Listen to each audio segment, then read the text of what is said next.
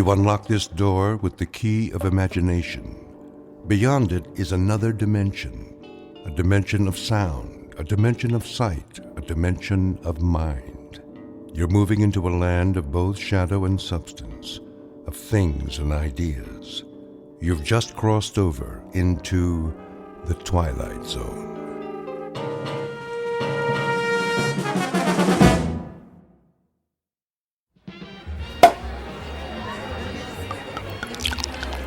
Here's to Michael Franklin, in honor of the most stunning, ruthless stewardship of a corporate takeover I've ever seen.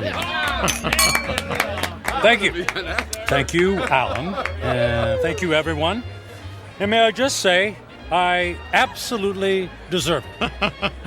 I know you've had your eye on that corner office for some time. Well, it's yours. Actually, Alan, I have my eye on the corporate suite. What? That's my office. Exactly. Careful, Michael. Your ambition is showing. Well, my ambition is what made this deal happen. My ambition is what allows our billable hours to skyrocket every quarter. And my ambition is what will eventually lead me to not only your office, Alan, but to your company-paid condo, your company-paid Mercedes, and your company-paid weekly $200 haircuts and manicures. Just kidding. I have to admit you had me going there, Michael. I have no doubt that someday you will occupy my seat in the company. But we'll have to wait and see what the future holds. Tut, tut, no harm in celebrating. Speaking of the future, check out that wild-looking old woman sitting behind the table. Wearing that colorful headscarf with all the jewelry?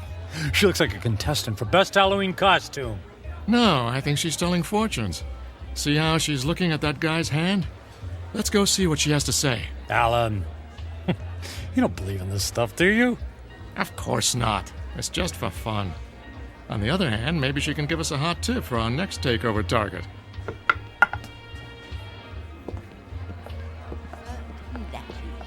The warnings of the tea leaves, for they are never wrong. I see there are 2 more supplicants who wish to learn about their futures. Make that one supplicant. I'm not playing. Oh, go ahead, Michael. What can it hurt? I put my faith in real things, Alan, like profits and a well-written prospectus and a robust return on an investment dollar. And people? People are the least reliable things on the planet. Well, anyway, I'll spring for your reading. How much is it, please? For this most rare and deep connection to the mystic masters of the cosmos, the charge is $5. $5? Ooh. It's highway robbery. All in good fun and worth $5 to find out what's next for the amazing Michael Franklin. There you are, my good woman. The mystic masters thank you. Yeah, I bet they do. Please be seated and give me your right hand. What's wrong with my left hand?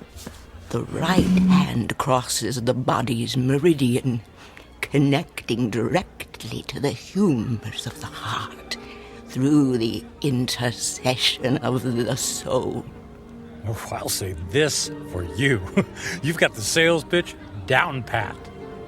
Please close your eyes and focus your thoughts on your inner golden light. I would have guessed that green is your color. Michael, quiet.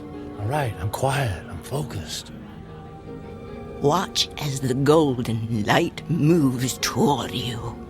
Slowly, it surrounds your consciousness. Surrender to its mystery. I never surrender. The mystic masters perceive you as a man who values work above all else. She's got that right. She could have said the same thing about anybody in this bar. There are people in your past who have suffered a disconnection with you. spirits are left unsatisfied. Well, it can't be old girlfriends. He doesn't take time to go on dates. Your soul is troubled. My soul is just fine. Thank you very much. There's something strange. I am attempting to discern your future, but I cannot. I could have told you that. No offense. What's the matter? The reading is over. What? Hey, we paid you to tell us fortune. Here is your money back. I cannot complete the reading. Now look, lady, I don't believe in all this hocus pocus, but a deal's a deal. Just tell me I'm going to be the richest man in the world, and you can keep the $5. I do not take lightly the readings of the soul. I'm going to go complain to the manager. Alan, hold on, Alan. Look, we don't want to cause you any trouble, lady, all right? Just say what's on your mind, and we'll leave. Very well. I will tell you what the mystic masters have divined. May the Lord have mercy on your soul. What is it? Alan's gonna fire me? I'm gonna lose my hair? Your future is very clear, and it is this. In 10 days, you will be dead. What? I don't think that's very funny. The signs are serious, and the reading is true. What kind of scam is this? Come on, Michael. Don't let her ruin your night. You know, lady, we were humoring you by coming over here. The least you could do is play along and not be such a downer. I did not wish to reveal your fate. You insisted that I do. When the clock strikes midnight on the 10th day to come, you will be dead. And now what? Wait. And no. Don't tell me. Let me guess. I pay you another $5, and you tell me how I can avoid this terrible fate. That is impossible. Your fate is sealed. Let's go get a beer. Come on, Michael. Fine. See, it's been a real pleasure spending time with you, ma'am. Alan, I'm heading home. I got some paperwork to finish anyway. Are you sure? Oh, yeah. Yep. Suddenly, I don't know, I was lost my desire for celebration. Okay, buddy. See you tomorrow. Yeah, see you tomorrow.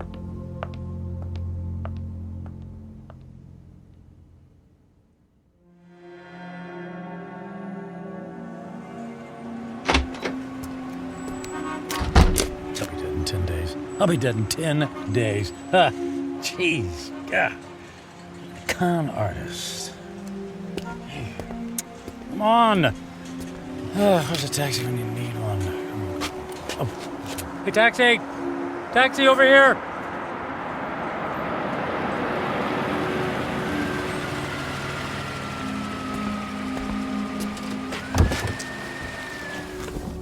Hey, where to, buddy? Take me to... Hey, pal, you okay? Dizzy. Feel... dizzy. You don't look so good. I need... Hey, buddy. Oh my gosh, he passed out. Gotta get him to the hospital.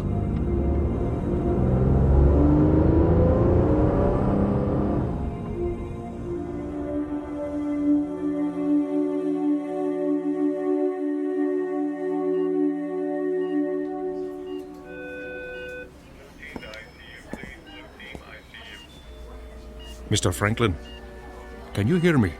Where am I? You're in the emergency room at Samaritan Hospital. What? What happened? What's going on? Easy, please. Don't try to sit up right away. You're still recovering from the anesthesia. Anesthesia? Yes.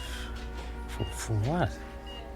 You were brought here because you passed out in a taxicab Do you remember that? Vaguely. We performed some tests on you. Blood pressure, heart, everything was normal. Well, then, I don't get it. Then why am I... And in an abundance of caution, we gave you an MRI. I'm afraid we found something unusual. Oh. Well, what does that mean? There's a dark spot on the X-ray of your brain. We don't know what it is until we perform more tests, of course, but I must impress on you.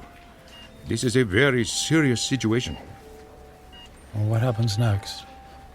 Well, I'd like to check you into the hospital for further procedures. We can consider options for chemotherapy and radiation right away.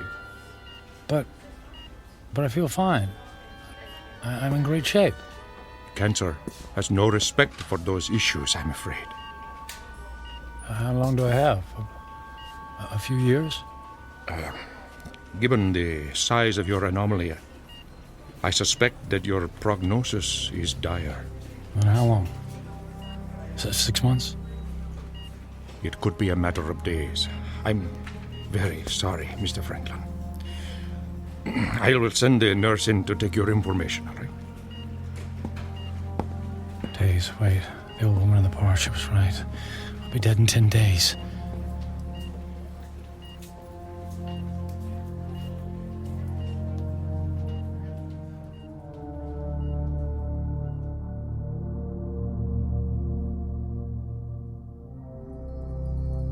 Portrait of a man frozen in the amber of fear. Michael Franklin, workaholic captain of industry, ruthless to his enemies and dismissive of routine human interaction. Given a prognosis that would send a chill of terror down the spine of the most stalwart of men, he is faced with the rising specter of his own mortality. But even worse, he stares into the rear-view mirror of a life only half-lived. Devoid of true friendship, with only a string of consummated business deals to mark his measure, Michael Franklin is about to embark on a frightful journey of self-examination that can only be experienced in the land between regret and insistent memory, a land we like to call the Twilight Zone.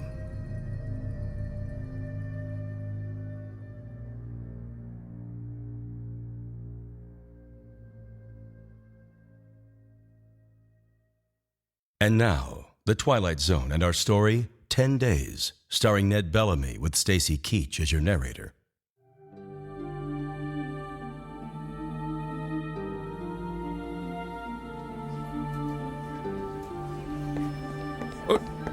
Nurse! What happened to the patient who is in this bed, Mr. Franklin? I just saw him a moment ago, Doctor. I have no information about his condition.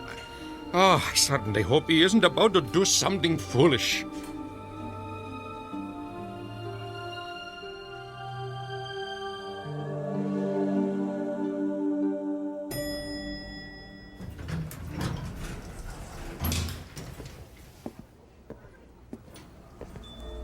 Is Alan in yet? Oh, yes, Mr. Franklin. Are you all right, Mr. Franklin? I'm fine.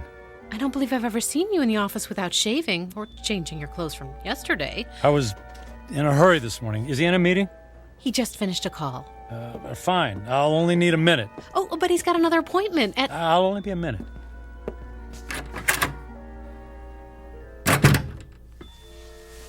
Michael, you look like you haven't been to sleep all night. Isn't that the suit you wore yesterday? Don't tell me you went out to celebrate without me. Alan, I quit. Yeah, me too. Alan, listen to me. I'm quitting. This is some kind of joke, right? I would appreciate it if you would expedite the disposition of my account. I want to close out my portfolio. I'm cashing in my stocks. I need my retirement funds and my annual bonus, every bit of it. Michael, you're talking crazy. What are you doing? What's this all about? What part didn't you understand? I mean, you can't just quit. But I just did. What on earth for? Personal reasons. Personal reasons. After all these years of working together, you offer me that? Correct. Michael, If this has something to do with that crazy old woman who told your fortune last night... It's not that. I just decided to take my career in a different direction. I've just been thinking about making this move for a long time. I don't believe you. Alan, no offense, but I don't care if you believe me or not. I've made my decision, and I'd like you to honor it. You realize that if you disassemble your corporate portfolio early, there will be substantial penalties. Not to mention the perks you'll be losing. The company car, the country club membership, the center court basketball tickets. Can you have the accounting department wrap everything up right away? Oh, and I'd appreciate all of the various income streams to be folded into one check. That check will be worth several $1 million. Yes. Well, I can't say I approve of what you're doing, and I can only hope you have a good reason, even if you won't tell me. Could you make the call, please? I'm in a bit of a hurry.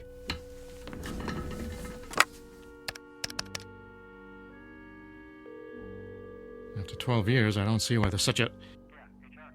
yes, this is Alan Fisher in corporate. I have it's an unusual request. Michael Franklin has decided to leave the firm, and he wants all of his outstanding monies gathered into one check for immediate pickup. Yes, I understand the amount is substantial. Very good. He'll be right there. All right, Michael. The check is being... Michael? Michael? Where did he go?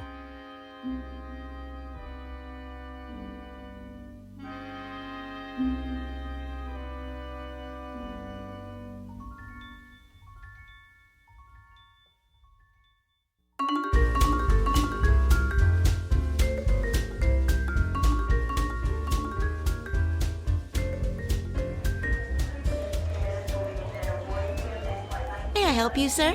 I'd like to buy a ticket to Rome, please. Leaving today. Very good, sir. And on what date would you like to return? Just a one-way ticket, please. I just love Rome. The sights, the food, the museums. It's a banquet of... Yeah, I'm in a hurry. Please. If you'll just sign here. Will you prefer a window or an aisle seat? Surprise me.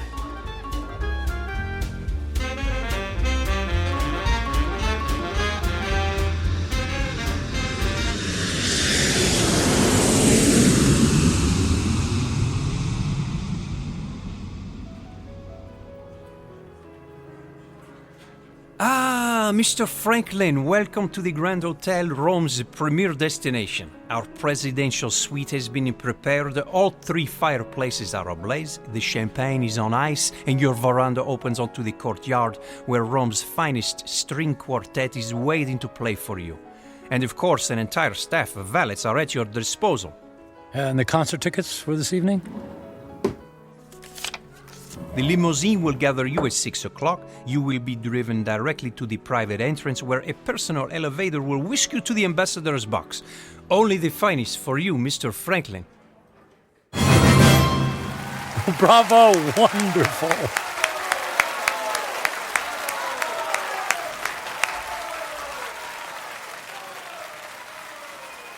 Excuse me, Mr. Franklin. The young lady in the next box has sent this fine wine to you. Well, please ask the lady if she would care to join me. Right away, Mr. Franklin.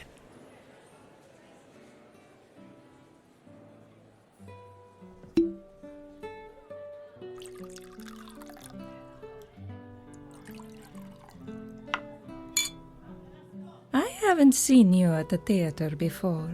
Do you come to Roma very often? You might say this is a once-in-a-lifetime vacation. I want to see and do everything. All the finest foods, all the finest wines. I want to hear the best music and experience all the riches the world has to offer. All at once? Why settle for the ordinary when we can fill our lives with the amazing? Oh, you are a man of action.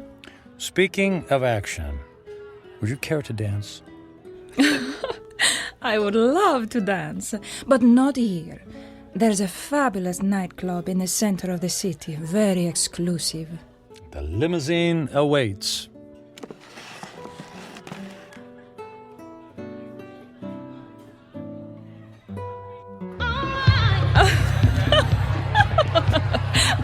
quite a wild dancer.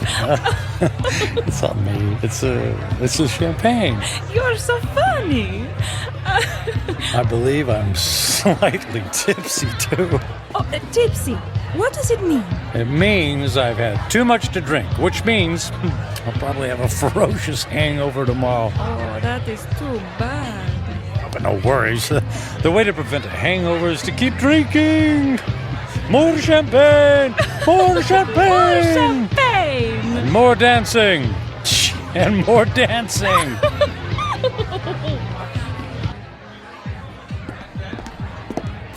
Michael, are you sure you can afford to buy drinks for the whole restaurant? That's only money. And look how much fun they're having. Look how much fun I'm having. Waiter! Another round for my friends. 3 cheers for a friend Matthew. It's Michael. Okay, cheers for Michael.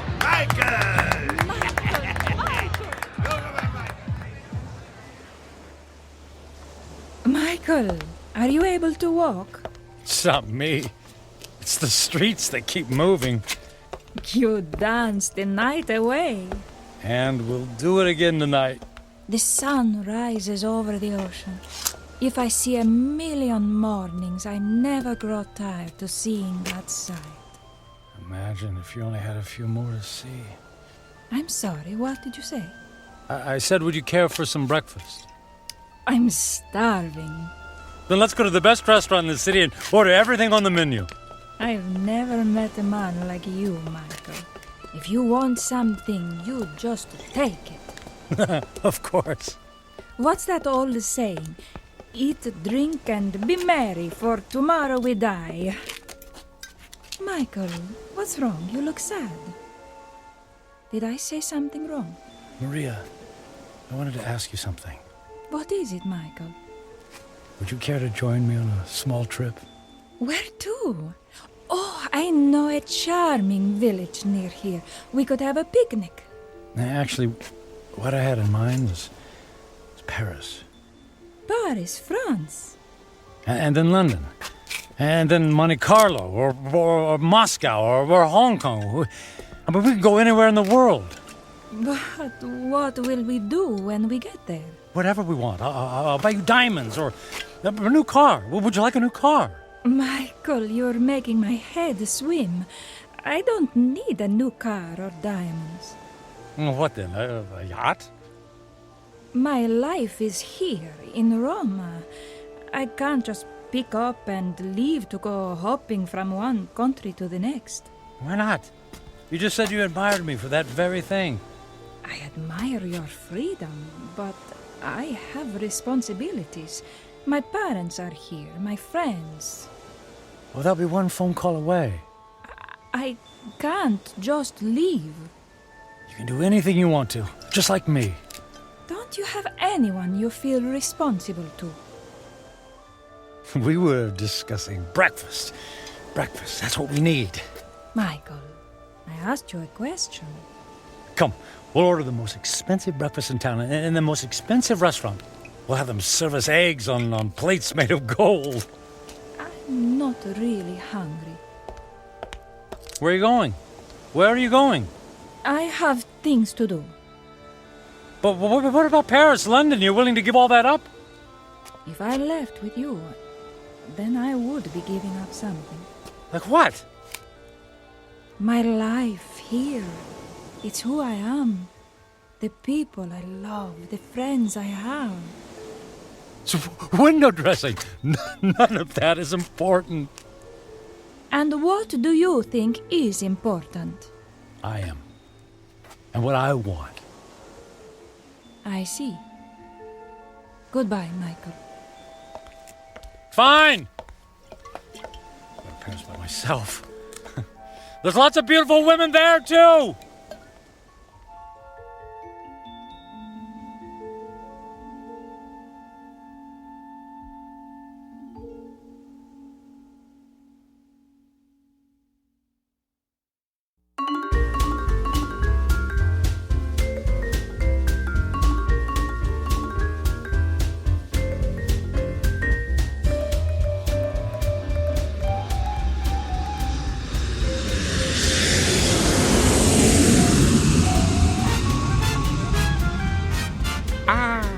Bonsoir, Monsieur Franklin. Welcome to Paris. Your suite is prepared for you with a view of the Seine and a bottle of champagne on ice, right? May we?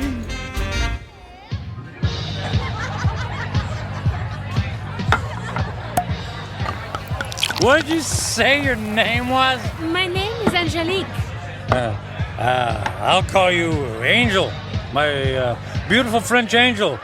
What about you, my dear? I am called Giselle. Ah, Giselle. Giselle, I knew her well. Oh, you are so silly. I'm Michael. But why don't you call me Mike? Nobody ever calls me Mike anymore. Not since I was a little boy. Were you as naughty then as you are now? I was a good boy. Very smart. In fact, I was smarter than everybody. Did you know that? I was better than all of them. Oh, you are a good person, Mike. Nobody ever bought me a pearl necklace on the same day I met them. I'll buy you another one tomorrow. Hey, we need more caviar here, garçon. More caviar, s'il vous plaît. But Mike, we have 2 bowls full on the table already. They're 10 minutes old. We need fresh caviar. Freaking caviar.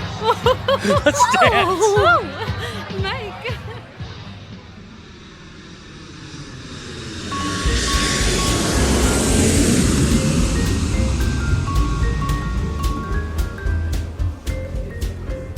Welcome to London, Mr. Franklin. Your suite has been prepared for you and... Bottle of champagne on ice. Got it. Let's say, on second thought, cancel my room. Book me on a flight to Monaco. I got an itch to gamble. Right away, sir.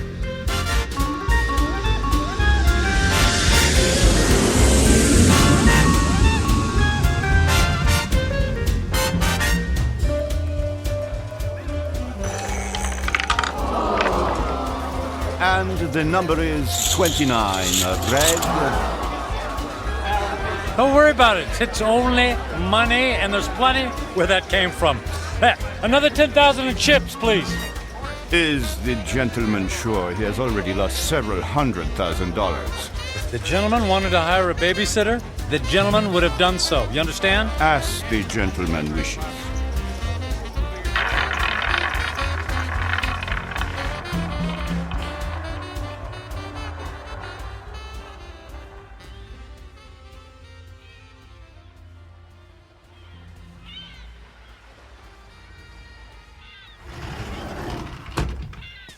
Mr. Franklin. Good morning, Mr. Franklin. Mr. Franklin? Hello?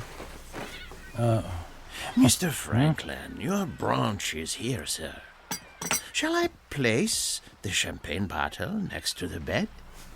Shall you...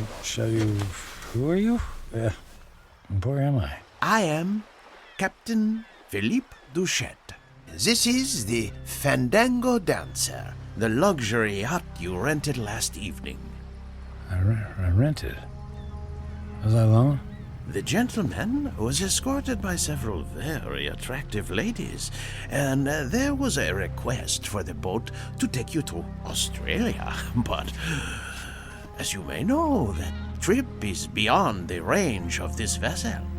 Wanted you to take me to Australia. After we received the Alaskan crab, Russian caviar, and of course, the champagne.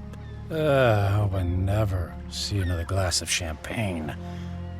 What shall I do with the cases that are on the deck? How many cases did I order? 10. They're yours. Merry Christmas. Do you wish to proceed with the cruise? No, I don't think so. Very good, sir. All right. For a week, I've eaten the finest foods, drunk the most expensive champagne. I've slept in the most exquisitely comfortable beds with the most luxurious silk sheets. I've held beautiful women in my arms. I should be the happiest man on earth.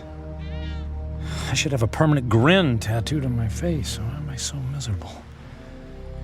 I'll have a few days left to live. A few days.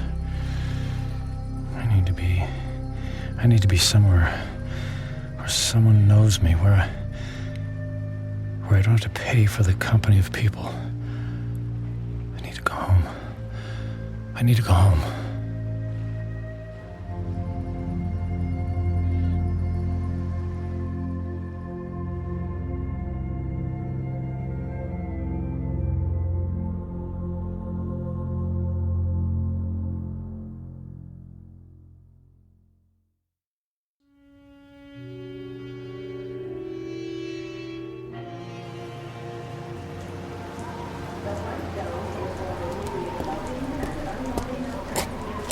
Taxi!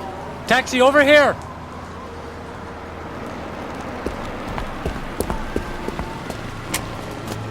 Hey, where to, mister? 1020 Clark Street. Hop in.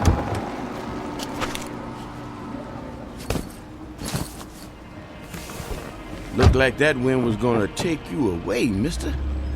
We flew in through the storm. It was quite a bumpy landing. Well, it'll probably blow over soon. Say, I don't think I've seen you around here before. Well, I haven't lived here for quite some time. That must be it then. Oak Grove being such a small town and all, I know just about everybody around. Yeah, well, as I said, it's been a few years. Just visiting? That's right. Family? Not really. What'd you say your name was? I did, but it's Michael Franklin. Your dad was the high school teacher. That's right. Oh, I don't think I remember seeing you at the funeral. What was it, 4 years ago? I wasn't here for the funeral. You didn't come to your own father's funeral? Not that it's any business of yours, but I had meetings in Japan and couldn't fly all the way back here. Is that all right with you? Is it okay with you? Look, if you don't mind... You'd prefer if I stopped flapping my gums, right? Well, I wasn't going to put it like that. Not to worry. The wife says I'm 99% hot air. It's just that I've been flying for the better part of 24 hours. Jet lag and all that, you know. Well, say no more. My lips are sealed. Anyway, here we are. 1020 Clark. Let me help you with your bag. It's all right. I can manage. Here you go. Keep the change. Mister, do you know you just paid me with a $50 bill? Huh? Oh, yeah. Yeah, that's fine. Well, you have yourself a really fine day, because I sure will. And you be careful in that wind, you hear? Well, something tells me it's not the wind I'll have to worry about.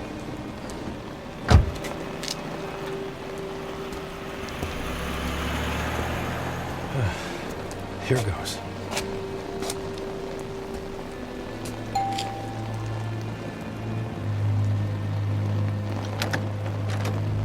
Hi, Carrie. Surprise. Michael? What are you doing here? It's a long story. May I come in? Well, It's pretty windy out here. I suppose so. Thank you.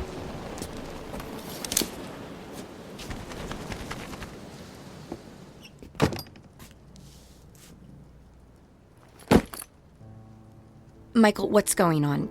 You just show up on my doorstep after 4 years? Well, you know me. Spur of the moment. You are not a spur-of-the-moment person. You plan everything in your life. I wouldn't be surprised to find that you plan how many times you blink every day. Well, the truth is, I don't have any place else to go. That sounds dramatic. It's true. What about the penthouse? It's gone. The beach house? Gone. They're all gone. I sold everything. I thought you went through your midlife crisis when you left me. Apparently, it's still going on. Please, Carrie, I don't want to fight. Then what do you want? I just wanted to see you again. You just wanted to see me. Okay, you see me. Now what? Do you mind if we sit down? Michael, I have to be at work in an hour, and I'm in the middle of a term paper. You went back to school. I'm getting my master's. That's wonderful. Congratulations. Thank you. I mean, you planned it for years. It's great that you finally decided to do it. Yeah, well, if there's nothing else on your mind... So, how have you been? Busy. I don't have a lot of downtime, but that's how I like it. You redecorated things here. You redecorated the house. I needed a fresh start after you left. Oh, well, Carrie, about that, I'm so... If you're about to apologize, please don't. I've already more than paid you back by thinking the most horrible thoughts any person could think about another person. I guess I deserve that. Oh, you have no idea. How could you just walk away from a marriage, Michael? What was so terrible that you couldn't stand up like a man and fight for me? For us? It wasn't about you, Carrie. Oh, that's good to know. Because when I was picking up the pieces, when you left, it sure felt like it was about me. What I mean is that I wasn't a good husband. True. You were always working. And I knew that I wouldn't be a good father. True. You never even walked the dog. So, I didn't give up on you. Or us. I gave up on myself. Well, that makes everything all better. You can go now. Carrie, please. Oh, I could just clobber you for coming back here. It isn't fair for me to have to dredge up these old feelings again. Well, maybe a civilized conversation without any bickering would do both of us some good. I don't think so. Please, Carrie, it's more important than you know. For what purpose, Michael? So you can go back to your high-powered, big-shot job in the city and feel good about yourself? I just don't want to leave loose ends. Please, for better or for worse, can we just talk? I'm not looking for forgiveness, just closure. Well... One cup of coffee? I'll even make it. All right. 1 cup, and I'll make the coffee. Yours always tasted like motor oil. Thank you. Thank you so much. Thank you.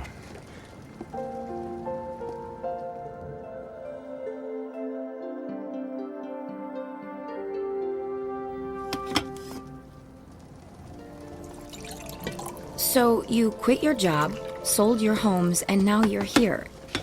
It doesn't make sense. Yeah, about that. I guess I just realized that being a workaholic isn't very much fun, after all. But that's all you know. When we were married, you barely slept at night. You were up early to track the Asian stock market. You stayed up late to finish paperwork. I can count on one hand the number of times we actually went out on anything resembling a date. And even when we did go out, you acted like it pained you to be away from your business calls. That is all over now, Carrie. Money doesn't mean a thing to me. I find that hard to believe. Believe it. It's true. So, what? You're gonna take up oil painting? Or become the stand-up comedian you always wanted to be? Nothing like that. Actually, it's quite serious. Last week, What was that? It came from the living room. Oh, the tree! The wind knocked the tree into my house! Carrie, wait a sec. Carrie, don't go over there. It might be dangerous. That's a tornado warning! Oh my god! The house across the street! The roof just caved in! All right, look, let's get into the basement. The power just went out! I have flashlights downstairs. Wait, outside, look. What? Michael, come on, there's no time! Oh, look in the street, there's a kid in a bike. Oh no! That's Jimmy from next door! He doesn't know which way to go. Oh, Michael, he's going to be hurt. I'll get him. Michael! What are you doing? Michael! Jimmy, keep your head down. Jimmy, I'm coming for you. Help me! I'm right here, buddy. I'm right here. I'm gonna carry you into the house, okay? What about my bike? I'll get you a new one. Let's get out of the storm, okay? Okay. Put your arms around my neck and hold on. I'm trying. Squeeze real tight, Jimmy. I'm scared. And I'll be brave for the both of us, Jimmy. Okay? Get this door open. Michael, I can't budge it. Carrie, push. Push as hard as you can! I'm Harry, push! pushing! Harder! As hard as you can! There, you got it! We made it! We made it! Into the basement. Come on! Come on, Jimmy. That's it. Let's go get safe. Okay.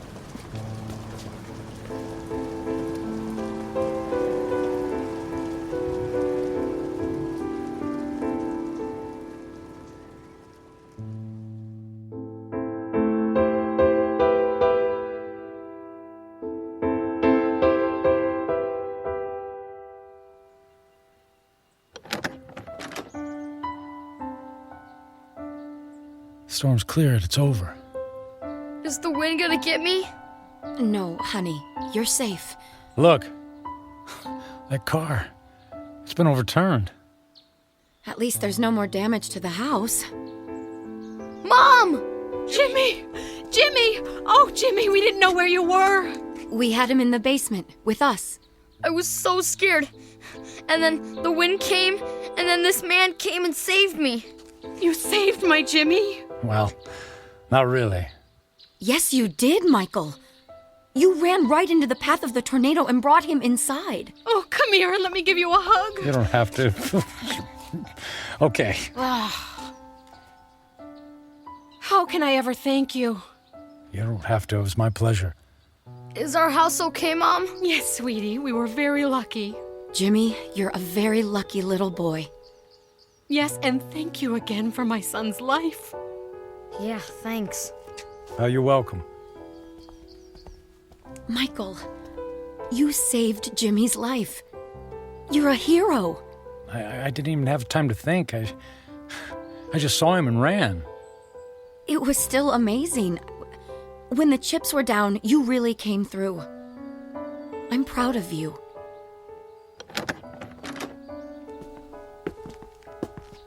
Oh, look. Look at the damage in your living room. No, it's okay. All of that can be fixed. The main thing is that we're all safe and healthy. Right. Listen, Carrie. Those repairs, they're gonna be expensive. I have insurance. Yeah, but that will only cover the basics. Let me take care of the costs. Michael, you don't have to do that. No, but I want to. And I can afford it. But you can't just drop that kind of money on a problem that isn't yours. And listen, all I know is that when I helped Jimmy just now, it felt good. It felt better than anything I've done for a long time. And the idea of helping you out with bills feels good, too. So please, just let me do this. Well, I'm not in a position to turn down a gift like that. But what about you? Before the storm hit, you were about to tell me something. You said it was serious. It doesn't matter now. Are you sure? Yes, I'm sure. Here, let me write you a check before I leave. Are you going so soon? You just got here. Yes, I think I got what I was looking for. Here you go. Now listen, don't you look at it until I leave, okay? I promise. Where are you going? I have some business to finish. Goodbye, Carrie. Goodbye, Michael.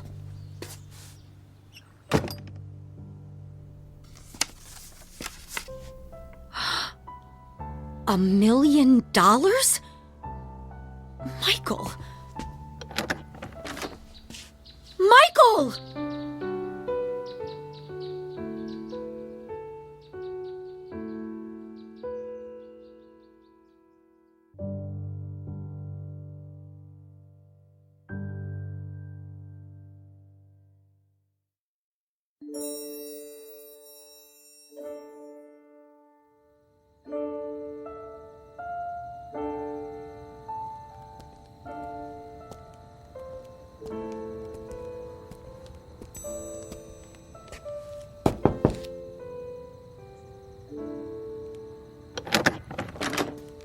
Yes? What is it? Forget the late hour, Reverend. I realize it's nearly midnight, but I wanted to visit the chapel and the door's locked. Unfortunately, in these times, we must protect ourselves against theft. The doors remain locked overnight.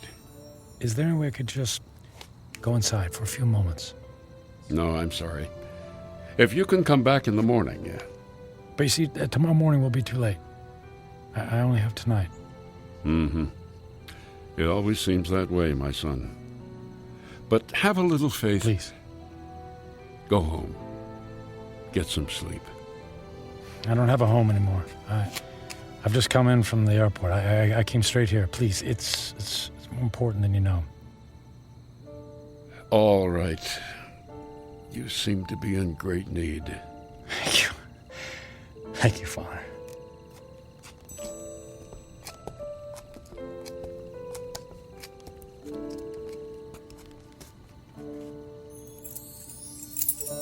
Yeah, it's one of these. Here we go. I'll come back in 10 minutes. I won't need more than 5.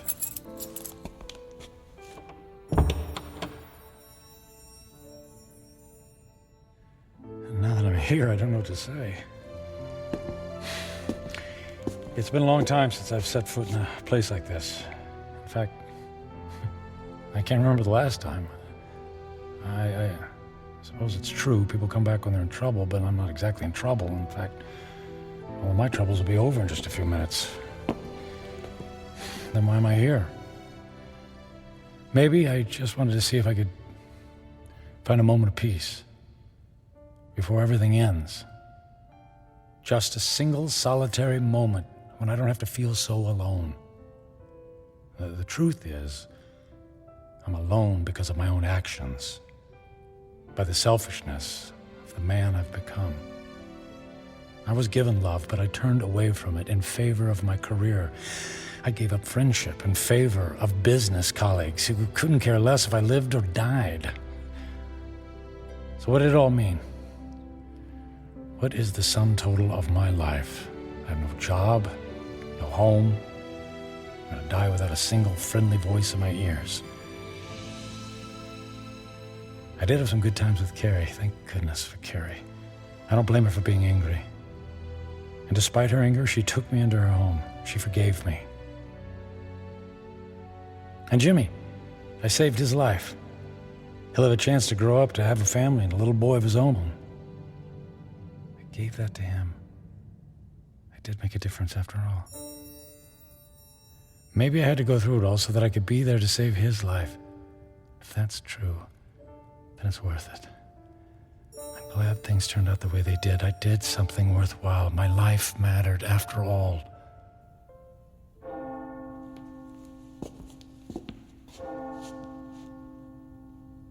Nearly midnight on the 10th day, just like the old lady said.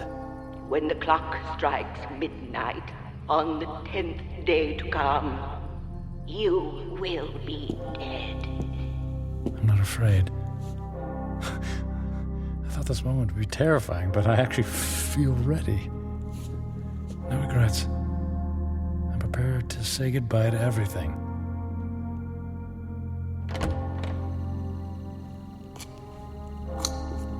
Excuse me, sir. I'll have to ask you to leave now.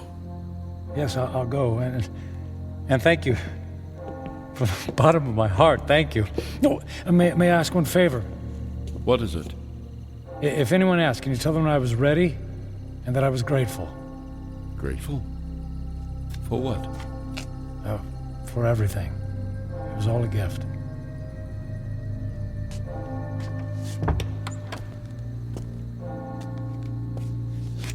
Okay, it's time. I don't know what to do. I mean, if I should... How do I... Church bells. They stopped.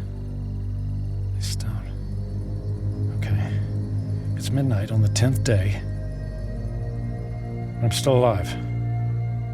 Nothing happened. Okay. Nothing's happening. The old woman said I had 10 days to live, that I would die at the stroke of midnight. She lied. She lied.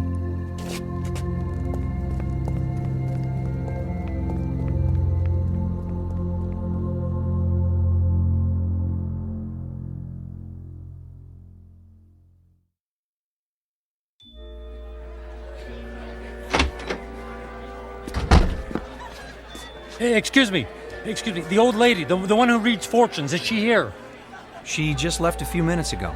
She walks to the bus stop down in the corner. Oh, which corner? Which way? Up that way, go left.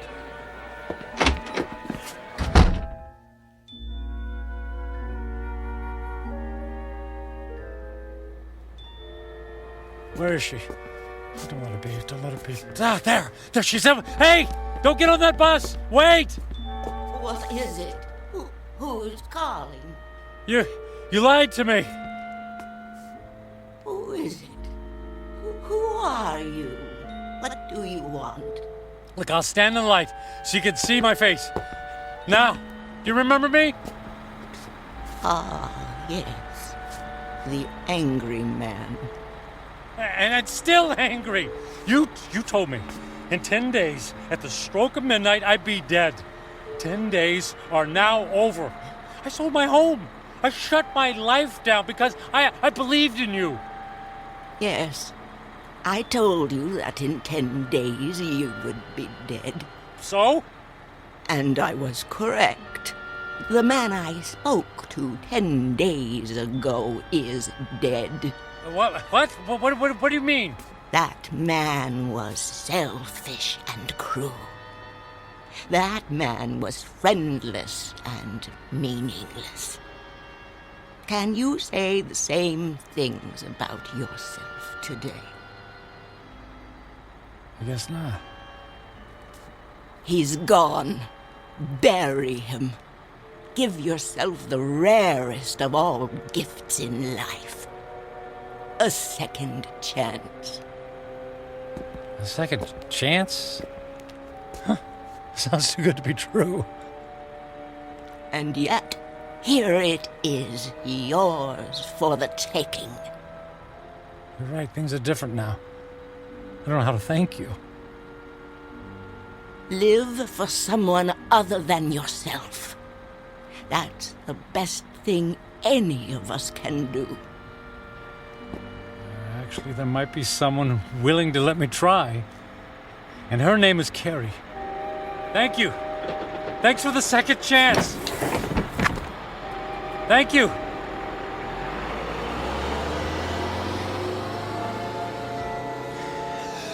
Thank you. Thank you so much.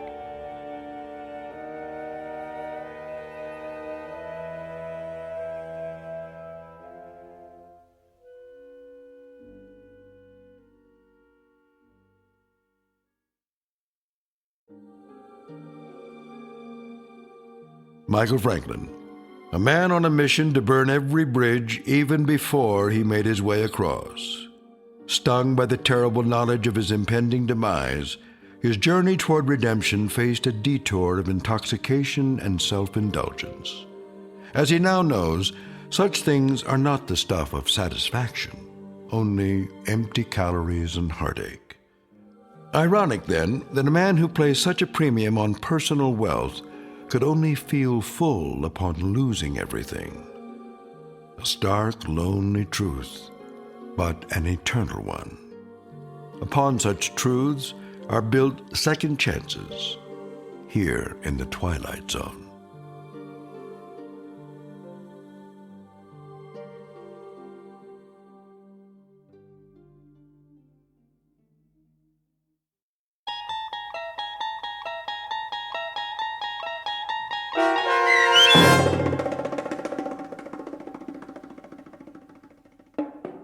"10 Days," starring Ned Bellamy with Stacy Keach as your narrator, was written for The Twilight Zone by Mark Valente. Heard in the cast were Linda Ryder, David Darlow, Ernest Berry Jr., Roger Mueller, Tony Makis, Saskia Bellori, Joby Cerny, Elizabeth Lido, Martin A. Strope, C.J. Amari, Molly Glynn, and David Pasquesi. The producers of The Twilight Zone wish to thank CBS Enterprises and the Rod Serling Estate for making this series possible. This copyrighted radio series is produced by Carl Amari and directed by Joby Cerny for Falcon Picture Group. Sound design, custom Foley effects, recording, and editing are produced in the Cerny American Sound to Picture Theater by sound designers Craig Lee and Todd Beyer. Music for The Twilight Zone is provided by CBS and American Music Incorporated, New York. To learn more about the Twilight Zone radio dramas and to download episodes, including 6 free episodes on our homepage, visit our official website at twilightzoneradio.com. Doug James speaking.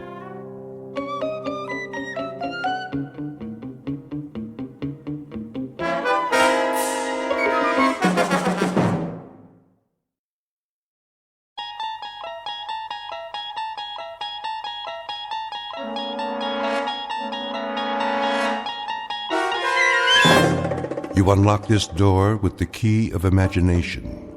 Beyond it is another dimension, a dimension of sound, a dimension of sight, a dimension of mind.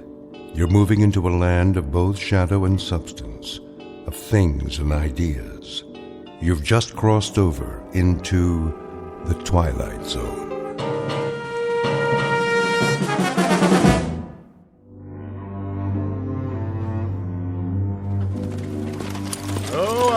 There she is, TP.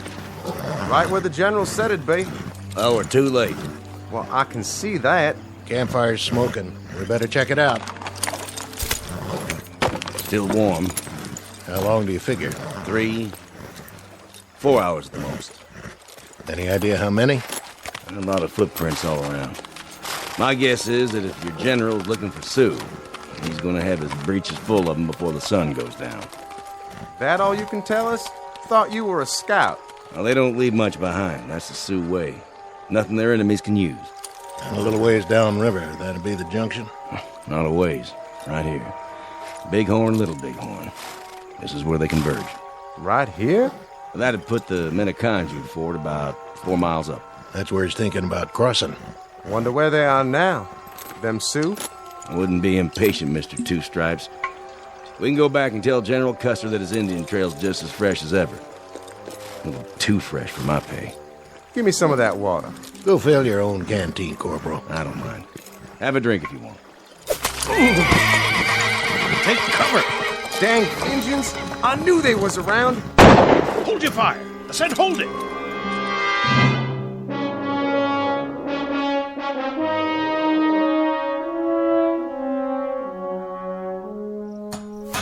How's the drive chain, Langsford? Just a smidge more. There, I got her, Sarge. Good man, Corporal. Are we going back to camp now? That we are. The captain would be glad to hear that. Get him on the horn, will you, McCluskey? Tell him the tank's up and running and we're on our way. Sure thing, sir. What in the... Those were shots, weren't they? Put it down. But I heard... So did I. Easy, Tiger. These are just training maneuvers. If we start to get trigger-happy, it could turn into a real war. Hunting season, maybe. They still got buffalo around here? Hey, how about it, McCluskey? Want to go shoot some buffalo? Tastes just like chicken. Let's have a look. Nice and calm. If it's the red team, I'm giving up. They can tag me POW, and I'll just sit out the rest of these war games. Getting hot as an oven inside this tank. Why, I am surprised at you, McCluskey. The sergeant and me have had our eyes on you. You have? Sure, we were thinking of recommending you for OCS. Outside of the fact that you read a map upside down and you couldn't navigate a plow across a dance floor. Sounded like those shots came from the other side of the draw. Now what was that? I know what it was. Somebody's playing games. That's right, they're funning us. Can't you take a joke, McCluskey? It was a signal. Just the way the Indians used to do it. It's a hot June day in the present century. Or, if you prefer, another century altogether. Take your pick. The cast of characters in order of their appearance: a patrol of General Custer's cavalry and a patrol of modern-day National Guardsmen on training maneuvers. What neither group knows is that the past and present are about to collide head-on, as they are wont to do in a very special bivouac area known as the Twilight Zone.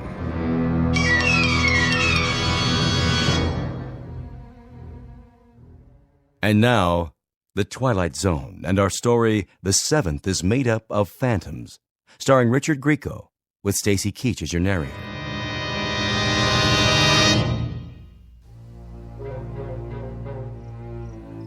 Well, if you ask me, it could have been a bird or something. What about the rifle shots? Listen up. I've been on a lot of these training missions, and sometimes the men get bored, so they play pranks on the other team. But we do our job, that's all. Now let's take a quick look over the rise, make sure everything's A-OK, and get back to base. Got it? Got it, Sarge. Loud and clear. I'll check it out. Go ahead.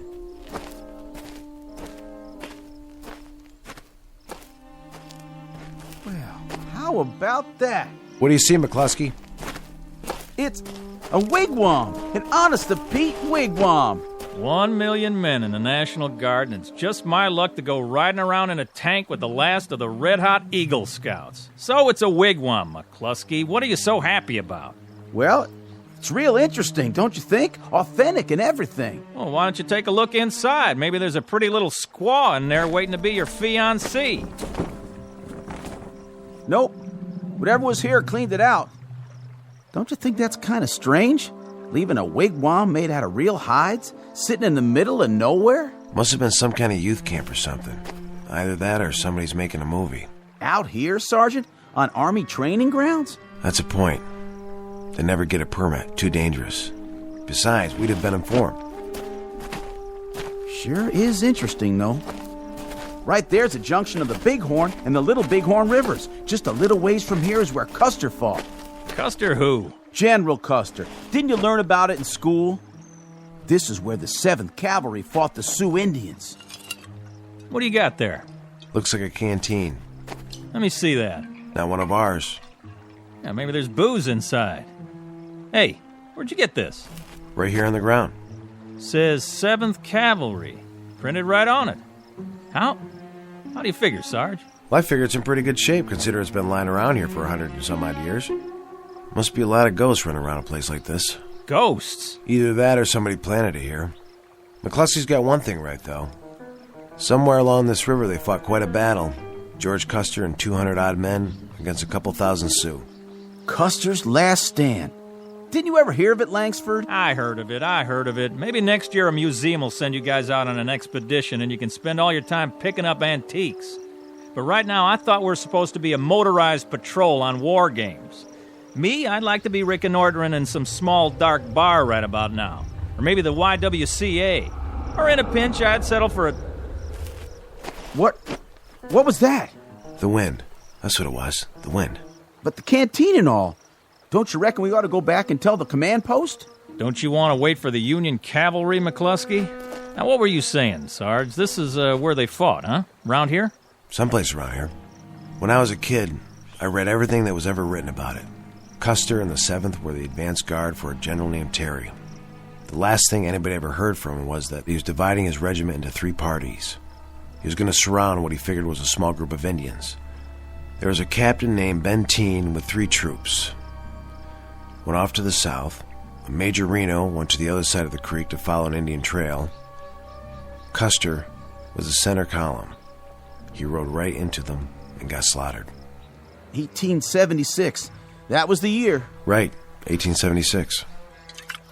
Somebody planted this canteen for a gag then. It's not old. It's practically new. See for yourself. The water's still fresh. This whole thing's a gag.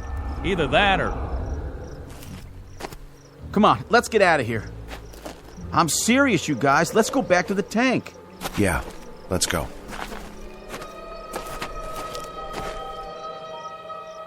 All right, Sergeant. I'm asking you, what was that? The wind again? I don't know. Yeah, sure, that's what it was, the wind.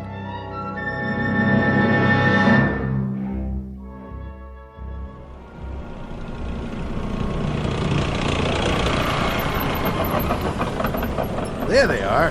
Finally. What'd they do, go fishing? They're working on their suntans.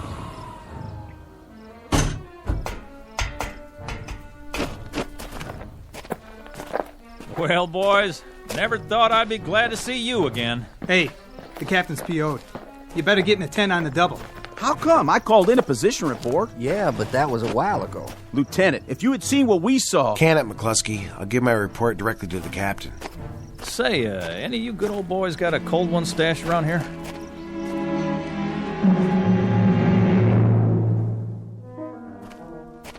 Sergeant Connors reporting, sir. You may enter, Sergeant. Sir? Nice of you to come back, Connors. Did you bring your tank with you? Begging your pardon, sir? You were gone so long, I figured you drove it to a used car lot and traded it for a convertible. We got a little hung up by the riverbed. Hung up? The blue team was north of us. You went south. We had trouble with one of the drive tread chains. Corporal Langsford proceeded to repair it with the toolkit, at least temporarily. Connors, for a guy with as much regular Army time as you've got, you played this one boneheaded from start to finish. Sir, I can't explain. Explain? If there was an umpire around, you'd have had your tank crossed off and your men. Missing in action, all three of you. I'm sorry, sir. We heard some rifle fire. We went to check it out. Rifle fire. According to the lieutenant, you were down by the Little Bighorn. That's 40 miles from tactical maneuvers where you were supposed to be. How could you hear arms fire? We never found out where it came from, sir. Or who it came from. Oh, that's rich. What was it, the Russians? Or the Chinese? I'll tell you what I think. I think you guys must have had a bottle in that tank. Sir, I'm telling you. See this map? Tomorrow, you'll take your tank, or rather, the United States government's tank, if you can find it, and you'll head up here to Rosebud Creek. But, sir... Follow the creek about 15 miles. We figure that by now the blue team has moved across to... What's the matter, Connors? You hungover? Nothing like that, sir. It's just that Rosebud Creek. That's Custer's route. What? When he left Yellowstone River, he went with Major Reno. Reno found an Indian trail along Rosebud Creek. Sergeant, let's synchronize, shall we? My watch says 2320 hours. My calendar says this century. If you have a thing about Indians, you got here a little late in the day. We heard them, sir. You heard what, exactly? Indians, war cries. Where? When? This afternoon, sir, at the junction of the Bighorn and the Little Bighorn. I know it sounds crazy.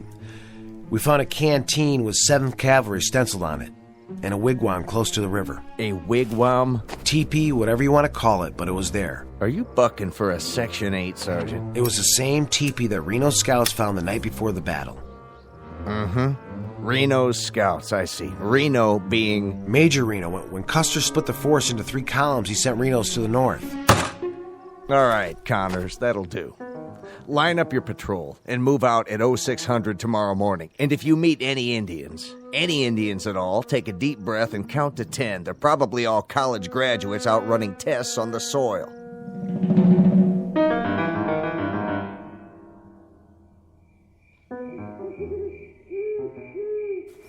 Sergeant?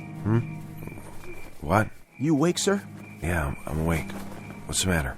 Nothing, sir. I was just lying here thinking. Thinking about what, McCluskey?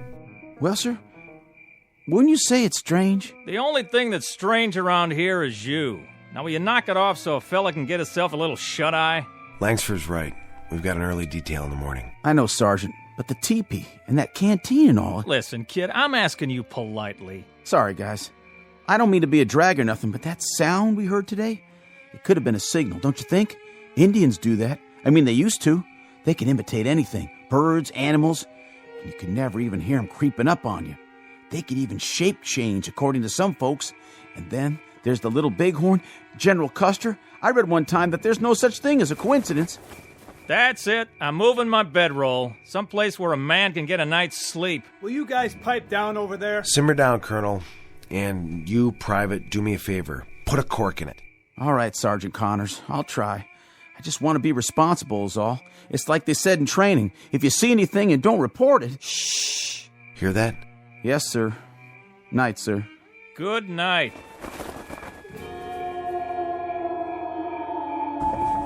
What in the blue hell was that?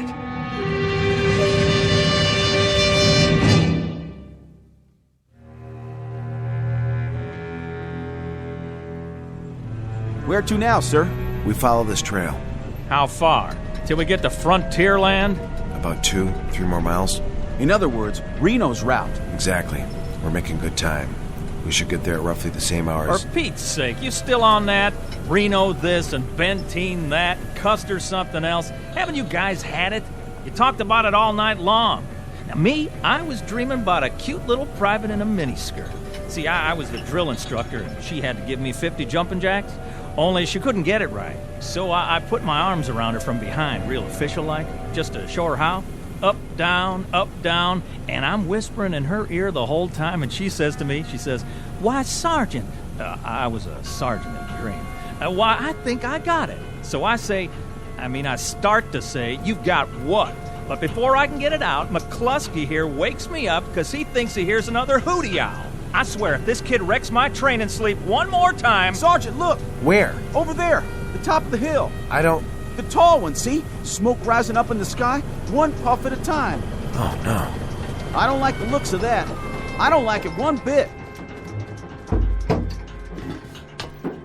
Hold up now. But, Corporal... Use your head, boy. That smoke's coming from an incinerator, or it's somebody cooking a cheeseburger. I don't think so. Or maybe it's a bunch of Girl Scouts who don't dig Smokey the Bear. But if you don't straighten up, I will... It figures. What does? It has to figure. Reno scouts found the teepee the night before the battle. The following morning, the column saw smoke signals in the sky. That's right. You know your history. Look, you two history fans are really starting to bug me. And late that same morning, they got their first Indian. Oh, man. When the war party went by, one of the troopers shot the last rider. Come on. Look, I like a good laugh, same as the next guy, but this is too much. This is really and truly too much. It was for the 7th Cavalry, too. Sure, next thing you'll be telling me is that up over the hill we're going to run into a war party of Sioux. And if that happens, Mrs. Langsford's little boy is going to report to sickbay and ask for a rubber room all for himself. Just remember, I can always make it a reservation for 3, if that's what you... We have to arm ourselves. Get back in the tank. What are you doing? There's nothing out there but a dust cloud. Yes, but what's behind the dust? You hear it? We're wasting time. You stupid moron kid! Put that rifle down! What do you think you're shooting at? Langsford, McCluskey, watch out! Oh, my dear God. You saw it. We all saw it. Yeah, I sure did. A horse without a saddle, an Indian pinto, and no rider. That means I killed him. I killed him with my M1. Sergeant, I just fired blind toward that cloud of dust, but I didn't mean to... That's enough. What were you saying, Langsford? You want to make a speech now? You got something to say, do you? I got something to ask. Are we all out of our tree or what? I don't know for sure, but I've got an idea. We're listening. See that ravine down there? What about it? It's all part of it. Somehow, someway, we're riding the same trail that Custer did. Figure it out. There was a teepee. When did we find it? Yesterday afternoon. Just like the scouts did. There was the smoke signals, just like Reno's column saw the next morning. Then McCluskey got himself an Indian, just like the day of the battle. All right, let's say you're right. Let's say it's just like you say it is. We follow this trail just like they did. Yes, Corporal, we follow it. Well, what's the next thing that's supposed to happen? We wind up at a massacre. Hadn't we ought to go back to camp and warn them? Warn who? It's not our men who'll be under attack. It's Old Yellowhairs. Old Yellow? General George Armstrong Custer. And you mean to stop it? I don't see that we have much choice. Stop it or join it.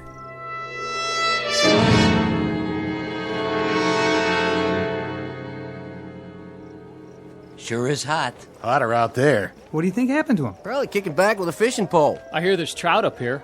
They gonna bring some back for us? Miller, Yes, Captain. has Connors reported in? Not yet, sir. Get him. I've already tried. Try again. Yes, sir. Bluebird 9, this is CP. Come in. Bluebird 9. No dice, sir. Keep trying. What if they're out of range? Then they've disobeyed a direct order, and this time they won't get away with it. Bluebird 9. Come on, guys. This is Bluebird 9. Go ahead, CP. They're acknowledging, sir. Give me the microphone. Connors, this is the captain. This is McCluskey, sir. McCluskey, where... Sorry, you're breaking up. Private, do you think you might extend yourself enough to give me your position? We're 4 miles down Rosebud Creek, about to cross over. You're about to come back here double time. You're about to report to me personally, and you're about to do it inside of a half hour, or you'll be spending the next 3 national holidays in a guardhouse. Do you read me? Yes, sir. Just a minute, sir. Here's Sergeant Connors. Captain. Connors, do I have to send a couple of MPs down there? Captain, we're just a mile away. Away from what? From where Major Reno met the Sioux. Listen to me, Connors. I'll give this to you just once. When these maneuvers are over, you can come out here on a vacation, dig up arrowheads, or anything you like, but right now, I want a government-issued tank back here at the command post and 3 National Guardsmen named Connors, McCluskey, and Langsford right alongside it. You've got 30 minutes to bring her back. Now acknowledge. Connors. Acknowledge. Connors. He's broken off, sir. Lieutenant. Yes, sir? Take a jeep and 3 men. See this line on the map? Follow the creek down here. I think this is the crossing he talked about. Just follow his tread marks and bring them back here. What if he resists? Resists? They don't seem to want to come back. Well, I'll tell you what to do in that case, Lieutenant. You do whatever it takes. Sir? First you apologize to them, and then you shoot each one of them in the leg, throw them in the jeep, and get them back here. Now, do you read me? Yes, sir.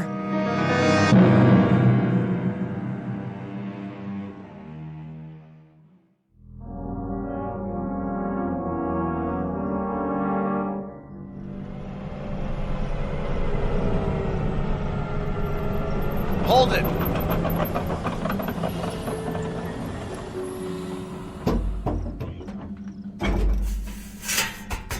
So this is what we've been busting our humps for, huh? A big fat nothing.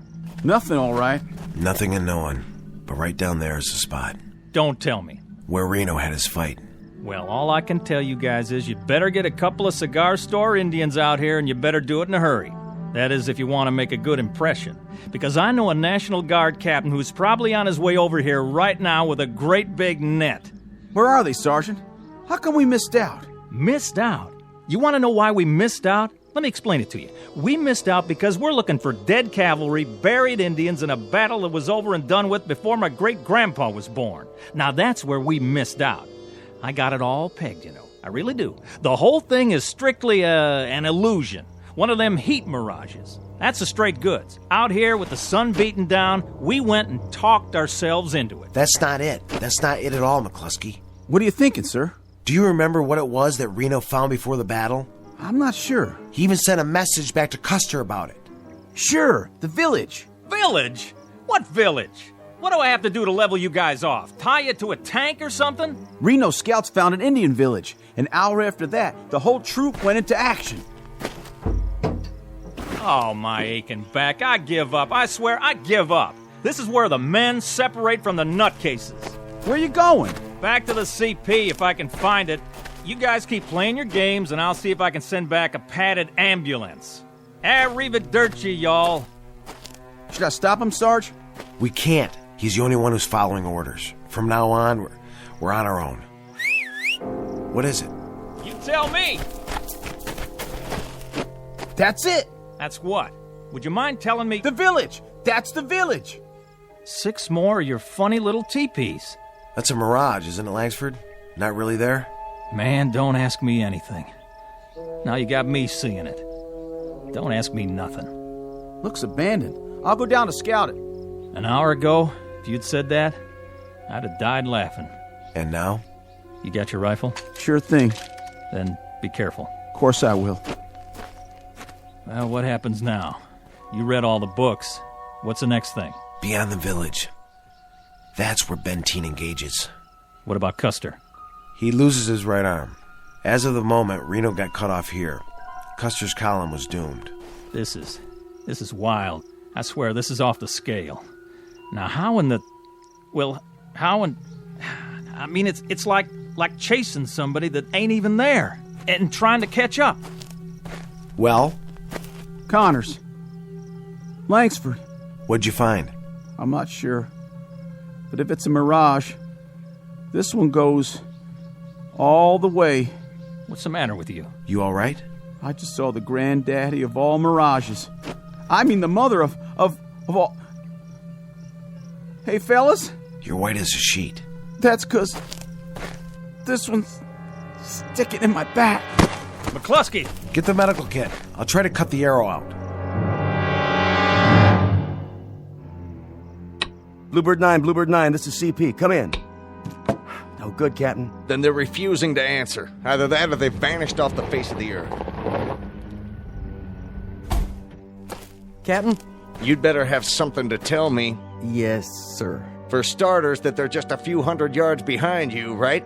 I wish I could say that. Then you better tell me something, Lieutenant, and fast, like the whereabouts of an M4 tank. We found the tank, sir. Is it operational? It appears to be. Where are the men? No sign of them. What?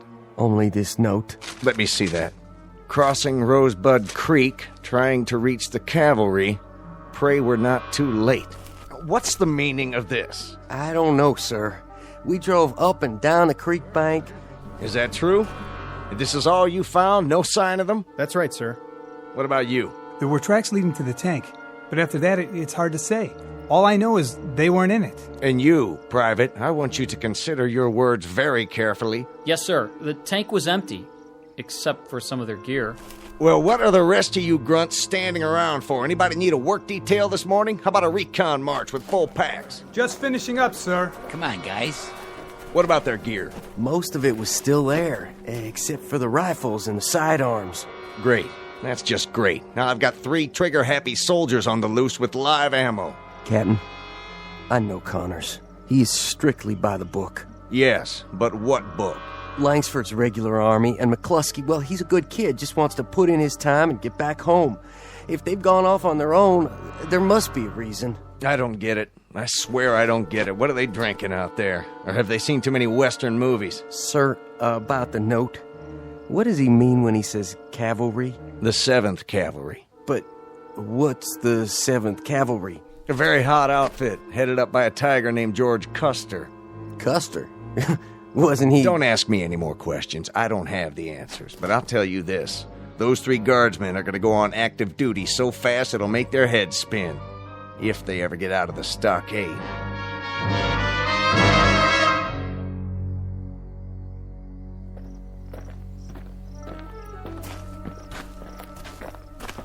Not much farther now. Come on. We're gonna make it. We're gonna make it, man. We got you, okay? Just hang on to my shoulder. Where are we? A few hundred feet away. They're right over the ridge. Sarge, you hear it? The wind, that's all. Not that. Sure we hear it. This time we all do. Wait a minute. Listen. That's them, Sarge. The 7th. You think he's right? We made it. We made it after all. Almost. Don't count your chickens. Let's go. Somebody give me my sword. We don't have swords, McCluskey. We got U.S. government-issue 45s. Put in a clip, work the slide, and she's ready to go. Here. We've also got our M1s and the machine gun. Set it up. With pleasure. Can't stand up. Just lay low. Keep pulling the trigger. Look at Custer. He's surrounded. You gotta get down there. Must be 1,000 Indians. More than that, Colonel. More than that. Well, shoot, I heard of worse odds than that. Haven't you, boys? Plus, we got our equalizers right here. We've come all this way. What do you say, Sergeant? I say we do it. Why not? Let's go.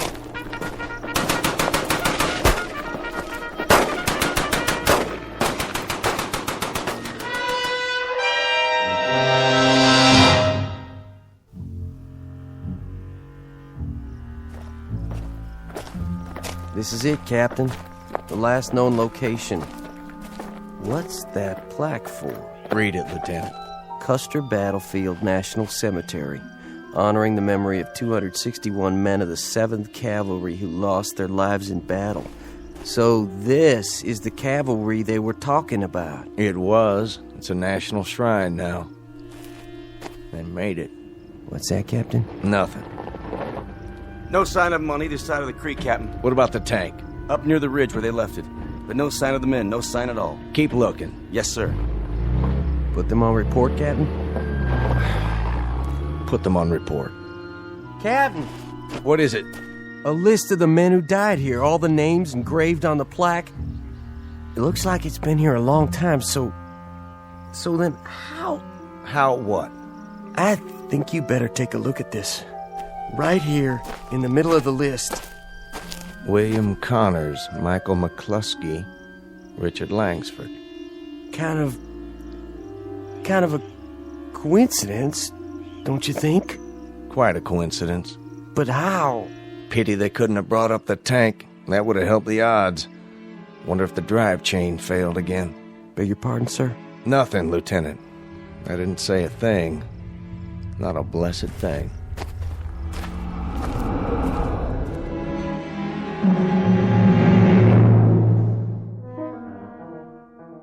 Sergeant William Connors, Trooper Michael McCluskey, and Trooper Richard Langsford, who on a hot afternoon in June made a brave but hopeless charge down a hill and never returned.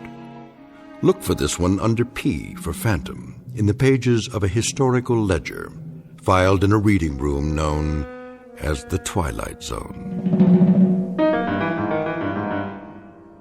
More from the Twilight Zone after this.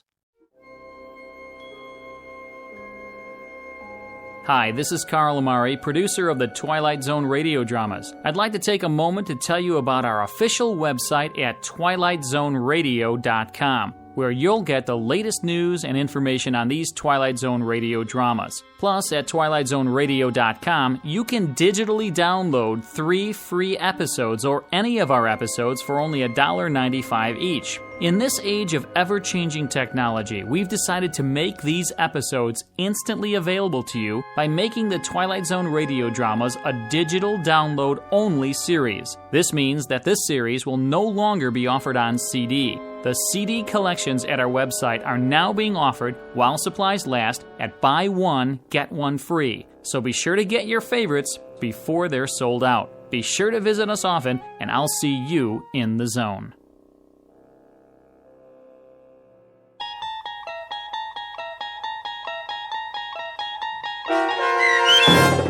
The Seventh is made up of phantoms, starring Richard Grieco, with Stacy Keach as your narrator, was adapted for radio by Dennis Etchison and based on a script by Rod Serling.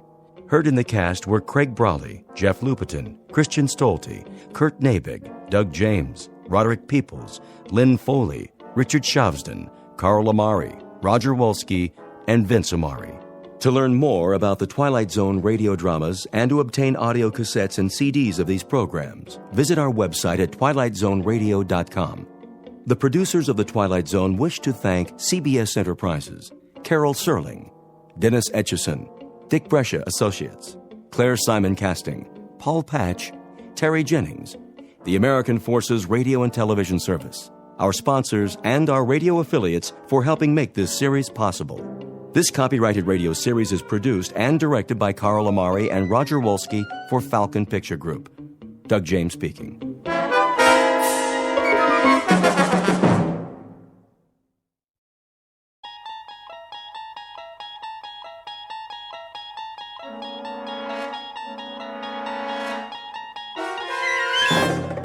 You're entering another dimension, beyond any limits known to man.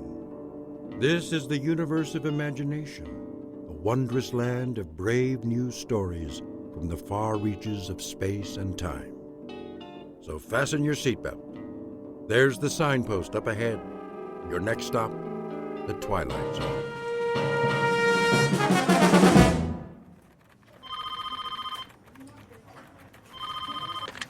Starlight Magazine. I'm sorry, Mr. Harris hasn't come in yet. Would you care to leave a message? Oh, hi, Christine. Lunch at the Cock and Bull? 12 o'clock. I'll remind him.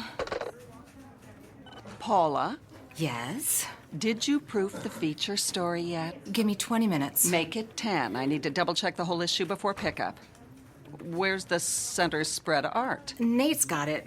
Why isn't he here? He called a little while ago. He's stuck in traffic or something. Well, he can just get himself unstuck. If we miss deadline again... Rennie! Yo! How's the cover coming?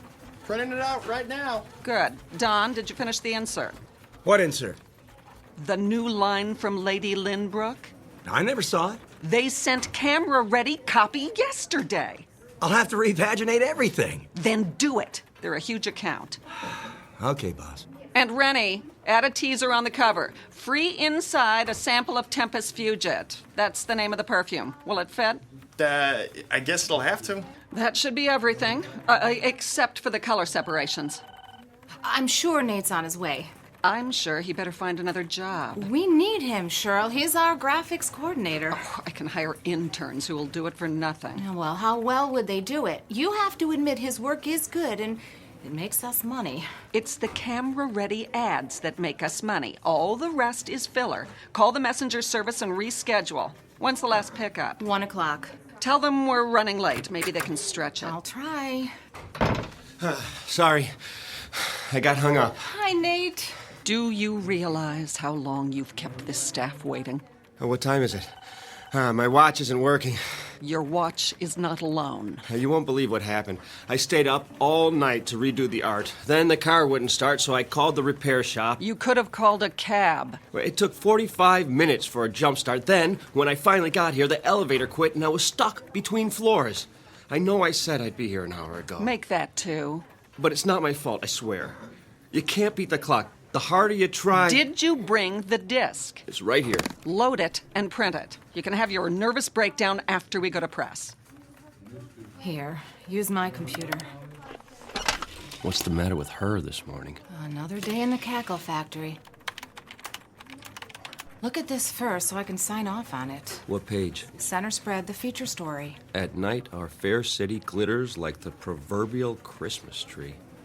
Who wrote this dreck? Our beloved managing editor. Shirley thinks she's a writer now. That's because she won't pay real writers. Whose phone is that? At least put it on vibrate. Hello? Oh, hi, Chris. Oh, she called before about lunch. Yeah, we're still on... I'll be there, I promise. No cell phones in the office. It's Christine. Tell her you'll call her back. Honey, I'm here. Listen, we're on deadline. Now! This is a bad time. Can we talk about it later? Give it to me. What did you do that for? So you won't have any distractions. Get back to work. You know what, Shirley? I don't need this. That makes 2 of us. I'm out of here. You can mail my last check. Don't let the door hit you on the way out. Box up all my stuff and leave it with Paul. If I have the time. Right now, some of us have a magazine to put out.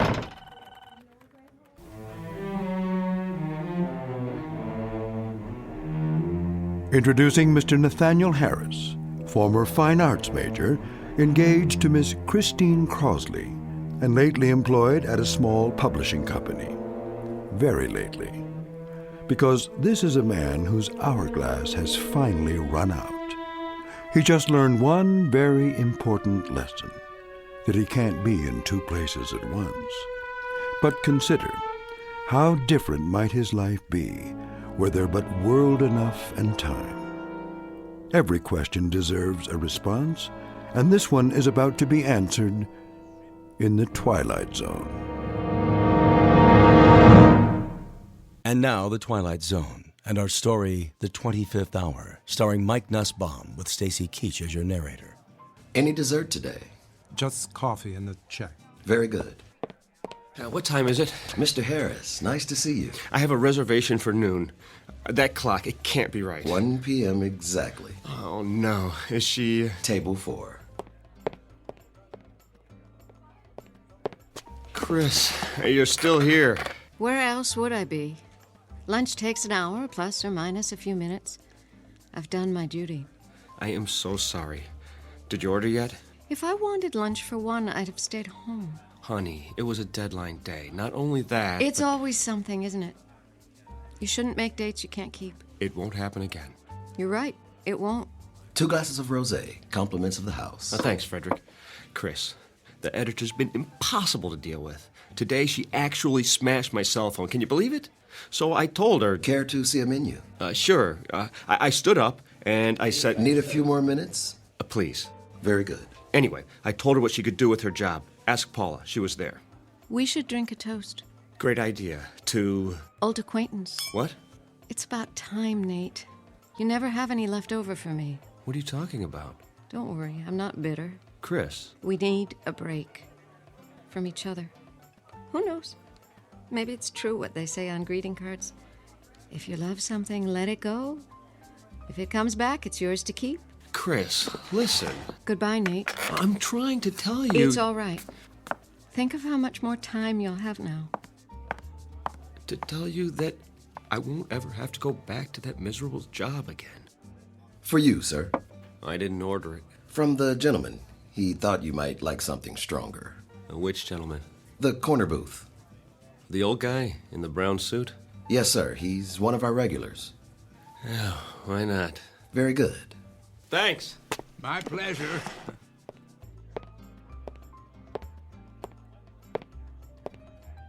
Can I buy you one? Oh, dear me, no. Not necessary in the slightest. Have we met? Not that I recall. Then why the drink? I thought you looked a bit under the weather. Nothing fixes that like a Moscow mule. Is that what it's called? Oh, ginger beer and vodka in a copper cup. Their signature drink when I first came here. Of course, that was years ago. And Nate Harris, and you are... Blevins is the name. But you can call me whatever you like, so long as you don't call me late for dinner.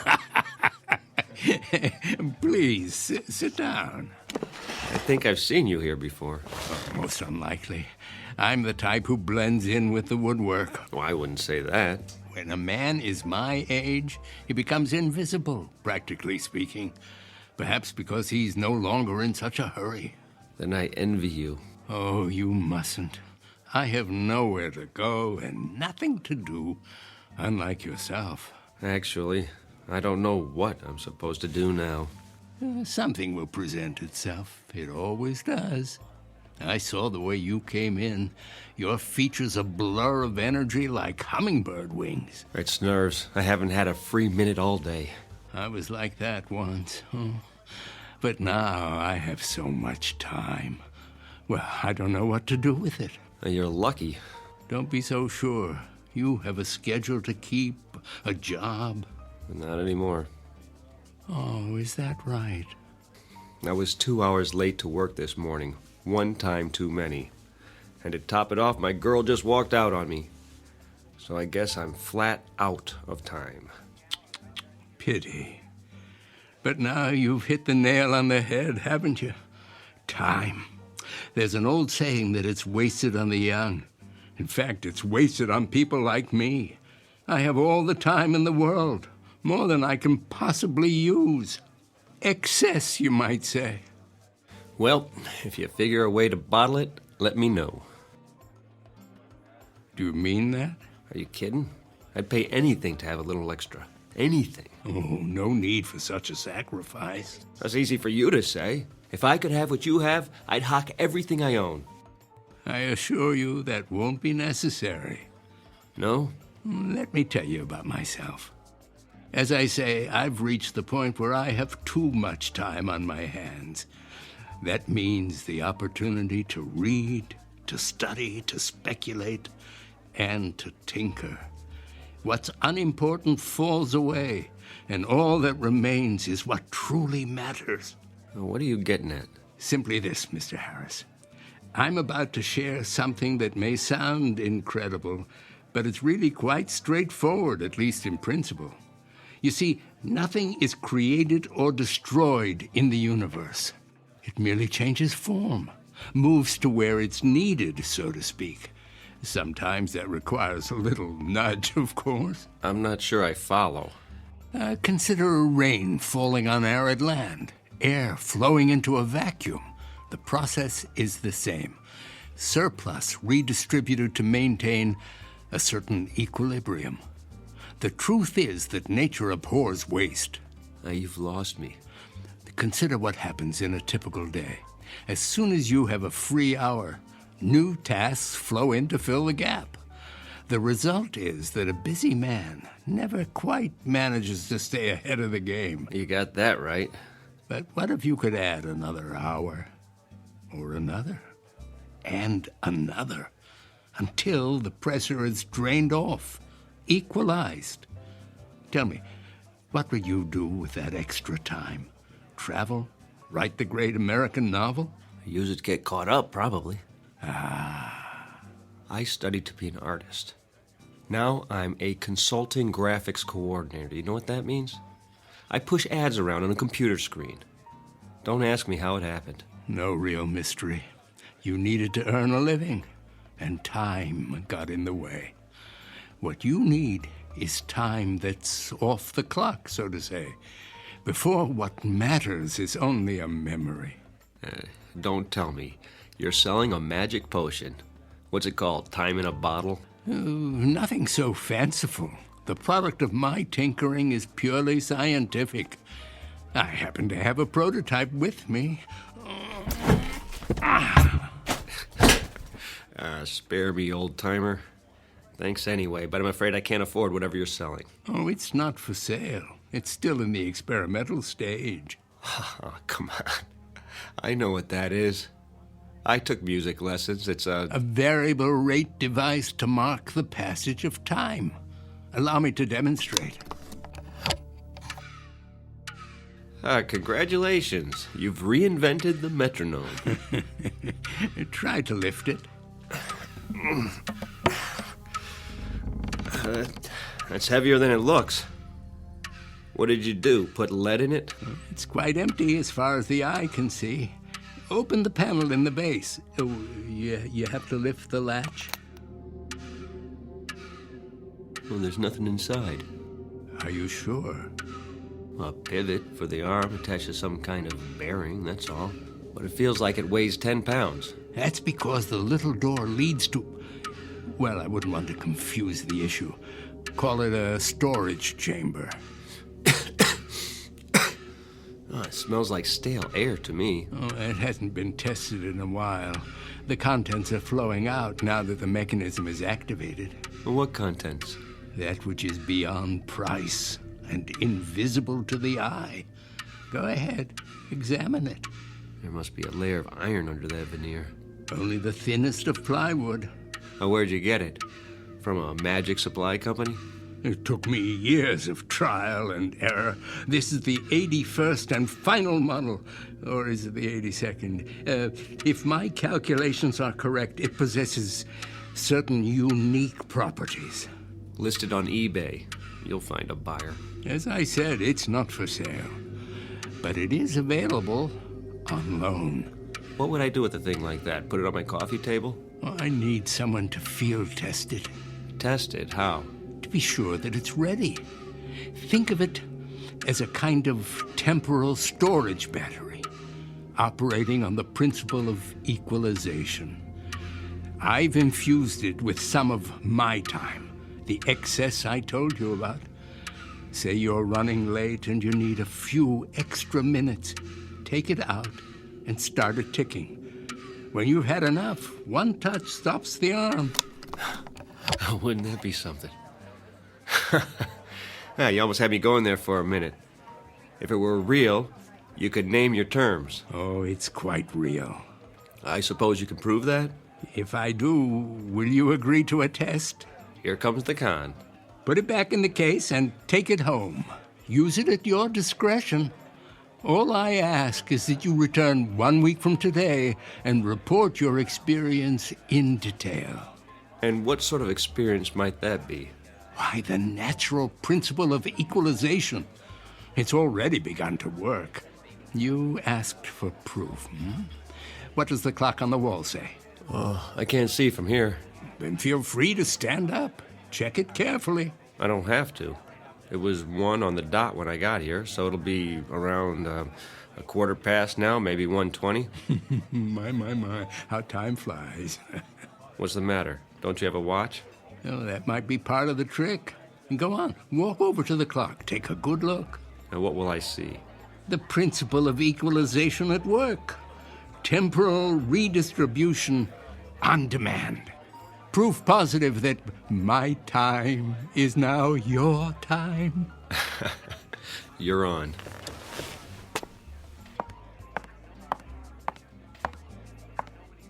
$105?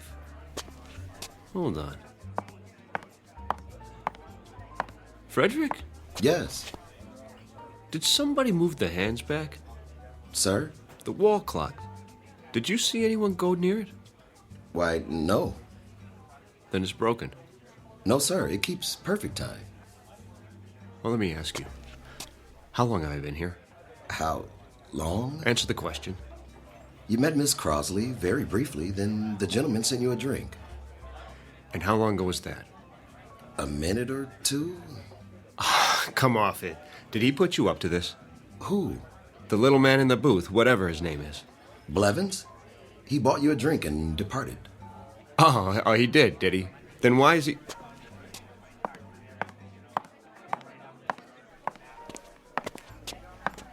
Why is he what, sir? Where'd he go? He was here. We had a conversation about time and his theories of...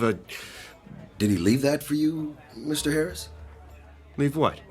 The leather case. Perhaps he intended you to have it. What in the...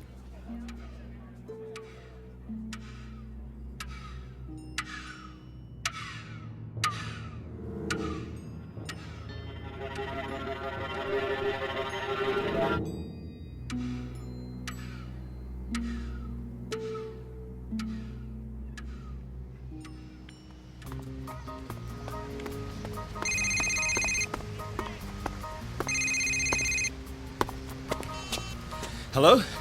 Nate? Hey, Paula. You finally got a new phone. Had to. I've been busy. You sound out of breath. Had my morning jog in the park. You? I don't believe it. A man's got to get in shape sometime. Have you found another job yet? I've been going on a lot of interviews, about 10 a day. Whoa, take it easy. I have all the time I need now. It's like the more I do, the more I can do. You'll have to tell me your secret. I could use some of that. So, how's the magazine? Down the tubes without me? Well, give it time. Listen, Nate, I may have a lead for you. Mandible Publications is looking for a color supervisor. Mandible? Too big for me. They do a dozen titles a month. The pay is double what you made here. No more publishing. Surely you'll never give me a recommendation. She doesn't have to. I'll write it. Oh, you do that? Of course, what are friends for? Which brings me to my next subject. I talked to Christine. Why haven't you called her? The last time I saw her, she told me have a nice life. Do yourself a favor, Nate. Make the call. She's the one who walked out. This is me you're talking to. Remember? I'll think about it. You do that. If you can fit it into your schedule. Well, that's not the point. Oh, I gotta go. Dragon Lady's back from her coffee break. Keep me in the loop about Mandible.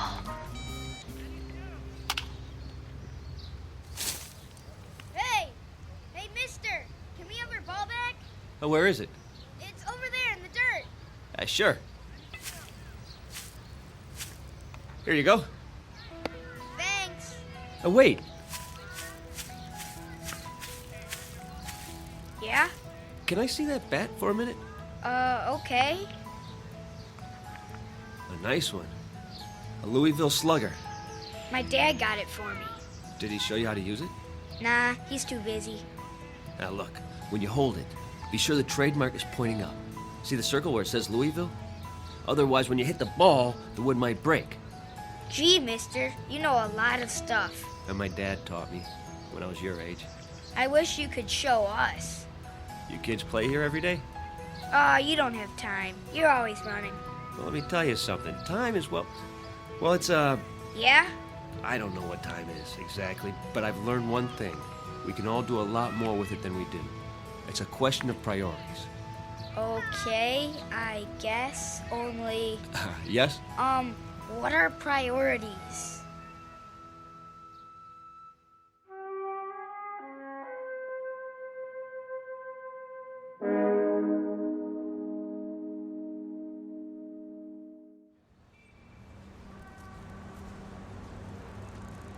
A taxi!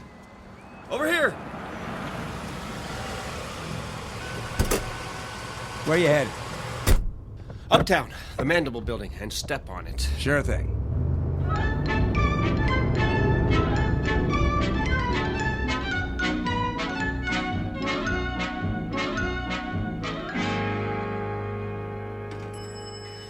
Hold the elevator!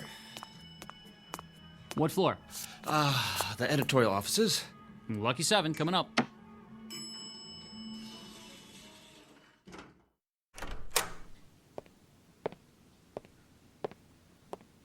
I'm here to see the publisher, please.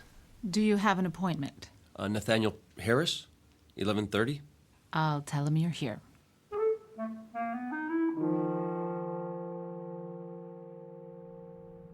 Have a seat.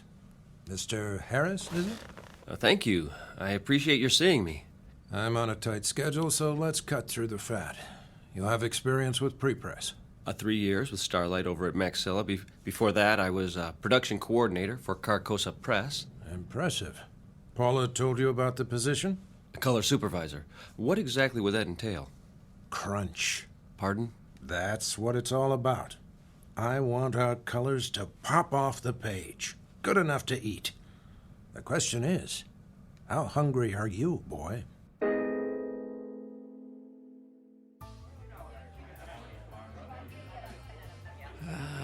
Right on time, Mr. Harris. It works. You seem surprised.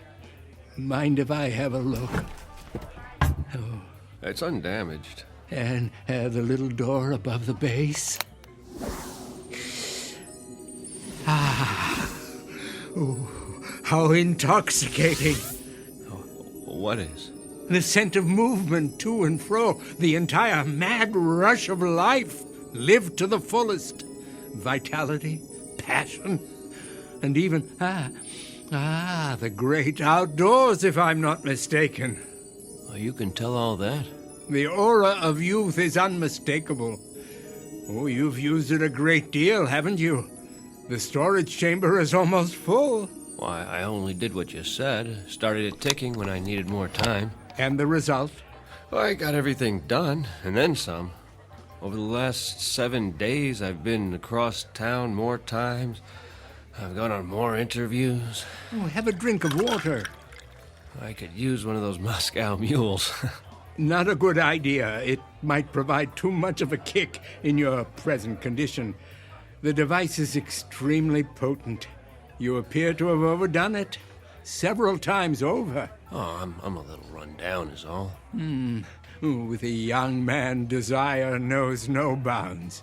A kind of greed takes over for life itself. Oh, what does it do, exactly? The device. Call it a doorway into the fourth dimension. Within it is stored unused time, which you have been permitted to tap. You're satisfied, I take it? Yes. Excellent. But there's something you haven't told me. What do you get out of it? Oh, I suppose a certain poetic justice, quid pro quo and all that. From each according to his ability, to each according to his needs. Nature's method of redistribution in its purest form, with a little help from the equalizer. Glad to have been of service. Oh, wait. Don't take it yet. You didn't find a job? I start the end of the week. I might need this for backup. Just in case. You're sure? Yeah, only in case of an emergency. I promise. Very well. 1 more week. But heed my warning. Be certain not to overdo it. I'm not responsible for the consequences.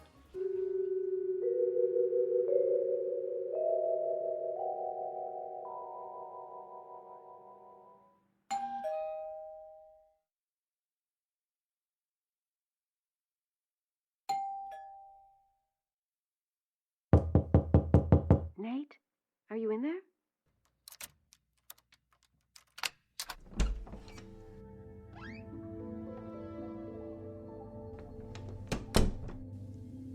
Nate, is that you?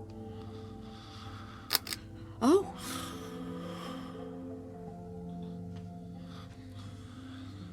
Go on, sleep. You must need it. Look at you on the couch like that. I just stopped by to drop off my key. Your key. I didn't think you'd be home tonight. Oh, Nate. What happened to us? I guess it wasn't all your fault. I could have been more patient. That job was killing your soul, wasn't it? The things they made you do, Paula told me. You couldn't help it that there wasn't any time for us. And now you're starting a new job. From the jaws of one bad situation and into the next. It can't be your heart's desire. You deserve more.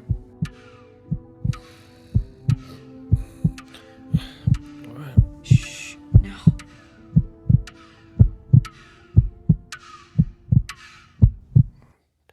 Did you hear that? Hear what? Christine? Is that you? I must have dozed off. Why are you here?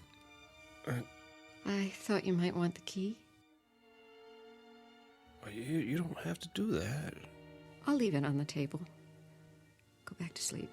Oh, please stay. I can't. Don't. I'll be back. Now sleep. You need your rest. Maybe I'll see you at lunch tomorrow. Our old place? Do you still go there? I'll keep up with you somehow.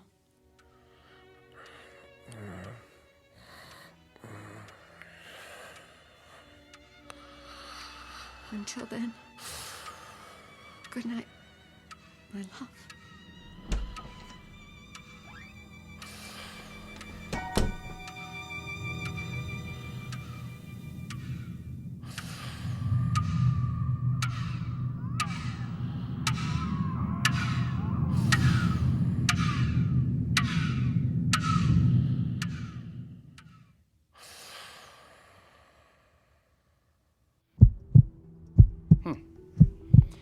Any chest pains?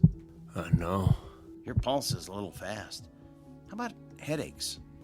I wouldn't call it that. What would you call it? I just ache all over. I've never been so tired in my life. Look straight ahead. Try not to move your head. Follow my finger with your eyes. I'll do my best. Okay, I'm going to switch off the overhead light and shine this directly into your eyes. Now, first one, then the other. You'll see a flash of red. Now, don't worry. It's perfectly normal. Ready? Okay. Okay, I'm turning off the lights. There you go. Now. All right. Wow. What do you see, Doctor? Some new broken blood vessels on the retina. Any trouble focusing lately? Blurred vision? In the last few days. Floating blind spots? Shadows at the edges of your vision? That too. So what's wrong with me? You want it straight, or you want it with sugar on it? I can take the truth. There's evidence of accelerated macular degeneration. The sort of thing I'd expect to see in a much older man. All since your last checkup. What does it mean? Well, it's hard to say by itself, but it's part of a cluster of symptoms. Slowed reflexes, general weakness. Have you noticed a ringing in your ears? Well, not a ringing, but I do hear something. Not voices, I hope. More of a throbbing. It feels like a pounding in my head. Your blood pressure could be a lot better. So, tell me, what's been happening in your life? I mean, stress on the job? Well, I had a job. But not anymore. I found a new one. I start this week. A big life change, no matter how old we are. Getting enough sleep? As much as I can. That's a no. You don't leave the window open at night, do you? What? Pale skin, circles under your eyes. Could be a vampire. Like Dracula. You know, sucking the life force out of you. That was a joke. I know. Well, something's going on. You're dehydrated. And I don't like the sound of your heart. I'll schedule an EKG and a complete blood panel. When? Right away. This morning. Is that necessary?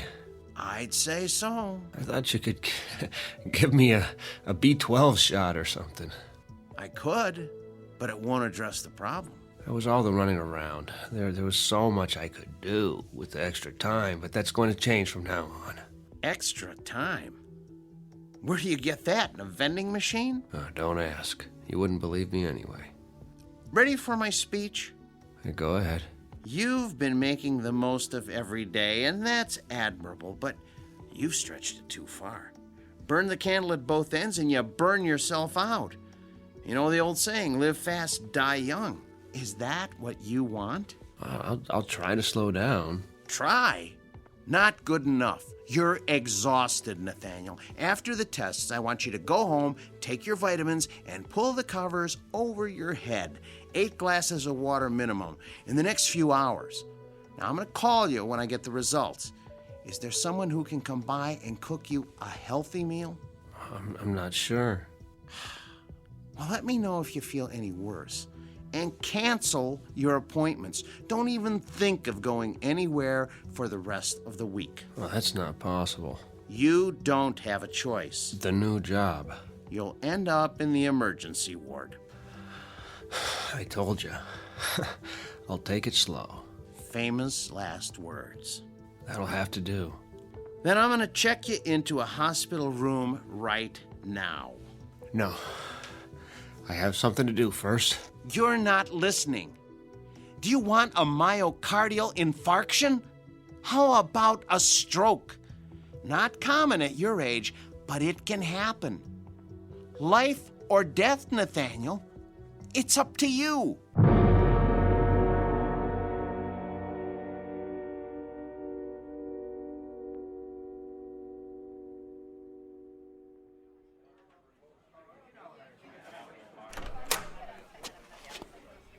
Mr. Harris, are you all right? Oh. Where is he? Let me take that for you. Where? Who, sir? The old man. You mean Blevins? I don't see him. He hasn't come in yet. He's always here this time of day. Would you like to wait at his booth?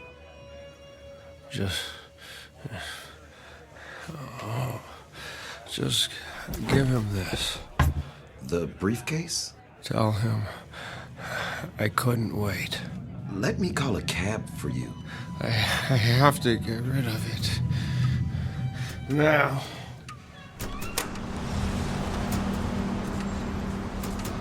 Hey, buddy, watch where you're going. I think there's something wrong with him. I'm sorry. Look, Mommy, that man. I have to get away. Shh, looks like he's crazy. Far away.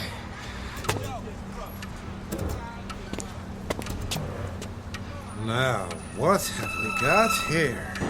Been drinking, have you? Can you hear it? Move along. You do hear it, don't you, officer? Or I'll be running you in for drunk and disorderly. Where's the case? You'll have a case, all right, in front of the judge. I left it, but it won't let me go. On your way. It was you, old man. What are you? Some kind of a psychic vampire. That's it, isn't it? Sucking me dry. Well, I won't let you. I'll Well, look at Mr. Businessman. Is it happy hour already?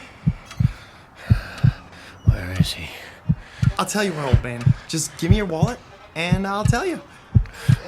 Now, if you just hand it over, we won't have any trouble. You have to help me find him. What? What are you babbling about? You don't understand. He has to take it back. What? Are you for real? I mean, what's the matter with you? Stop. Are you having a fit or something? Make it stop. It hurts. My heart. Please. Forget it, you old geezer. I'm out of here.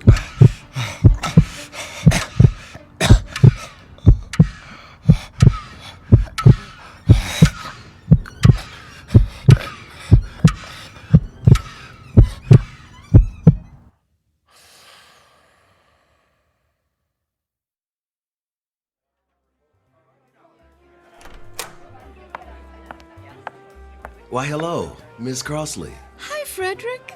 Is Nate here? Mr. Harris? He was, but then Where did he go? I didn't see, miss. I offered to call a cab. Why? Did he have lunch already? No, miss, he seemed, Seemed what? Is he coming back? I really can't say. Then I'll wait for him at the table. It needs to be cleared. Oh, take your time. I'm in no hurry.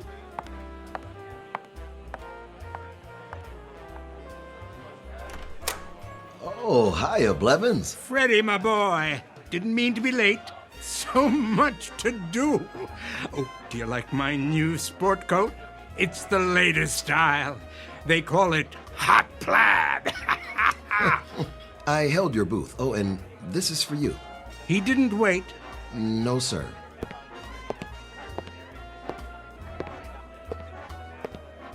Hello there. Hello. I do believe I recognize you. From where? This very table. You're a friend of Nathaniel's. What a coincidence. So am I. You know Nate? Please, join me. I'm fine here. Until they clear your table. I insist. Well, I'm sure he'll be along. Besides, I want to show you something. You'll find it quite interesting. Nathaniel did. just for a minute. Follow me, the corner booth.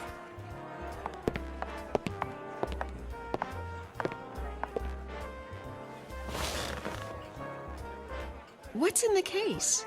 Something very special. I know what that is. It's a metronome. Are you a musician? Looks can be deceiving. This one has a most unusual construction, but I wouldn't want to confuse the issue. What was that?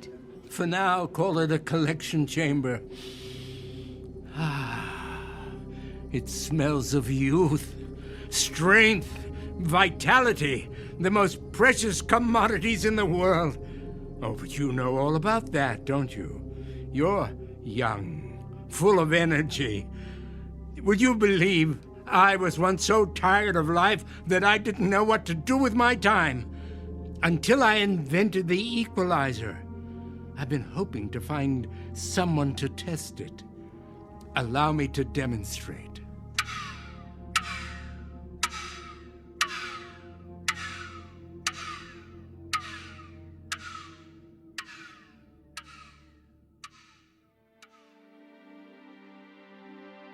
A story about a man named Nathaniel, a victim of the adage that it's better to burn out than to rust. Unfortunately, everything has a price, and Mr. Harris learned too late just how steep that price may be.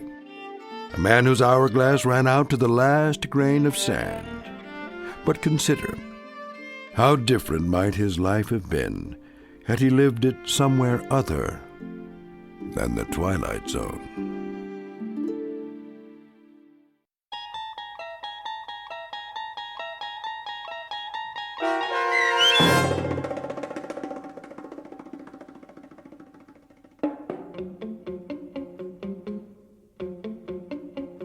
The 25th Hour, starring Mike Nussbaum with Stacy Keach as your narrator, was written for The Twilight Zone by Dennis Etchison. Heard in the cast were Steve Key, Fernette Lebo, Friedrich Williams, Lisa Wolfe, Joby Cerny, Carl Amari, Jim McCants, Patrick Francis, Doug James, Meg Thalken, and Jacob Goldberg. This copyrighted radio series is produced and directed by Carl Amari for Falcon Picture Group. Sound design, custom Foley effects, recording, and editing are produced in the Cerny American Sound to Picture Theater by sound designers Craig Lee, Bob Benson, and Tim Cerny. Music for The Twilight Zone is provided by CBS and American Music Company Incorporated, New York. To learn more about the Twilight Zone radio dramas and to download episodes, including 6 free episodes on our homepage, visit our official website at twilightzoneradio.com. Doug James speaking.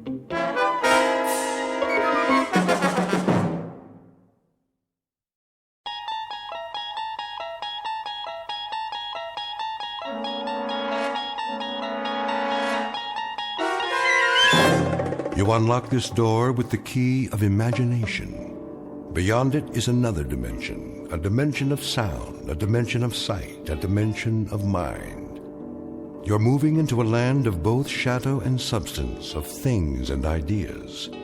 You've just crossed over into The Twilight Zone. Where would I find the thimbles? Well, you'll have to ask Mr. Armbruster, the floor manager. Over there, the man with the flower in his lapel. Thank you. Sir? Yes. I'm looking for the thimbles. The symbols? No, you know, for sewing, the pretty little gold ones. Well, that would be in gifts. Oh, thank you. Which floor? Is this dress on sale? Yes, madam. Oh, good. Can you help me? The sales girl will ring it up for you. Is gifts... Mr. Armbruster to cosmetics. I'm sorry, what did you say? Is it upstairs or down? Mr. Armbruster, please come to the cosmetics counter. One moment. I'm needed. Is this the final markdown? Let's see. Yes, 40% off. I'll take it. Will that be cash? Charge. Oh, and can you gift wrap it for me? Well, certainly, ma'am. The customer service is downstairs. You take the elevator on your right.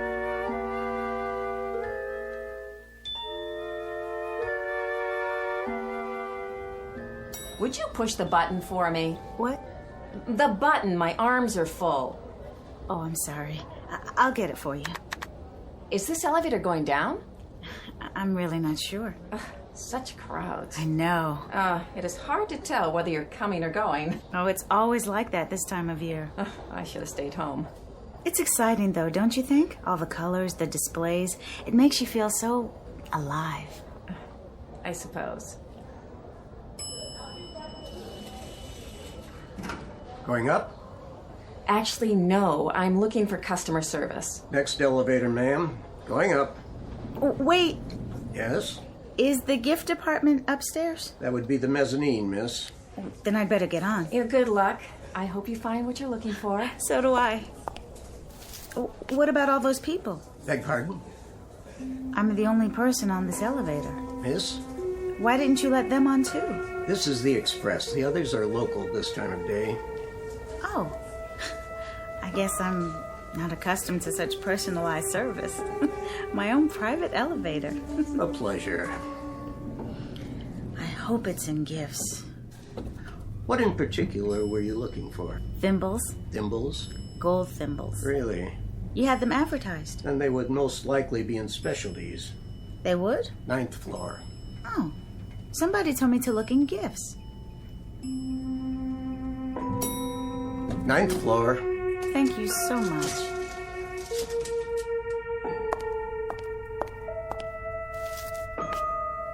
Wait, there must be some mistake. No one's on this floor. I don't even see a salesperson. Wait!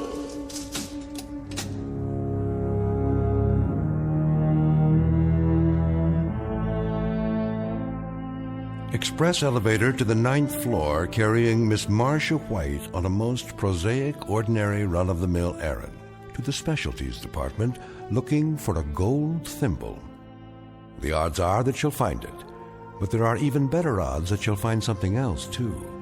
Because this isn't just a department store. This happens to be the Twilight Zone. And now, back to our story from the Twilight Zone. After Hours, starring Kim Fields, with Stacy Keach as your narrator.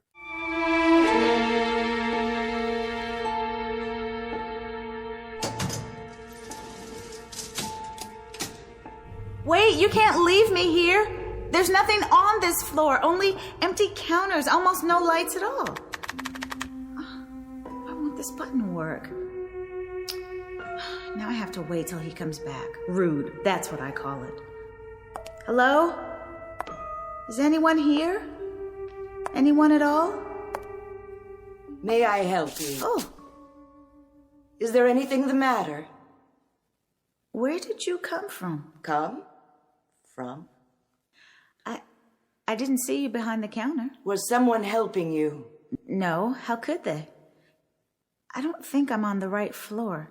In fact, I'm sure I'm not. You see... Can I show you anything? Why, yes. If you are open, that is. And what would that be? Well, actually, I was looking for a gold thimble. Really? Mm-hmm. It's a gift from my mother. I see. Gold thimble. Gold thimble. Oh, yes. I think we have just the thing. You do? Something you'll like. In fact, I'm sure you will. But where? I don't even see any merchandise. Down here, at the end of this counter. This way, please. Oh, I see it now. There. How about this? It's all by itself in a glass case? Well, that does make it stand out very dramatic. And in its very own little velvet box. That's lovely. Don't you adore it? May I see? It's 14-karat gold. Really? Quite distinctive, don't you think? Do you have any others? Only this one. But why look any further if this is the one you like? You do like it, don't you?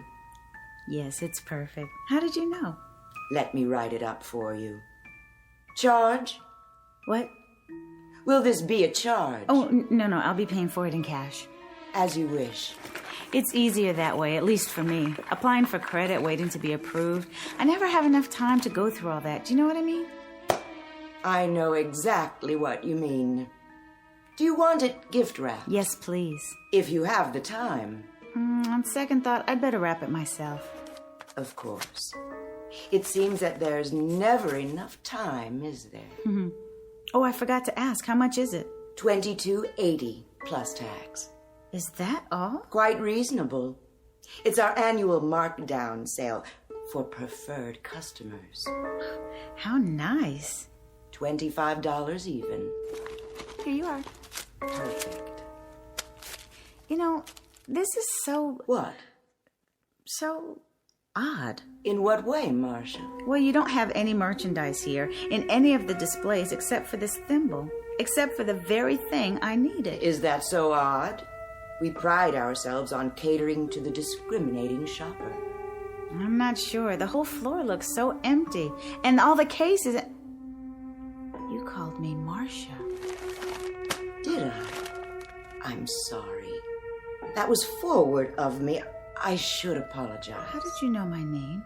Aren't you a regular? I've probably seen you around the store. No, you haven't. I've never been to this department before, and I certainly have never seen you. Are you sure? Look, I don't want to make a big thing out of this, but really, what kind of place is this? What do you mean? I mean, I go shopping and I want just one small item, a gold thimble, and I end up in this store on a floor where there isn't anything in evidence except the item I'm looking for. Now, you may be more sophisticated than I am. Not at all. But I'd call that odd. Here's your purchase. Well, don't you? Please come again. Anytime. The elevators... But of course, you remember where it is. Yes.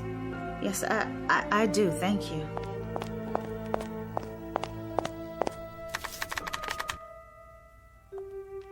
Why won't it come?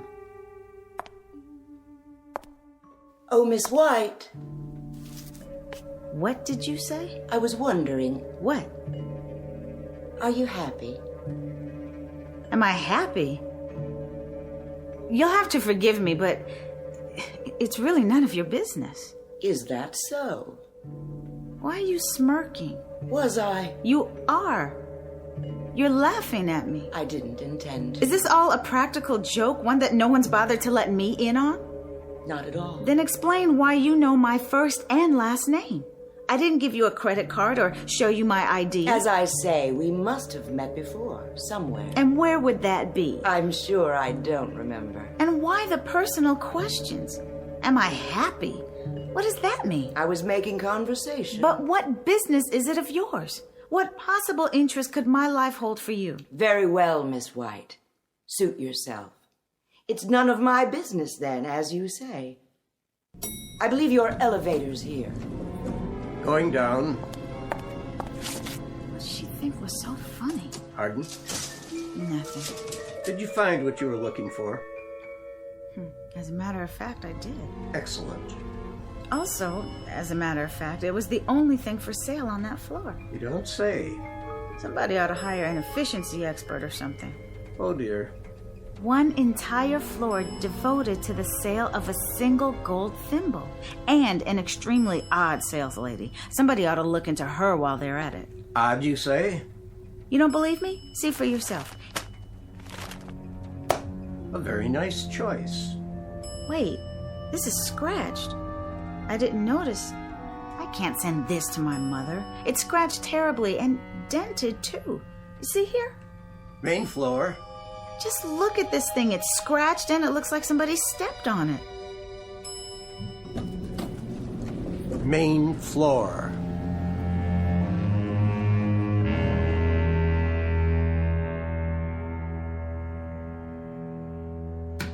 Sit down, Mr. Armbruster. You make me nervous. But I'm only trying to explain. Can't we cut through all this? You're in charge of the floor. You're supposed to handle any problems. I have a department store to run here. I know that, Mr. Sloan, sir. I distinctly told her that... What's your point? That all the gold thimbles we have would be in gifts. And that if the item is in its original packaging, we would make good on it, either by replacement or refund. I distinctly told her that, Mr. Sloan. Then what's the problem, Mr. Armbruster? The problem is that the customer claims she didn't get the item in gifts. She got it in another department. Then have her go to the department where she purchased the item. You know the policy. Oh, that's the point, Mr. Sloan. She has some idiotic story about having purchased the gold thimble on the 9th floor. 9th? That's what she said over and over again. I trust you explained to her, Mr. Armbruster, that this store doesn't have a 9th floor? I tried, sir. Lord knows I tried. Mr. Sloan, believe me, I have tried desperately, and I really mean desperately, to acquaint her with that fact. But she insists she was taken up to the 9th floor, waited on by a rather odd woman. An odd woman, no less. A personality trait she would be particularly knowledgeable about. Well, at any rate, a woman who allegedly waited on her. Never mind, Mr. Armbruster.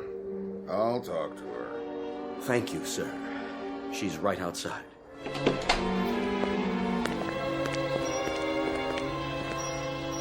Miss White? Oh, there you are. This is Mr. Sloan. How do you do? He is the manager of the entire store. Hello. Perhaps I can help you, Miss White. I hope so. I'll do my best. It's about this thimble. Let's have a look at it, shall we? It's dented. Oh, my. And scratched. See here? Well, now it most assuredly is. If you'll simply take it back to any register in the gift department, we'll be happy to replace it with merchandise of equal value or issue a credit. If that's all... Mr. Sloan, I've already explained to your Mr. Armbruster here. I didn't purchase this in the gift department. Where then? Now it begins. I was taken up to the 9th floor. Taken? If I may interrupt you right there. That's what's so difficult to understand, Miss White. What is? You see, we don't have a 9th floor. But that's ridiculous. As long as I've been with the store, which, by the way, is a considerable number of years... A considerable number. Well, I know what I know, Mr. Sloan. There's an old saying, those who were there know more than those who weren't. And I was taken up to the 9th floor, definitely. There's no question in my mind. I saw the numbers flash by, and then the elevator operator opened the door. Taken by whom? The express operator. And after that, he took me down again to this floor. Express, did you say? Yes, the express elevator. And I was waited on by a very odd woman. Is your receipt in your bag? My receipt? I didn't get a receipt. You see? I paid cash.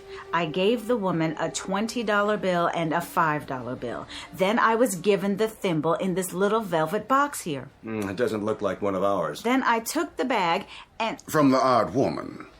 She was odd. Anyone would say so. Can you be more specific? She had a very chic tailored suit with her hair tied back tightly in a sort of bun. She seemed to know exactly what she was doing, so I'm sure she's also been with your company for a considerable number of years. And her name was? I don't know. You see? I didn't ask. All our employees are required to wear name badges, like Mr. Armbruster here. So all you'd have to do is glance at the lapel. Voila. And there's the name. I honestly don't think she had one. No, I'm sure. Just the tailored suit with a plain neckline, no jewelry. If you could give me something more to go on. I'm trying. Otherwise, without a proper receipt, I'm afraid... Like that woman. Which? She looked exactly like that woman over there. Where? Standing by the designer collections. The same outfit, same color. That's one of our newest designer suits. It hasn't even been put in the window yet. How did she... Wait. Yes? It not only looks like her, it is her. It is? The woman. The one who waited on me. She's standing right there. See her? Well... this will settle it then. Yes, it most certainly will. Miss, I wonder if you'd mind... She can't hear you. Mr. Armbruster, would you kindly ask her to come over here? With pleasure. Excuse me. Sorry. If you'll kindly step aside, I have to... You? Do you work here? I said... May we have a word with you, madam? This customer says she purchased a gift item from you earlier today. She refuses to answer. If you'll face me, please. My name is Sloan, and I'm the manager of this store. Where's your ID badge? I told you she won't answer. She is not from any of my departments. My salespeople are all trained to be courteous, responsive. Are you deaf? Turn around and let me see your name. Oh, no! You still say this is the one who waited on you, Miss White? What in the world? What's the matter with you, Armbruster? Leading me on a wild goose chase. This is a mannequin. No! I could have sworn. Of course it is. I knew that all along. A small jest, sir. A very small one. Only a mannequin, dressed for display in ladies' couture. Why, what do you say now, Miss White? A dummy! Not a sales girl at all. A mere dummy. Armbruster, what are you doing in ladies' lingerie? Sir, I'm waiting to see if our favorite customer, alleged customer... Miss White? You mean she's still here? In the ladies' lounge. I thought I told you to show her the door. She didn't feel well. She wanted to lie down. I thought it best to accommodate her. You never know about these crazies. Lawsuits, insurance claims... Oh, all right. Let her rest. But send someone in to see how she's doing. It's almost 6 o'clock. Yes, sir. Miss Keever? Yes. Well? Mr. Armbruster? Well, how is she? Oh, Miss White. She'll be all right, Mr. Armbruster. She was feeling a bit faint. I think she may have gone to sleep on the couch. Wake her up, then. Get her on her feet. We'll be closed in a few minutes, and I want her out of here. Post haste. Oh, I'll see what I can do. As soon as I ring up a sale, Now, Miss Keever. Yes, sir. Tell her we're closing. She can come back tomorrow, and we'll get her a replacement on her merchandise, or a refund, or anything she wants. I'll tell her, sir. What I'd like to give her is a bus ticket to any department store west of Cleveland. Preferably one in Chicago, Los Angeles, or Honolulu. Miss Keever, did you hear me? Closing time.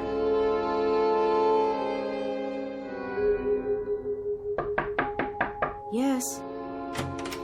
May I come in? Oh, yes, of course. How are you feeling? Better. I must have dozed off. Oh, that's all right. You looked like you needed it. Mr. Armbruster wants to know how you are. I feel like such a fool. He must think I'm insane. No, he doesn't. He and that manager and everyone else. Nobody thought anything. You just had a bad shopping day. I see it all the time. You know, it's strange. I didn't really. You had what I came for, but everything went wrong when I got on that express elevator and the operator suggested... Well, which elevator is that? Next to the regular ones. You know, across the aisle along the wall.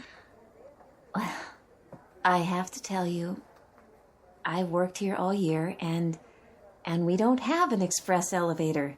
If we did, everyone would try to use it. Then I am out of my mind. Oh, it could have been the freight elevator, I suppose, except... Except what?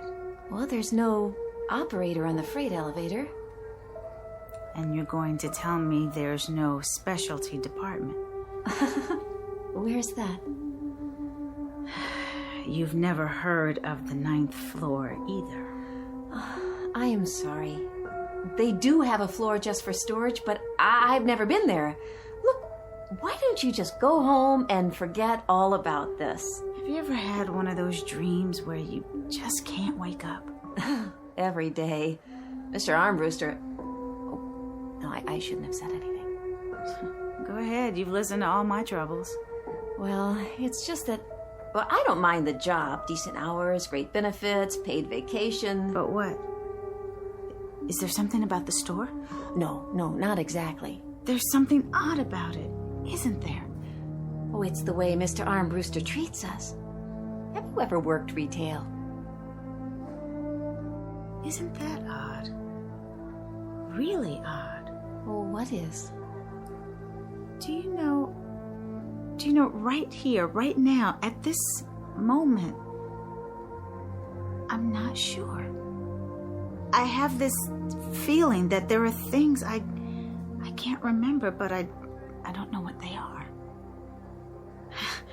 But of course I couldn't then, could I? It's only logical. Does that sound crazy? That you can't remember? Well, did you fall and hit your head? No, nothing like that. You were telling me about Armbruster. Oh, well, I don't think he sees us as human. Oh, not just me. Any of us. The customers, too. We're objects. We stand at our stations or line up or whatever it is. But as far as he's concerned, we don't have feelings or lives. We're not real. Like the woman who sold me the thimble. No, which one? That's just it. She wasn't a woman. Oh, listen to me. I think you're right. I'd better go home and get some rest. Well, can I call for a cab? It's no trouble. Don't bother. I'll walk. Is it very far? I don't think so. What's your address? My address?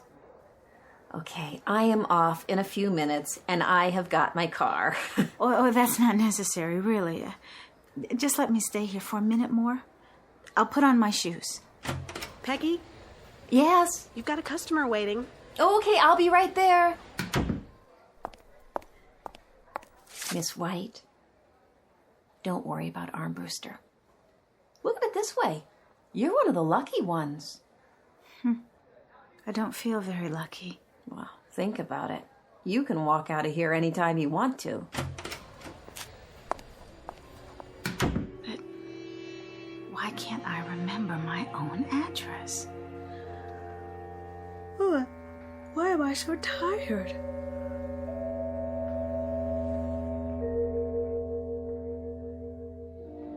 The store is now closing. All customers who wish to make a purchase, please go to the nearest register. Excuse me. Yes. Oh, hi. You feel better? A lot. Thank you so much. And for the talk. Sure you can make it okay? Oh, I'm sure. I just wanted to ask you, which is the way out? I think I got turned around somewhere. Okay, now that way. See the elevator at the end of the aisle? I don't need an elevator. Just point me to the nearest exit. Well, you still have to take the elevator. Why? We're on the first floor, aren't we? No, not quite. The second. Oh. I really am turned around. Well, everybody has to take the elevator. The escalator's not working. Oh, you could take the fire stairs, but they're kind of spooky. Oh, no, thank you. The elevator's fine. Okay, then. I will see you next time. I honestly don't think there'll be a next time. Not in this store. Good luck to you. Well, you too. This is the last call. The store is now closing. Mommy, come on. These elevators take so long. My feet hurt. It's these shoes. Got some slippers for my husband, a shirt for my nephew, and a new dress for myself. I splurged. Here comes the elevator. Watch your step. Please move all the way to the back of the elevator. Going down? Yes, I am. Have to wait for the next one. This one's full. Oh, all right. Hurry up, please.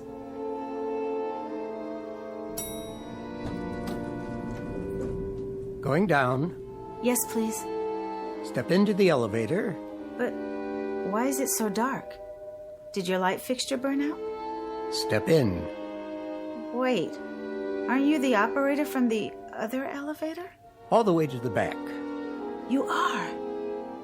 I just saw you in the elevator on the right. How did you... I said, step in. I won't. It's completely dark. I can't even see the floor. That's because there is no elevator in this shaft. What? Going down now. Let go of me.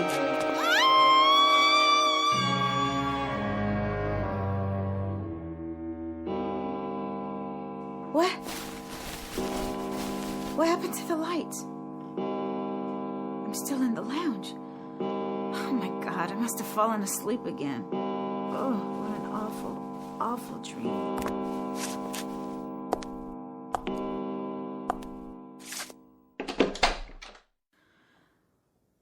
Hello? Hello, is anybody there? Empty. Then the store must be closed. That means...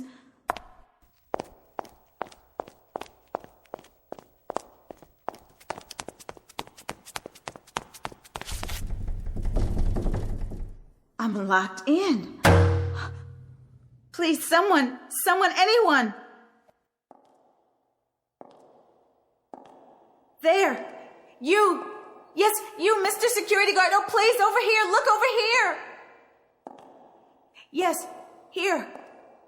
I'm locked inside the store. He must have a key. Of course he does. Of course he does. Here he comes. He'll unlock the door and I'll go home. Just go home and like the girl said, forget all about this. And no, he can't see me with the lights off. Use your flashlight. He can't hear me. Come back, please. Please, oh, please. Can anyone help me? Anyone? Help me. Somebody, please, please.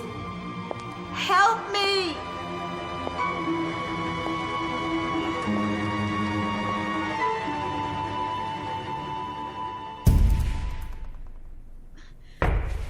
The window won't break. It won't, no matter what I do. Who's there? No. What do I do? Where do I go?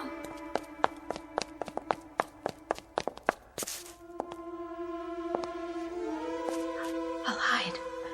That's it. I'll hide. He won't find me. Whoever he is, where? Men's department. No, not that way. Toy department, yeah. Yes, that's a good place to hide. Behind these boxes. If I can squeeze down. Hi! Want to play? Bet you can't catch me! Want to play? Bet you can't catch me! Catch you!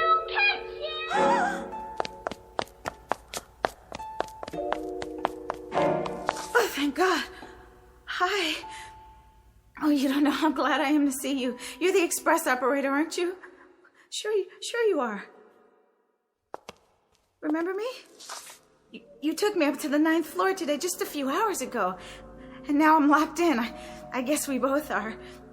Do you know the way out of the... Hello? Can you hear me? I said You're not real either. You're a mannequin.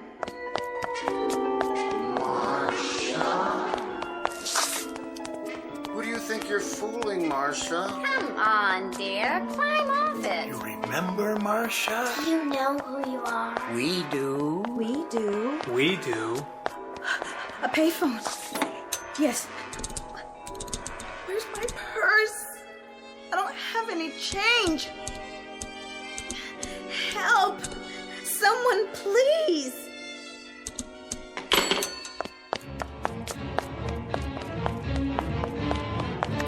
The elevator has to be working. The real elevator.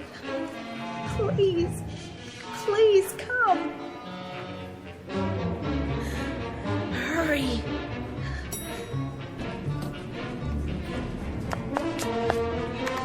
Any floor, I don't care. Move.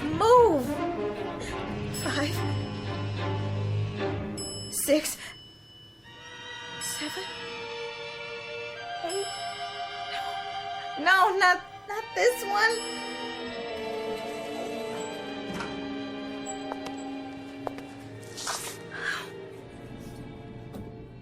Wait! Not the 9th floor? So, you finally come back. What do you want from me? Well, Marcia, dear, you'll forgive an observation, but you're acting like a silly child. Who are you? Can't you see? Come into the light. You're not real. You're not even the model for that mannequin in the women's department. You are the mannequin. That's all you ever were. Only? Are you sure? Take a good look. You know us. You're all dummies, dressed up in department store clothes. What are you doing here? Come now, Marcia. Think. Concentrate. And why am I... Remember now? All of us will try and help you. We want to help you. We'll help you concentrate. Stay away. Remember now? Is it coming back to you? Stay away from me, I said. Come on, Marcia. You can do it. We know you can. We have faith in you. What? That's odd. Is it really, dear? I don't know, but suddenly I do seem to Remember? She remembers. Of course she does. She couldn't forget us. She didn't forget. We knew you'd be back. You did. We've been counting on it. Then I must be... Say it. one of you too. There. Was that so hard? No. Of course it wasn't. Why should it be? Yes. That's what I am. One of you, and this is my address, isn't it? It's where I live. Good girl. And it was my turn to... Go ahead. Say it. Your turn to leave us for a month. Becoming much clearer now, isn't it? You left us last month to live with the outsiders. But you were due back yesterday, and you didn't show up. And you know, Marcia, that's selfish, my dear. All of us wait our turn, and then when it comes, we simply do not overstay. It was my turn, starting last night. I'm one day delayed already. Of course. Of course. I'm sorry. I forgot. When you're on the outside, everything seems so normal. As if it will go on forever. As if... As if what, Marcia? As if we were like the others. Like the outsiders. Like the real people. Well, my dear, no serious harm done. And now, I'll see you all in a month. Take care of yourselves. We will. Have a nice time. Enjoy yourself. See you in 30 days. Did you enjoy it, Marcia? What? Your turn. Oh, yes. Was it fun? Yes. Ever so much. Ever so much fun. Tell us about it. Please? We want to know. Did you get to wear what you like? Eat and sleep? Have a normal life? Were they nice? What did you see? You don't have to talk anymore now. There'll be plenty of time later. Time to tell us all about it. But for now, welcome back, Marcia.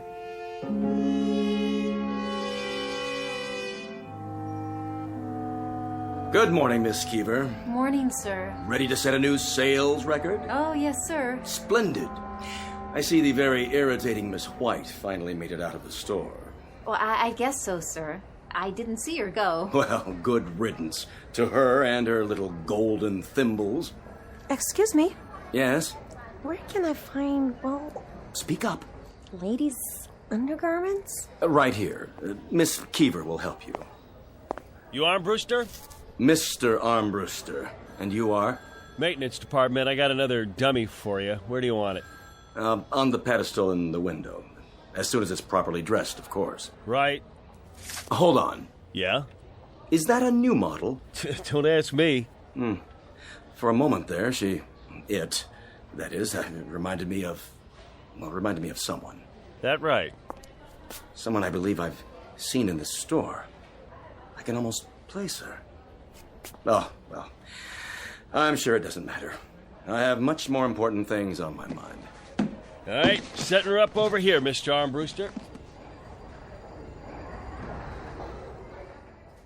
Marcia White, in her normal and natural state, a wooden lady with a painted face, who 1 month out of every year takes on the characteristics of someone as normal, as much flesh and blood as you and I.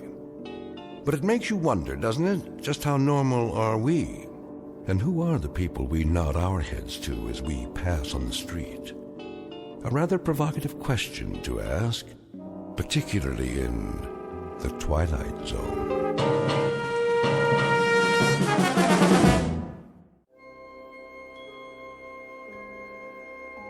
Hi, this is Carl Amari, producer of the Twilight Zone radio dramas. I'd like to take a moment to tell you about our official website at twilightzoneradio.com, where you'll get the latest news and information on these Twilight Zone radio dramas. Plus, at twilightzoneradio.com, you can digitally download 3 free episodes or any of our episodes for only $1.95 each. In this age of ever-changing technology, we've decided to make these episodes instantly available to you by making the Twilight Zone radio dramas a digital download-only series. This means that this series will no longer be offered on CD. The CD collections at our website are now being offered, while supplies last, at buy one, get one free. So be sure to get your favorites before they're sold out. Be sure to visit us often, and I'll see you in the zone.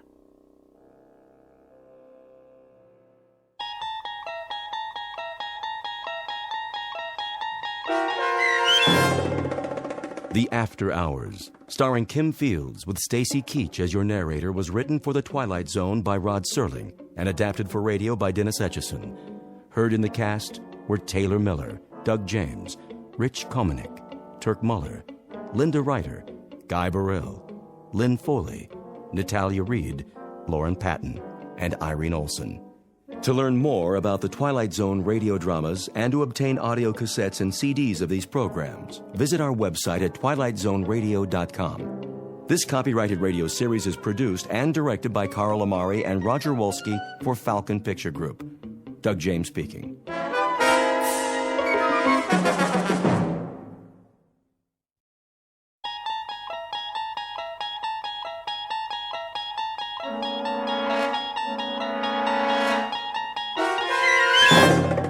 You unlock this door with the key of imagination. Beyond it is another dimension, a dimension of sound, a dimension of sight, a dimension of mind. You're moving into a land of both shadow and substance, of things and ideas. You've just crossed over into the Twilight Zone.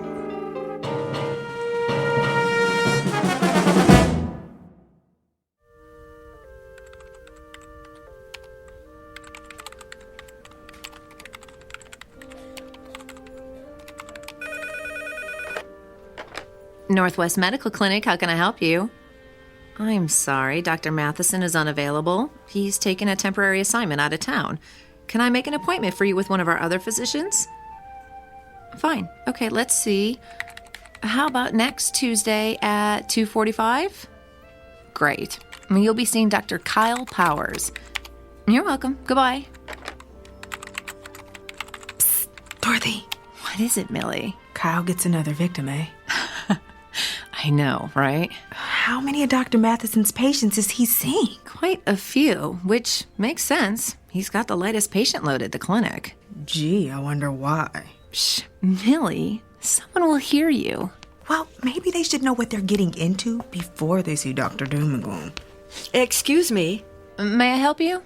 I have an appointment with Dr. Kyle Powers at 10:15. Another one bites the dust. Shh. Okay, what is your last name? Callahan. Okay, Callahan, let's see. Ah, yes, you were originally scheduled with Dr. Matheson. Yes, but I guess he's out of town for a while. I'm afraid so. Dr. Matheson accepted a year-long research position at a university on the East Coast. Oh. Kyle is seeing most of his patients. Like lambs to a slaughter. Millie? Mrs. Callahan, why don't you just have a seat over there in the waiting area? The nurse will call your name when the doctor is ready to see you. Thank you. That poor woman. I feel so sorry for her. If she's used to Dr. Matheson, she's in for a real shock. I know. I don't envy anyone facing their first appointment with Dr. Kyle Powers.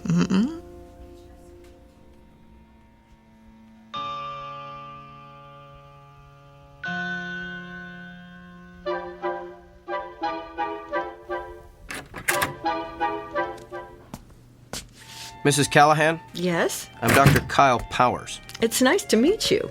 And why are you here today? Well, I'm concerned about this mole on my leg. May I see it? Of course. It's right here, see? On the calf.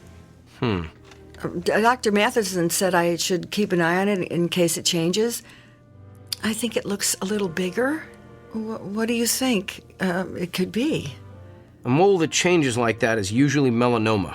Oh, melanoma. That's cancer, isn't it? Yes, it is. I'm going to need to ask you some questions. Oh, well, go ahead. When did you first notice the mole had changed? About a week ago. How much bigger is it? I'm not sure. 50%? No. 40%? 30? 10% maybe. Do you spend a lot of time in the sun? No. Has anyone in your family ever had melanoma? No, I don't think so. Did you ever have a severe sunburn as a child? No, not severe, no. Do you have a lot of freckles? No. Are you taking any medication that would weaken your immune system? Oh, I don't think so. What would weaken my immune system? Well, any number of meds. Azathioprine, benzotophine, chlorothianate. I don't even know what those are. Doctor, please just tell me if I do have melanoma, what treatment is available? Well, that depends on what stage it's in. Surgery is typically the first treatment for all stages of melanoma. Surgery? And of course, if it spreads to the lymph nodes, those have to be removed. Late-stage melanoma also has to be treated with chemotherapy. Chemotherapy? If it spreads to the organs like the lungs or liver, there's not much that can be done. Nothing. Well, in that case, the focus is on relieving the symptoms and keeping the patient as comfortable as possible. Until what? Well, until the patient expires.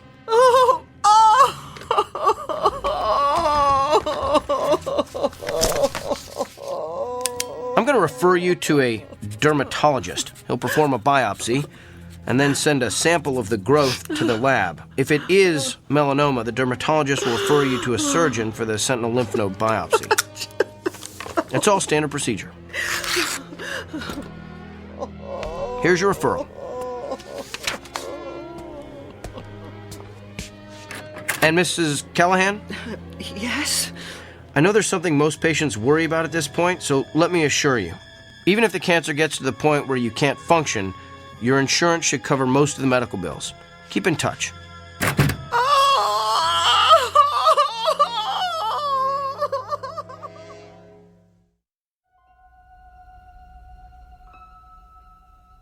Meet Dr. Kyle Powers, a physician well-versed in and fascinated by the mechanics of the human body. Alas, he is also a man with an unmistakable disconnect between his intellect and his heart. For you see, the good doctor is lacking in one crucial area: the ability to take into account the feelings of his patients.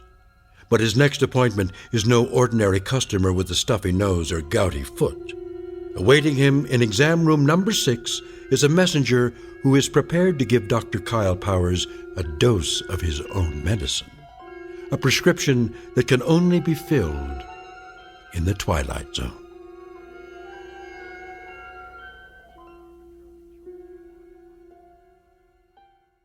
And now, the Twilight Zone and our story, The Amazing Dr. Kyle Powers, starring Sean Astin with Stacy Keach as your narrator.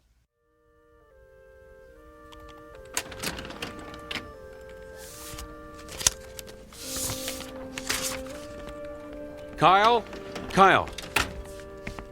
Yes, Doctor? I told you can call me Bill. Okay. Bill? What is it? You saw Dolores Callahan this morning, right? Yes, the melanoma. No, Mrs. Callahan is not the melanoma. Mrs. Callahan is the widow with 3 children who has a suspicious mole. How do you know what she has? Have you been checking on my patients? Just the ones that have left here in hysterics. She was distraught. That's to be expected when you're facing cancer. Who's to say it's cancer? Why assume the worst and communicate those fears to the patient? Come on, Kyle. You've worked here a few months now. You should know that's not how we roll. I just provided her with all the facts. My guess is she's home right now making an informed, thoughtful decision about how best to address her illness. Really? Because after your interrogation, my guess is she's home right now making out her will. Look, we have a responsibility to make certain our patients leave here with a hopeful outlook. Our responsibility is to diagnose them correctly. What if we treat a patient for something trivial that's really something life-threatening? The golfer who collapses on the 17th hole from the heat, but who really had a stroke. The woman with the annoying little cough that turns out to be emphysema. The list is endless. Thyroid disorders masquerading as psychiatric problems. Lyme disease posing as arthritis. That's why I ask so many questions. The more facts I can get from the patient, the more accurate diagnosis I can make. So you're going to continue cross-examining our patients like it's the Spanish Inquisition? Look, doctor, I realize my technique differs from yours. It may not consist of the sycophantic mollycoddling you prefer, but I think you'll find overall that it gets me closer to the most accurate diagnosis possible. That may not mean anything to you, but it's the reason I get up in the morning. It's how I roll. Now, if you'll excuse me, I have a lot of patients to see. May God help every one of them.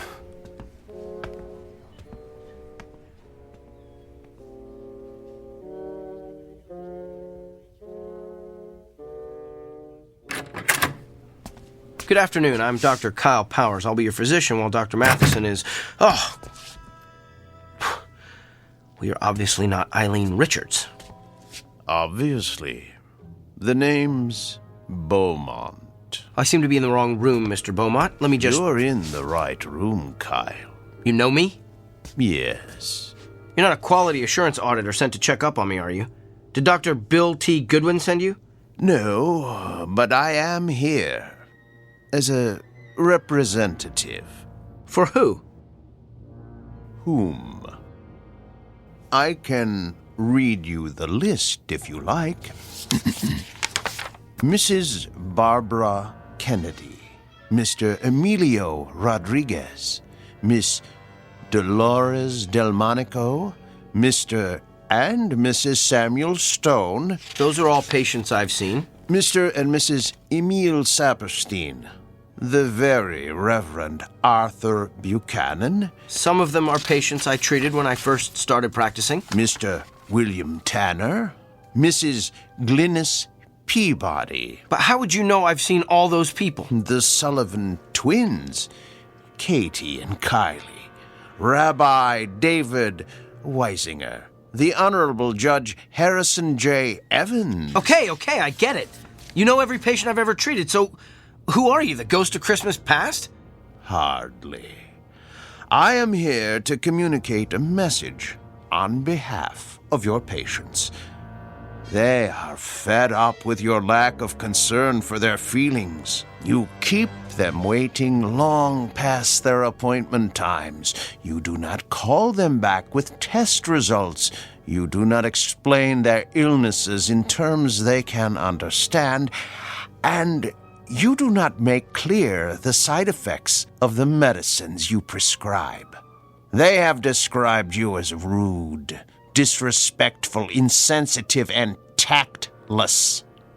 As one patient so eloquently summarized, Dr. Kyle Powers has the people skills of Attila the Hun. I get it now. You're an attorney. You're representing all those people as a part of some kind of lawsuit against me. I'm afraid not. I am simply here to, how shall I put it, keep things in balance. Look, I don't care if you're here as an attorney, an auditor, or my fairy godfather. All I know is I've effectively diagnosed and treated hundreds of patients. That's how I gauge my success, not by the number of friends I've made along the way. In short, I'm not broke, so I don't need fixing. In that case, I'm going to need you to sign this. What is it? It's a standard affidavit, stating that you are willing to pay the consequences of your actions. I recommend you read the whole brief before signing. I'm not reading or signing anything. Well, you're going to be one of the difficult ones, aren't you? We'll have to settle for a non-written agreement then. A simple handshake has sufficed in the past. I'm not shaking your hand either. Come now. It's just a handshake. The sooner you shake my hand, the sooner you'll be rid of me. All right, if it'll get you out of here faster, here's my hand. Thank you. Ow! What did you just do? Good luck, Kyle. Wait! What did you do to me?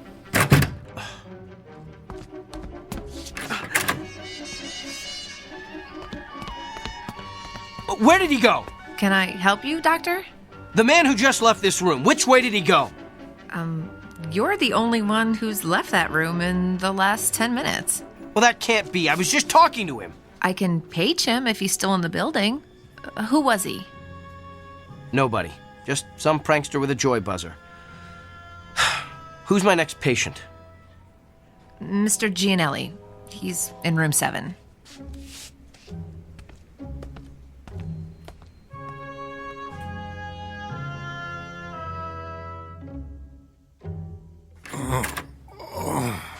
Good afternoon, Mr. Gianelli. I'm Dr. Kyle Powers. I'll be your physician while Dr. Matheson is gone. Are you in pain? Oh, yeah. Where does it hurt? The back. What part of the back? Down low. Did you do anything that might have caused it? Probably. I work on a construction site, see? And I had to move some heavy sheets of plywood by myself. On a scale of 1 to 10, how bad would you say the pain is? About a 7, maybe 8. Seems like it's gotten worse in the last half hour or so. Well, let me take a good look at the area where it hurts. Could you lift your shirt, please? Sure. Lower back, you said? Yeah. All right, I'm going to feel around the area. Hey, you gave me a shack. Doc, you okay? I don't know. I feel, my back suddenly hurts. Yeah, must be going around. It just started out of nowhere. Maybe it's some kind of a kink. Let me see if moving around helps it. No, it still hurts. Excuse me, Mr. Gianelli. I'm gonna have to sit down over there. Hey. The pain stopped. Lucky you. That's odd. It stopped when I let go of you. Mr. Gianelli, I'm gonna touch you again. You're the doctor. Ow, Doc. You need to get a humidifier in here. Fascinating. You're done already? Yes, Mr. Gianelli, this is just a hunch, but is the pain you're feeling on the left side? Yeah. Does it hurt no matter how you move? Yeah. And you say it's gotten progressively worse? Oh, yeah. I think I know what's wrong with you. So do I. I pulled a muscle hauling around those stupid sheets of plywood. I don't think so, Mr. Gianelli. You have a kidney stone. You're kidding me. I'm convinced of it. I felt, that is, you have all the classic symptoms.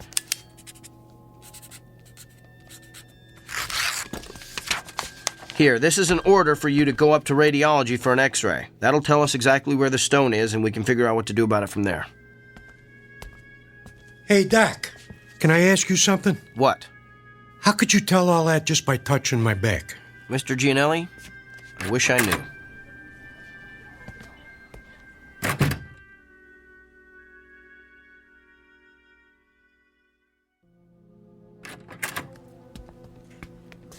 So, now that we can talk privately in my office, let me get this straight. You're telling me that you've been able to tell what your patients are feeling simply by touching them, that you can actually experience the pain they're feeling. That's what I'm telling you. Impossible. It can't be done. Then how do you explain the fact that Mr. Gianelli's x-rays came back showing that he had a kidney stone right where I said it was? And what about all my other patients? Everything I diagnosed this morning was confirmed by x-rays or ultrasounds or MRIs. You simply diagnosed them correctly. But I'm telling you, Dr. Bill, I felt their pain. Prove it. All right. Who's your next patient? No, not a patient. I want you to prove it on me. I've been experiencing some pain the past day or so. I want you to tell me where it is. Okay. I'm gonna have to touch you. I knew there'd be something about this I didn't like. And it has to be on exposed skin. At least, I think it does. I'm still experimenting. Here, you can touch my hand. That's the most skin I'm willing to let you experiment with. All right. Ready? Ready as I'll ever be. Here goes. Hey, you gave me a shock. Yeah, that's what everyone says. Interesting. Well, what's your diagnosis, Dr. Kreskin? Well, I would hasten myself to a dentist if I were you. You've got a toothache. Top row, right side. I'd say second molar from the rear. Well, I don't know what to say. No need to say anything. Your expression says it all. What is it, Dorothy? Mr. Samuels is waiting in room 4. He's getting a little impatient. Tell him I'm on my way. There's got to be some kind of logical explanation for this. Fine, we'll talk later. Oh, by the way, you might want to have that corn looked at. The one on the big toe of your left foot. Feels like it's going to burst right through your shoe. Okay, now you're just showing off.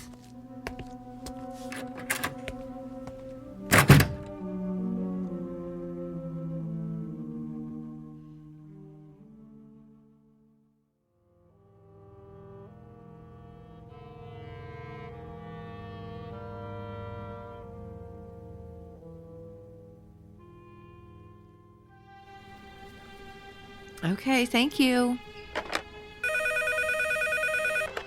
Northwest Medical Clinic, may I help you? I'm sorry, he isn't in yet. Can I take a message? I'll let him know. Thank you. Hey, Dorothy. Another reporter for Kyle? Yeah, that's like 25 now. Ever since word got out about his gift, he's become the most popular doctor at the clinic. I know. I can't believe he's going to be on that talk show tomorrow. Yeah, I am dying to see what Dr. Charisma is like on TV. Oh.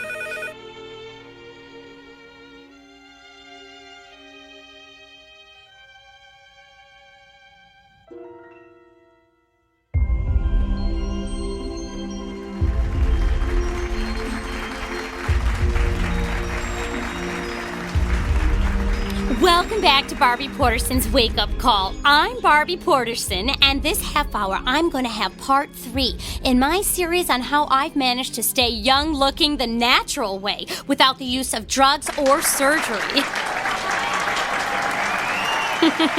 But enough about me. We have a guest with a rather unique gift. His name is Dr. Kyle Powers, and he claims that he can experience the same pain his patients are feeling simply by touching them. Doctor, it's good to have you with us today. Thank you. Now, why don't you tell us exactly what happens when you touch one of your patients? Well, in a nutshell, I experience exactly what the patient is experiencing. I can feel where the pain is in their body, how intense it is, what might be causing it, and I'm then able to provide an accurate diagnosis. Amazing! Would it be possible for us to get a demonstration from you? Of course. Do you have any discomfort or pain that's bothering you? As a matter of fact, I do. Let's see if you can guess what it is. Now, what do I need to do for this demonstration? Nothing. I just need to touch bare skin. Oh my, careful, doctor. We're a family show. You can just give me your hand. All right, here you are. Oh! I think a spark flew between us. Don't tell my husband. Interesting. So, what's your diagnosis? I believe the pain you wanted me to identify is a sprained muscle in your left thigh. Feels like you've probably been working out a bit too rigorously at the health club. Ooh, that's amazing! That's exactly how my own physician diagnosed it, but it took him 20 minutes. Doctor, you truly have a special gift. There's something else, though. What? Your head. You have a headache. Are you coming down with something? Of course not! I'm fit as a fiddle. I stay fit the natural way. There's definitely something there. In fact, it's not just a headache. There's pain in several very specific locations in your forehead. That's interesting. Well, thank you for being with us, Doctor. Wait. I know what I'm feeling.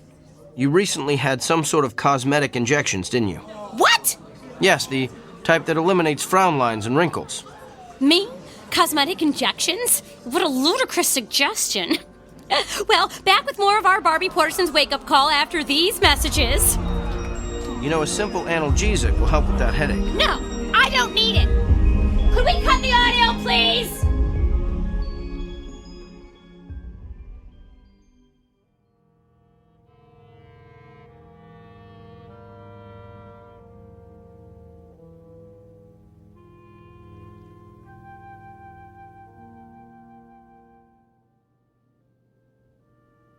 Yes, I think that would be quite agreeable. Well, to be honest, I wouldn't mind having a couple of days to think it over.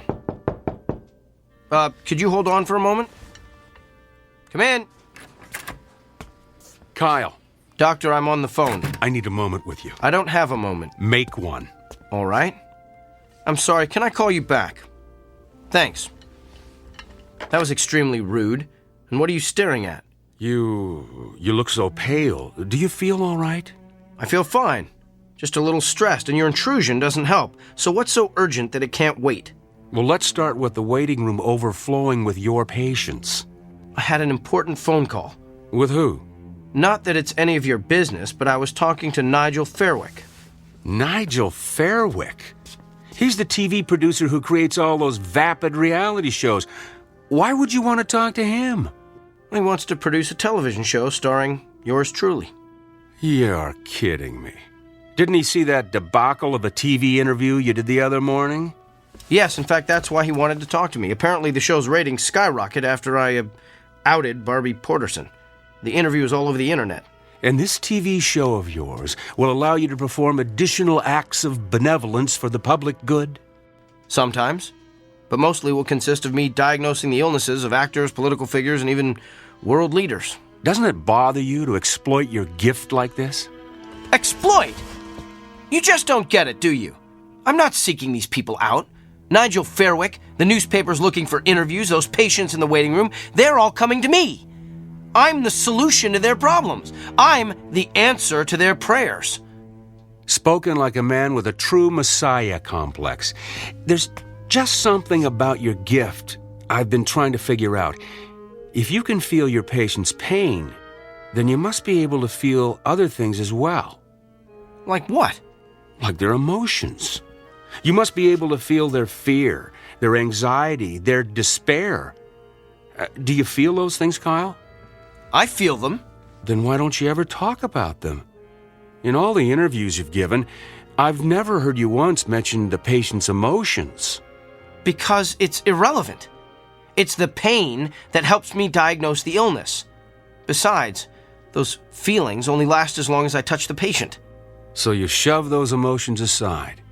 The way you've done with your own emotions all your life, I guess. Don't you see what you're missing? You could be relating to your patients in a way that no other physician could ever hope to achieve. You could treat your patients on every conceivable level, not just the physical, but the emotional, the spiritual. Kyle, you're the winner of some sort of cosmic lottery. Don't squander it on a mindless television freak show. I'm sharing my gift with my patients. If I go on TV, I can share it with the world. How is that squandering my gift? Because you're doing it to stroke your ego. How do you know why I'm doing this? Can you read my mind? Is that your gift? Oh, wait, I forgot. You don't have one. Hello? Nigel? No, it's all right. I'm glad you called back. I've decided I don't need more time to think. I want to get started on this TV show as soon as possible. This afternoon? Well, that sounds great. I'll see you then. Thanks. You're really gonna do this? I have a meeting with Nigel in an hour to sign the contracts. And what about your patients? Tell them to come back tomorrow. What if they don't want to? What if they can't? Oh, they'll be back. That's the part you don't seem to understand, Doctor. Everyone wants to see the amazing Dr. Kyle Powers.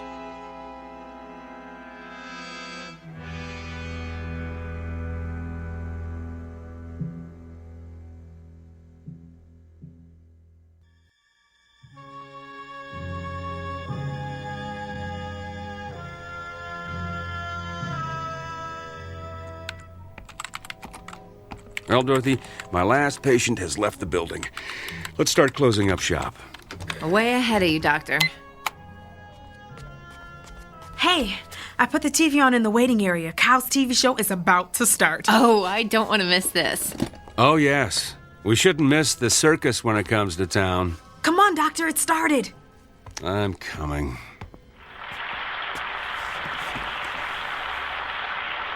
Hello, America, and welcome to Doctor in the House, the new show that promises to be the most amazing, the most remarkable, the most astounding television program you've ever seen. I'm Gil Montgomery, and I'll be your master of ceremonies. Master of hyperbole is more like it. And now, let's bring out the man who's been written about in every newspaper, magazine, and medical journal in the country, nay, the world. Please put your hands together for Dr. Kyle Powers. Wow, a standing ovation. You'd think he was the second coming. He thinks he is anyway. How come he's sweating so much? He's probably just nervous. I don't know. He looks kind of pale, too. Good evening, Doctor. Good evening, Gil. Are you feeling okay, Doctor? I'm not sure. I've been feeling a bit lightheaded today.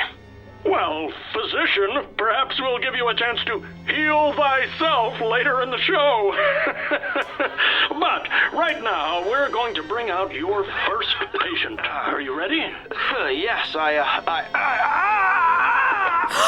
think he fainted. Oh, no. Perhaps we should go to a commercial. But what's wrong with him? He's not getting up. Can somebody help me, please? Is there a doctor in the house? I better head down to the studio.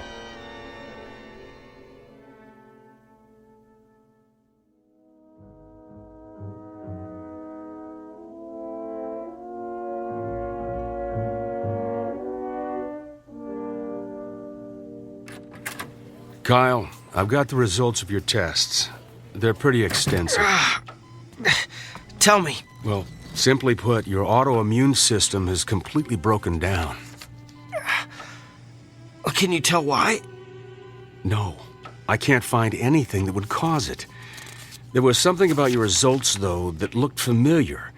I'd seen this pattern before, but I couldn't remember where. You've seen this pattern. You've seen this pattern in another person? Not one person. Many people. I went back through your files of all your patients. Kyle, what you're experiencing is the affliction of every person you've treated in the past 3 weeks. Think about it. You've got emphysema like Mrs. Crandall. You've got stomach cancer like Mr. Drummond. Even have a kidney stone like Mr. Gianelli. Yeah, you get the idea. Every illness you've treated in the past 3 weeks is coursing through your body. It was 3 weeks ago that... You received your gift. I know.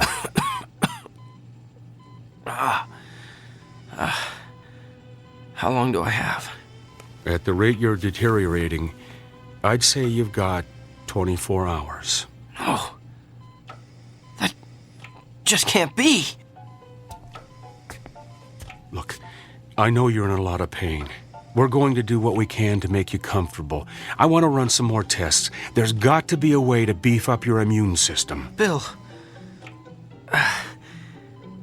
After the way I've insulted you, why are you showing me so much compassion? It's part of being a doctor, right? Get some rest, Kyle. I'll be back.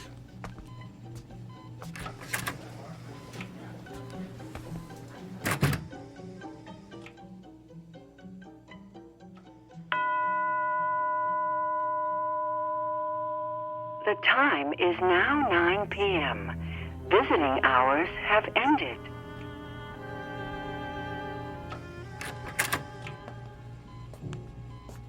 Bill? I'm afraid not. You? What are you doing here? I wanted to see how you're feeling. By the looks of you, I'd say you're knocking at death's door. You did this to me, didn't you? No. You did this to yourself. Remember our agreement? The one we shook hands on. The one you refused to read. You violated, let's see, Section 3, Paragraph 9, which states, the party in question will refrain from using his gift to advance, hasten, or otherwise promote his own personal agenda. You were given a gift intended to help you better understand your patient's feelings. But you managed to use it for your own gain. Quite an extraordinary display of abuse, really. In short, your discomfort is your own fault. And you are uncomfortable, aren't you? I sense that you're feeling more than pain. Yes. You feel the agony of every patient you ever intimidated or demoralized or humiliated. You feel their despair. Tell me about them, Doctor. Tell me about Mrs. Fitzsimmons. I believe you told her last week she has a spot on her lung. Can you tell me what she's feeling right now? She's afraid she'll die without seeing her grandchildren. And what about Katie Morgan, that college student who's been having dizzy spells? You sent her for a brain scan yesterday. She's afraid she won't be able to marry her fiancé, have children, grow old with a loving husband. And what about Mr. Hamner? You sent him for chemotherapy 2 weeks ago. He's... Yes? He's filled with the terror of not knowing what lies beyond death. It must be hard to carry the burden of all that despair. And what's worse, you're feeling it all at once, aren't you? It's worse than the pain. I can imagine. It must be unbearable. So tell me, Doctor, on a scale of 1 to 10, how bad is the despair? What? How much worse has the hopelessness become in the past hour? Don't! 40%? 30%? Stop! Is there a history of anguish or misery in your family? Please stop! Have you taken any medication that would cause this kind of acute melancholy? Don't torture me like this! What have you done today that would cause such agony, such utter torment? That's enough! Reached your limit, Doctor. And just answer one last question for me. Do you understand now how your patients feel? Yes. Yes. I would prefer death to this much despair. All right, then. Since you're already at the end of your rope, I suggest we end it as quickly as possible. I'm going to touch you one last time.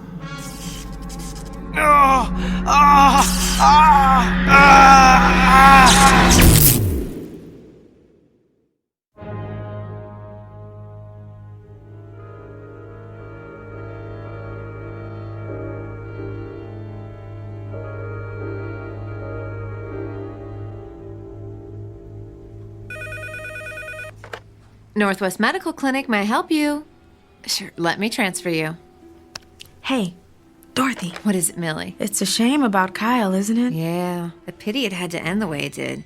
I mean, for a little while, he had it all, and now, well, you know. How have his patients been taking it? Not well. Of course, I have to tell them what happened when they called to make an appointment. That's a shame. But, you know, at least Kyle is at peace now. Yeah. Well, he seemed very peaceful when I gave him his messages this morning. I guess a full recovery will do that to you. That and a near-death experience. Yeah, but it is too bad he lost his, well, you know, his gift. Yeah. I wonder what it's gonna be like for him now. Just seeing patients as plain old Dr. Kyle Powers.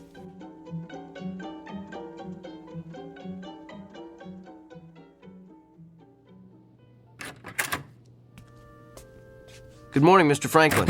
Hi, Doctor. I've got your test results here. I know. I have a feeling you don't have good news for me. I'm going to be completely candid with you. And before I tell you anything else, let me say this. What you've got is treatable. And we're going to exhaust every option available to get you well. So why don't we get out of this sterile examination room, go down to my office and have a cup of coffee, and work out the details. Sounds like a plan. You know, I keep thinking about how everything could change. I'm retiring in a couple of months. Margaret and I wanted to take a trip to Germany to see where my mother was born, and my daughter's about to have my first grandchild. I'm just afraid I'm not going to be around to see all that.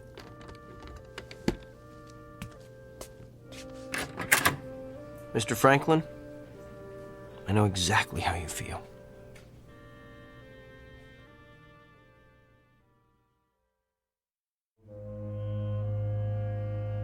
Meet Dr. Kyle Powers. Not the same one we met earlier, but a new and improved version. A person who has perhaps quite literally been to hell and back, and learned along the way that redemption requires no small amount of effort on the part of the recipient. It's a fundamental lesson that's customarily taught in Sunday school or at the feet of a beloved grandparent. But a select few insist on learning it the hard way, while traversing the antiseptic, shadowy corridors of the Twilight Zone.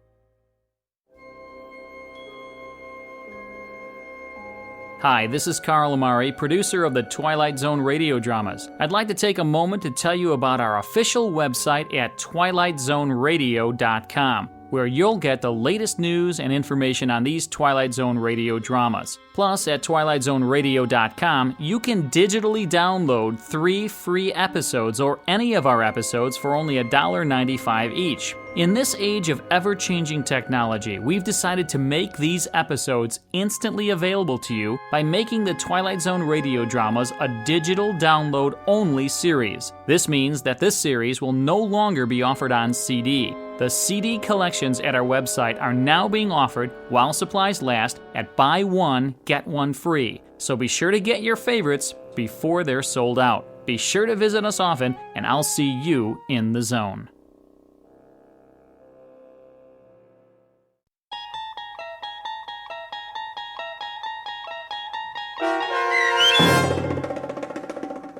The Amazing Dr. Kyle Powers, starring Sean Astin with Stacy Keach as your narrator, was especially written for The Twilight Zone by Barry Rickert.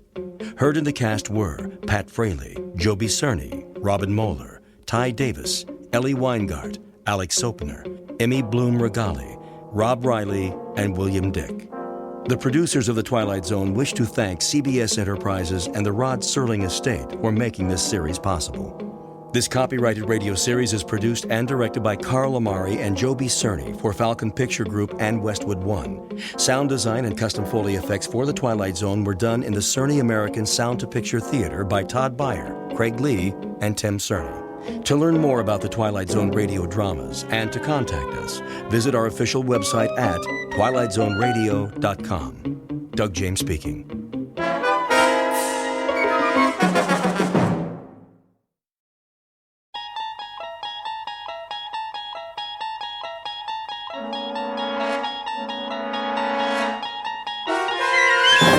You're traveling through another dimension.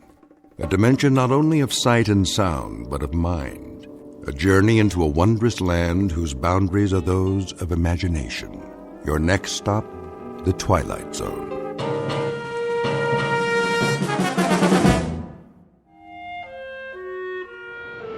Transeast Flight 23, now ready for departure. Please show your boarding passes at the gate. Ross? Morning, Stern. Gonna be a cold one. Oh, yeah. Ice on the wings all day. Got your long johns on? You bet. I don't believe it. What? Where'd you get the fancy hat? Not this. The wife bought it for me. Fur lined and everything. Pretty nice, eh? Keep your brain from freezing. Yeah, you wish you had one. Nah, I already got a brain. Very funny. Flight 107 now on approach, landing in approximately 10 minutes. Flight 107 arriving on schedule at Gate 2. Time to go to work. As soon as I get me some coffee. Stern, Yeah? you and Ross get out there. We're going, boss. On the airfield, now. What's the big rush? Flight 107, What about it? on the radar. Repeat, will ya? You're breaking up. Lost radio contact. Pilot's not responding. Does he mean 107? Coming in by the seat of his pants.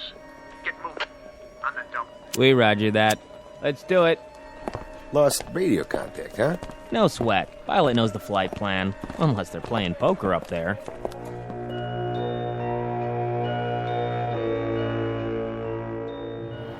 Here she comes. Lined up perfect. Wait a minute.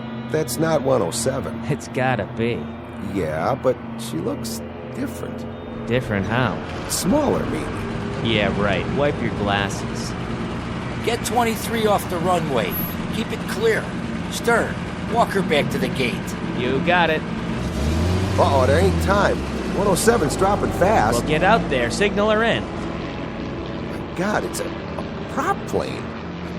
Is that a DC-3?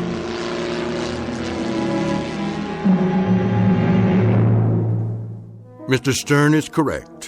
What is about to touch down is a DC-3, despite the loss of radio contact, not an eventful arrival, which is no surprise.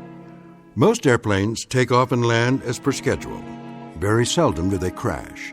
But all airplanes can be counted on to do one or the other. It is only on rare occasions that this workhorse hasn't reached its destination at the appointed time. Others like it have flown millions of miles with millions of satisfied passengers. We offer a rather detailed introduction because this DC-3 doesn't belong here. It is an anachronism. You see, DC-3s ceased operating as commercial passenger carriers a number of years ago, to be replaced by more modern designs with jet engines. So where did this ancient example come from? It is an enigma, a 7-ton puzzle made out of aluminum and steel and a few thousand component parts, none of which add up to a satisfactory answer. In just a moment, we're going to give you 90% of the jigsaw. You and the Federal Aviation Agency will assume the problem of finding the missing pieces and putting them all together. This we offer as a tantalizing brain teaser, a little extracurricular diversion, flown in directly from the Twilight Zone.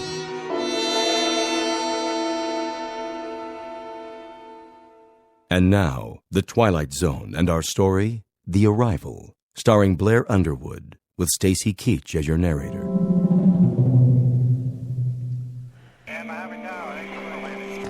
Flight 51, you are not cleared for landing. Repeat, not cleared for landing. Low on fuel. Please advise. Trans-East 13, maintain holding pattern. Await further instructions. What's going on down there? Clearance to land temporarily denied. Tower, I see an aircraft off starboard at 3,000 feet. Can you identify? Stay above it. Continue circling. I have 250 passengers on board. Will someone please tell me what is going on? Flight 107's on approach. Here it is on the screen. So? You have her flight plan? You've lost radio contact. She's not responding. Then give her plenty of room. Keep scanning all frequencies. I've done that, sir. The pilot can't hear us. Or he's passed out. Do you have a visual? Not yet. She's dropping fast.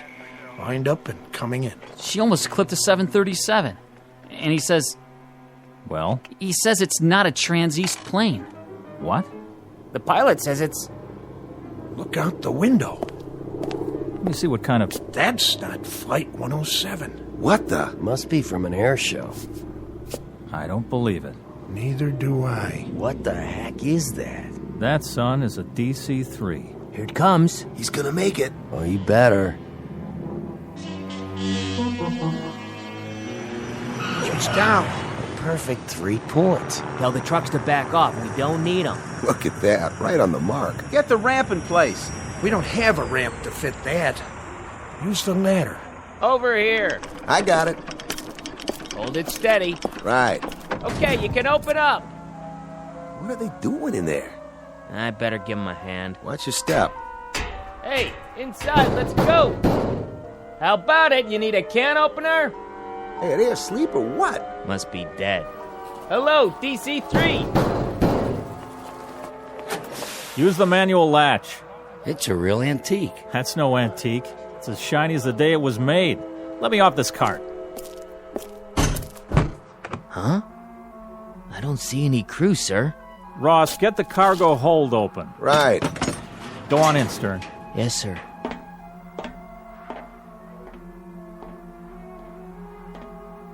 Well? Well, Mr. Cousins. Speak up. How many passengers do we have in this crate? None, sir. What are you saying? What do we have? That's just it, sir. We don't have anything. Hey, Cousins, you better come over here. What's the matter? There's no baggage in the hold. Not so much as a piece of paper. I'm calling Bankston. Somebody get the airport police. Whatever's going on. Stern, how are the crew? I couldn't say, sir. Talk sense, man. Nothing. No passengers. No pilot. No co-pilot. The entire plane is absolutely empty. Mr. Bingston, I'll take over. All right, gentlemen, will you knock it off, please? This is Mr. Sheckley from the Federal Aviation Agency. He'll continue the questioning. Is Malloy here yet? On his way, sir. Then we'll have to go ahead without him. The rest of you, do me a favor and just stick to the facts. It's all yours. Thank you, Mr. Bankston. First of all, I'd like to say that this is not a formal hearing. It's more the nature of a preliminary meeting. As your operations chief has noted, we're here to unearth as many facts as we can so that we'll know where we stand. And you can save us all a lot of time if you'd avoid any personal hypotheses you may have formed. That way we can keep the air clear and not clutter it up with 6 dozen theories. You see, theories happen to be my business. In 20-odd years with the FAA, I've got a pretty good record of putting together jigsaw puzzles. Maybe not all of them as off the wall as this one, but I'd lay my batting average on the line any day of the week. So don't worry. Whatever the answer is, I'll find it. Now, let's get down to business. Which one of you is, Cousins? Here, sir. You were in charge this morning? Yes, sir. And you were on duty when Flight 107 arrived? Flight 107? Out of Buffalo. That was the scheduled landing for that time, wasn't it? Yes, sir, but Flight 107's supposed to be an L-1011. Just answer the man's questions, Cousins. I'm trying, Mr. Bankston. Now, you were on duty? I was, yes. Anything you observed about the landing that was abnormal? No, sir. She did it by the book, as far as I could tell. Who signaled her in? Ross, over there. Mr. Ross? Yeah? Did you notice anything out of the ordinary?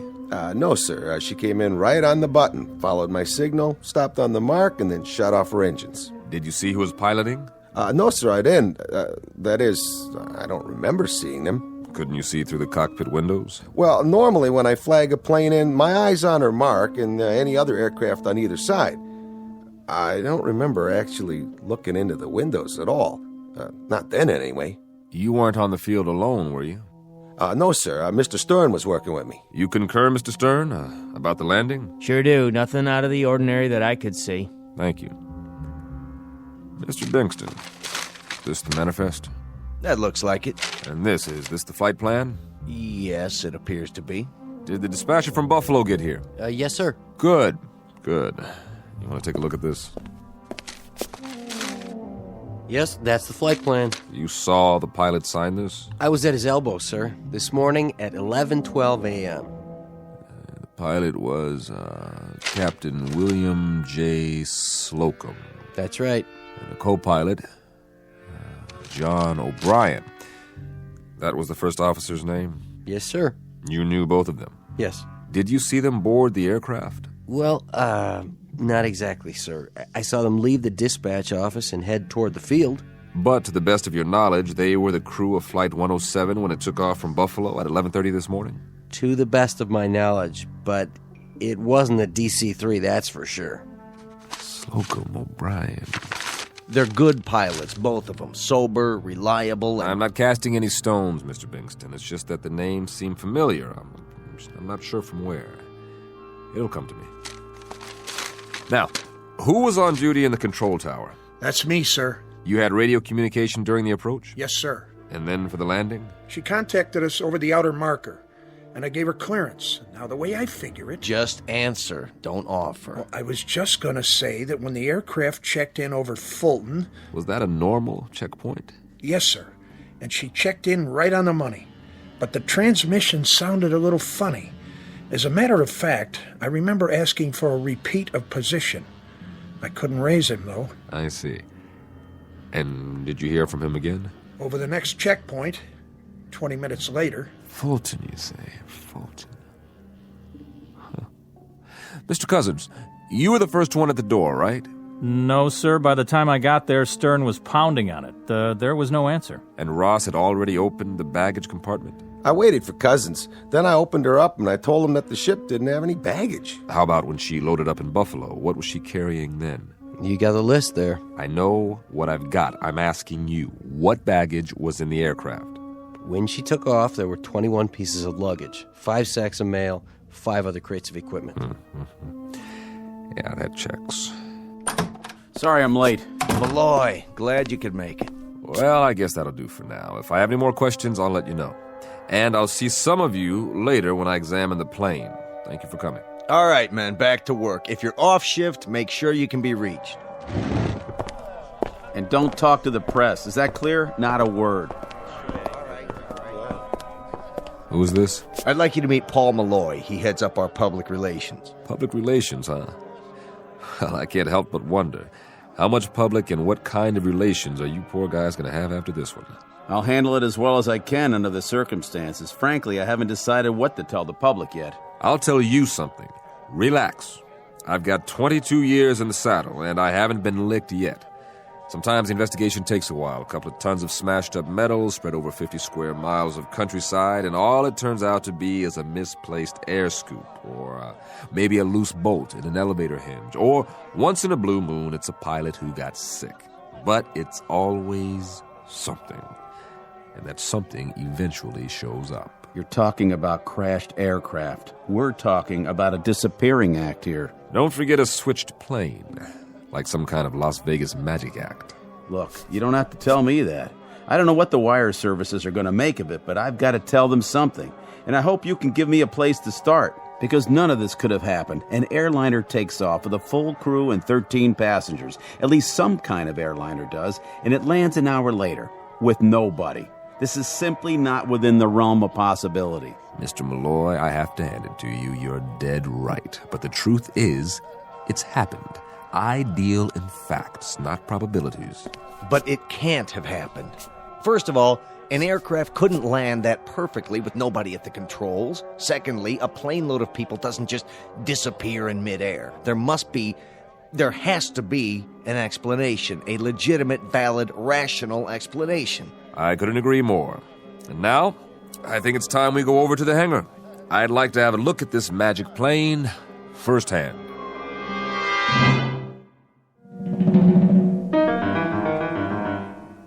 Yeah, that should do it. Thanks for showing me around, Mr. Cousins. Before you go, Mr. Ross here wants to tell you what he thinks happened. I don't think that's necessary. No, I'd like to hear it. He was on the scene. What do you have to say, Mr. Ross? Well, the way I see it, there's only one explanation. Just for a gag, these 13 people had parachutes. They kept them in the baggage compartment. That's why there wasn't any luggage. And someplace between here and Buffalo, they jumped out, like D.B. Sweeney. That's brilliant. And what happened to the pilots, Mr. Ross? I suppose that part of it's elementary. Maybe they hid in the restroom, then sneaked out of the plane after we left. Oh, please. You're imaginative, Mr. Ross. I'll give you that.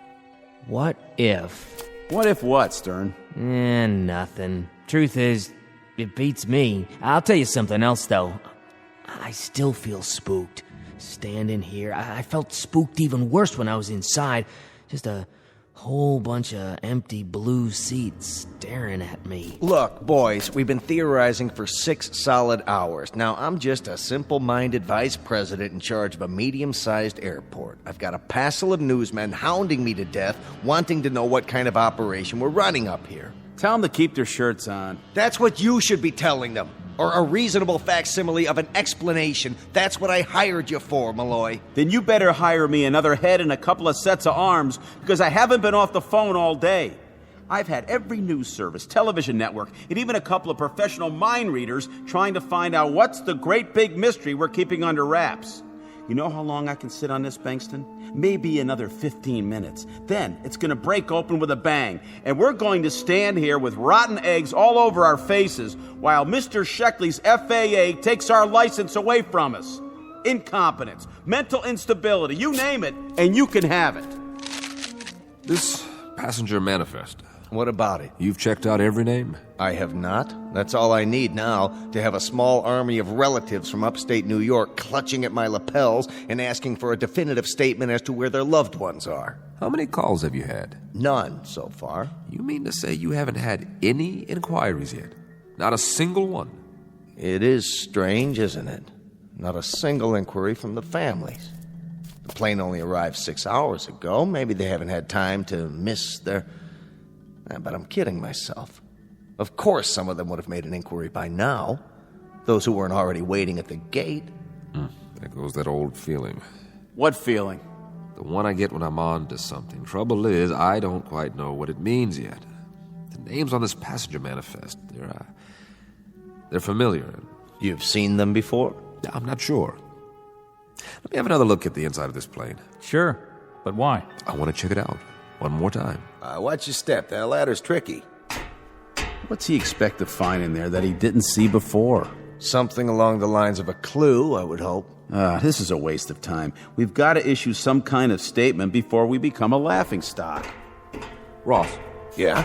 What was it you said? Oh, for the love of... Why don't we just bring in a psychic? You mean about the pilot's hiding out? No, something else. Correct me if I'm wrong, but you said you looked inside the plane when it landed and you saw blue seats. That was me. I was the first one in. Right.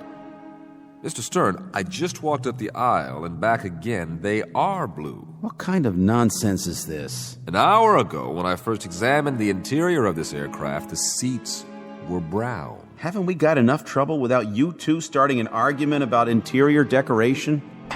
Hey, wait a minute. Where's the serial number on this plane? On the wing, of course, just as it was the first time you looked. You see a number on the wing now? Of course I do. Read it off to me. N153802. You're sure? I think I can read numbers that large. Yeah. Can you read this? The notes I took when we got to the hangar. Take a look. N107793. Now, you must have copied it wrong. Mr. Stern. Yeah? You see a number painted on the tail? Sure do. Read it off to me. What? I said read it off to me out loud. The numbers on the tail. If you say so. N664753. What's this all about? What did I write down on my clipboard? Mr. Malloy, verify, please. N107793, the same as Bankston said. I don't see what... Care to read it again? What are you trying to prove? That we're going off our rockers now? Seeing different numbers? That's always where the numbers are on a DC-3, the wing and the tail. When I started in this business, there were quite a few of them still flying. The first one was built in 1935, December 17th to be exact, the anniversary of the Wright brothers. There were hundreds made, and they kept flying for decades. I don't see what A real workhorse, this plane. In the Second World War, more than 10,000 were ordered by the military. They called them C-47s. Eisenhower once said there were 4 inventions that won the war: the Jeep, the bazooka, the A-bomb, and the C-47. A few are still operating. It's a design you can trust, as solid as they come. All very enlightening, but if you don't mind, I have a press release to get out. Hold on, Mr. Malloy. You wouldn't want to miss this. What? Gentlemen, I believe I've finally come up with a theory that fits the facts. Unfortunately, there's only one way I can prove or disprove it. Why, unfortunately? Do you have someone who knows how to start this plane? Certainly any one of my mechanics, but Would you call him over? Now. Bingston. Miller! Sir? Get over here. I don't see what this... With any luck, we'll all see one way or another. I'm sorry to say that what I'm about to do places me in considerable jeopardy. I hope I'm right. If I'm not, please make sure my wife is notified, will you, Bingston? Mr. Miller. Yes? I want you to climb into the cockpit. Sir? Then, on my signal, start one of the engines. If you say so. For what possible reason? I'll assume full responsibility. Now, everyone stand as far back as you can. If I'm right, you're about to see something you never imagined possible. And if you're wrong? Then you'll see something none of you will ever forget. Before you begin this experiment of yours, I think we deserve some sort of explanation. All right. Is everyone here familiar with DC-3s? Why, of course we are. It was the plane that made commercial air travel possible. Correct. And your mechanics, your personnel, they've all seen them, worked on them? Your point is? Just this. What do you know about the power of suggestion? What are you driving at, Mr. Sheckley? Suggestion on a large scale involving everyone here and on the airport staff. Now, call it mass hallucination, group hypnosis, whatever you want. But I think that's what we're dealing with now. I thought you deal only in facts. I do, including facts, not in evidence. Look at the situation. An L-1011 takes off from Buffalo. Somewhere along the flight path, the aircraft loses radio contact. Now, maybe it goes down in an out-of-the-way area. We don't know yet. But you were expecting it to land here. And at the appointed time, someone sees or thinks he sees a blip on the radar. And then, with everybody watching the sky, someone else thinks he spots a silver glint coming in. Only from his angle, it looks sort of like a DC-3. The next thing you know, he's spreading the word. There's your power of suggestion working full force. Bottom line is, everyone has a little hypnosis performed on him without even knowing it. Why, that's absurd. I'm looking at the plane right now. We're standing next to it. But are we? Consider the alternative. A modern passenger plane with jet engines changes somehow in mid-flight. And when it lands, it's transformed into an old prop plane. That's impossible, wouldn't you agree? And now, everyone's told us it landed, and that it's supposed to be inside this hangar. That's what everyone says. And every one of us has a picture in his mind of a DC-3 as he knows it. Only no two memories are identical. Hence, one of you says the seats are blue, another one says they're brown, and another one probably thinks they're red. I read off one number on the wing. 2 other guys see 2 others. Do you understand what I'm saying? If I'm right, then this particular aircraft doesn't exist. It really isn't here at all. Miller. Yeah? Fire up the starboard engine. Mr. Bankston. Go ahead. Mr. Sheckley seems to be in charge. Yes, sir.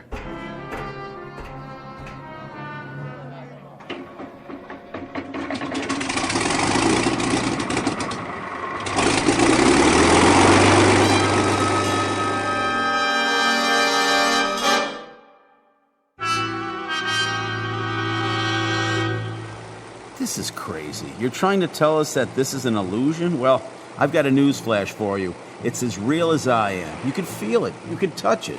In that case, one of two things will happen. Either I'm about to prove to you that you're wrong, or I'm wrong. Dead wrong. If this plane is a product of our collective imaginations, then so are the engines, and so are these propellers. If I stick my hand through them, nothing's going to happen. But if my theory is for the birds and these props are real, then remember what I said, will you? Break it to my wife gently. Ready? Wait, Sheckley, let's talk this over. We can talk later. He can't be serious. Aren't you going to stop him? I can't give orders to the FAA. Rev it up. What's he gonna do? Put his hand in the propellers. Jiminy Christmas, is he nuts or what? Get those RPMs higher. Can't look. Good Lord. He's going to stick his entire arm into the... Now!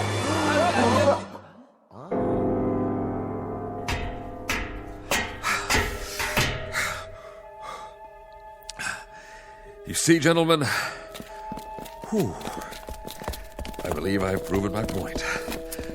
Are you okay? Careful. Here, I'll help you down. I'm fine. Still got two hands. A little shaky, but they're both attached. How'd you do that? I don't get it. Where's the plane? Well, it's simple, really. A little melodramatic, perhaps, but it was just as I thought. The plane was a kind of projection all along from our imaginations, our subconscious minds. You might say we believed it into existence. I could have sworn that... Yes, you could have. And why not? You've seen DC-3s before? Plenty of them, but... So, when everybody told you one was here, you saw it. Clear as can be. We all did. Now, if you don't mind, I think I'd like some fresh air. What'd it feel like? Like nothing at all, because that's what was there. Nothing. So you felt nothing, because you didn't expect to. Something like that. But you expected to see us, so you still can? Just like the world outside this hangar. That's plenty real for me. Well, it's reassuring to know that my airport still exists. You don't need to stay with me, fellas. I can handle it from here. What are you going to write in your report? I'll think of something. I only hope it doesn't get me thrown into this booby hatch. We'll go back to my office and work out a statement. Mr. Cousins? Yes, sir? Take a walk through operations. Don't talk about what just happened. If anyone mentions a DC-3, laugh it off. Right. Deny. Will do, sir. Good man. No, I have a first-rate staff. You're referring to one man specifically? Your second in command. What's his name? I don't know who you mean. I have it here. Cousins. You spoke to Cousins? He was very cooperative. I'd like to make mention of him and... You can't have spoken to Cousins. I gave him the rest of the day off. No, that man ahead of us. Where? Well, he must be out of the hangar by now. As for the other two, Ross and Stern, they witnessed my little demonstration. I wouldn't recommend they talk to the press. You'll debrief them, Malloy? Who? I guess they stayed behind with the man who started the engine. The engine? How soon we forget. But that's for the best, I suppose. So now you've seen our main hangar. Tell me, Mr. Sheckley, what brings you to our facility today? Just passing through, or is it an official visit?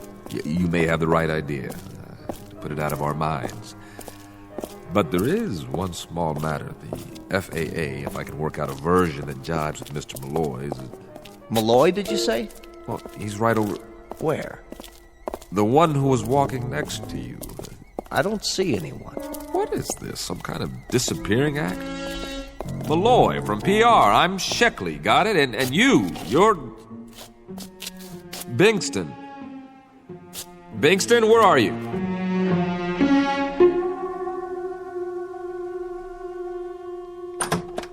May I help you? Where's Bingston? Mr. Bankston's in his office, but you can't go in without... What? Bingston, what happened to you? What happened to everybody? And you would be... Don't give me that. Oh, yes. Sheckley, isn't it? From the FAA. I think I remember you. We've met before. Is this a gag? Have a seat. Is there a problem? Problem? Are you kidding? One minute there's a hangar full of men and an aircraft, and the next minute I prove that not only doesn't the aircraft exist, but... I don't follow. What doesn't exist? But that all of the rest of it, all of you... Are you sick, Sheckley, or drunk? You don't look very good. Sit down, man. Where's Malloy? Still in his office, I presume. Then you'd better call him in here. He's got a few things to answer to, just like the rest of you. Kimberly. Sorry about that man, sir. Should I call security? That won't be necessary. Ask Malloy to come to my office, will you, if he hasn't gone home for the night? Yes, sir. We've had a busy day here, Mr. Sheckley, but my PR man handled it admirably. The evening paper just arrived. Let me see that. Lovely Hollywood star Penny Jackson arrived from Buffalo this morning on tour to promote her latest film. What is this? Malloy coordinated everything. Photographers, reporters. Quite a scene we had here. I was just on my way out. Who's this? Who am I? What is this? How could they have taken this picture? The flight from Buffalo this morning. How could they say it landed when... When what? You know this guy? Mr. Sheckley, this is Paul Malloy, our public relations man. I know who he is. What in God's name is going on here? Maybe you better tell us. What's so odd about a picture on the front page of the local paper? What's so odd? That has to be Flight 107, Bingston. Didn't that flight arrive this morning with nobody on it? No crew, no passengers, no baggage? No, Mr. Sheckley. Flight 107 landed on schedule. You mean to stand there and tell me you are not missing an aircraft? That's exactly what he's telling you, mister. We're not missing Trans-East 107 or any other flight. How could that be? You never missed Flight 107. That's right. At least not recently. You of all people should know that, Sheckley. Know what? You're confusing the two. I remember now. That's why you looked familiar to me when you walked in. You were the examiner on the other one. What other one? We've had one flight lost in some 20-odd years. Just one. Flight 107. Right. But, Mr. Sheckley, that must be 17, 18 years ago. Flight 107 out of Buffalo. Out of Buffalo. An old DC-3, but like I said, it was a long, long time ago. What's all this about? What happened to her? Lost in a fog and never found. We always figured she veered off course, ended up over the ocean, and went down. You never found her? Not a trace. And Mr. Sheckley here investigated the disappearance, but that's one case he's never been able to close. Nobody has. It just sits in the record books as lost, presumed crashed. For reasons unknown. And it's never stopped eating at you. It still is.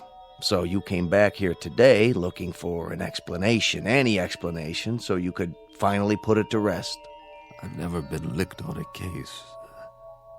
Never. We've always found the cause. Mr. Sheckley, why don't you let someone drive you home? Never. We've always found the cause. Always, I tell you. Is he going to be all right? I honestly hope so. Flight 107, 13 people. Pilot William J. Slocum, co-pilot John O'Brien. I never forgot your names. What went wrong? I have to know. Where did you go down? Where are you? Where are you now? Where are you? Hey, Flight 107, why didn't you leave me a clue? Any clue at all? What? Are you out there somewhere? You gotta be. You gotta be.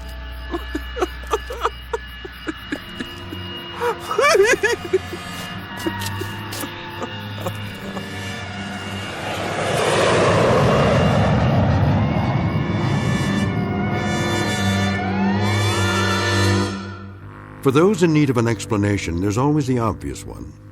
Simply that of a man with an Achilles heel, a mystery that once landed in his life and robbed him of his peace, a perpetually missing aircraft that disappeared with no clues, leaving an unanswered question in Mr. Sheckley's neatly ordered world.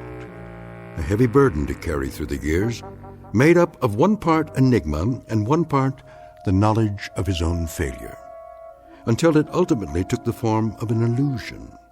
At least that's the clinical answer, the one they'll write on his case file as he goes off for a well-deserved rest. Or consider this. Maybe, just maybe, a plane did touch down, however briefly, before it disappeared again. A kind of airborne Flying Dutchman. A ghost ship lost in a fog-shrouded night, on a flight that never ends. Take your pick. But the latter is more conducive to the rules and regulations of the Twilight Zone.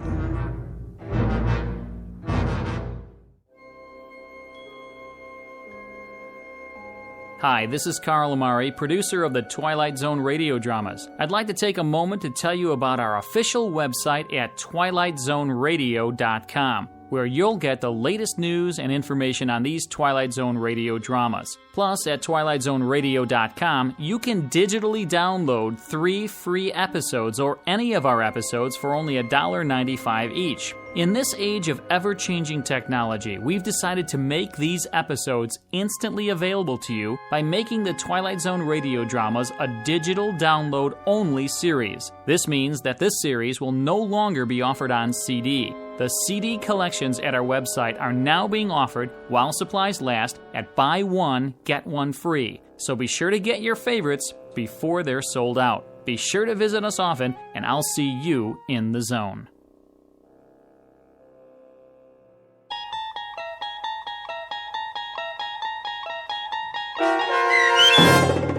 The Arrival, starring Blair Underwood, with Stacy Keach as your narrator, was adapted for radio by Dennis Etchison and written for The Twilight Zone by Rod Serling.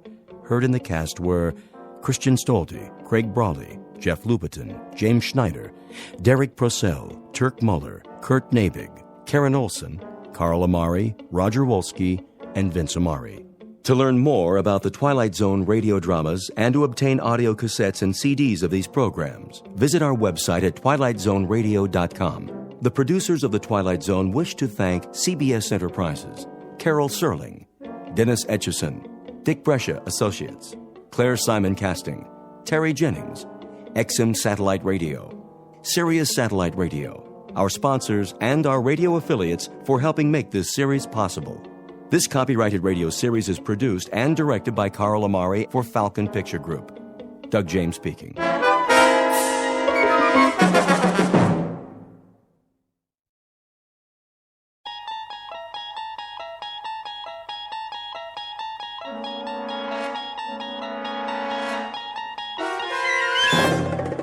You unlock this door with the key of imagination. Beyond it is another dimension. A dimension of sound, a dimension of sight, a dimension of mind. You're moving into a land of both shadow and substance, of things and ideas. You've just crossed over into the Twilight Zone.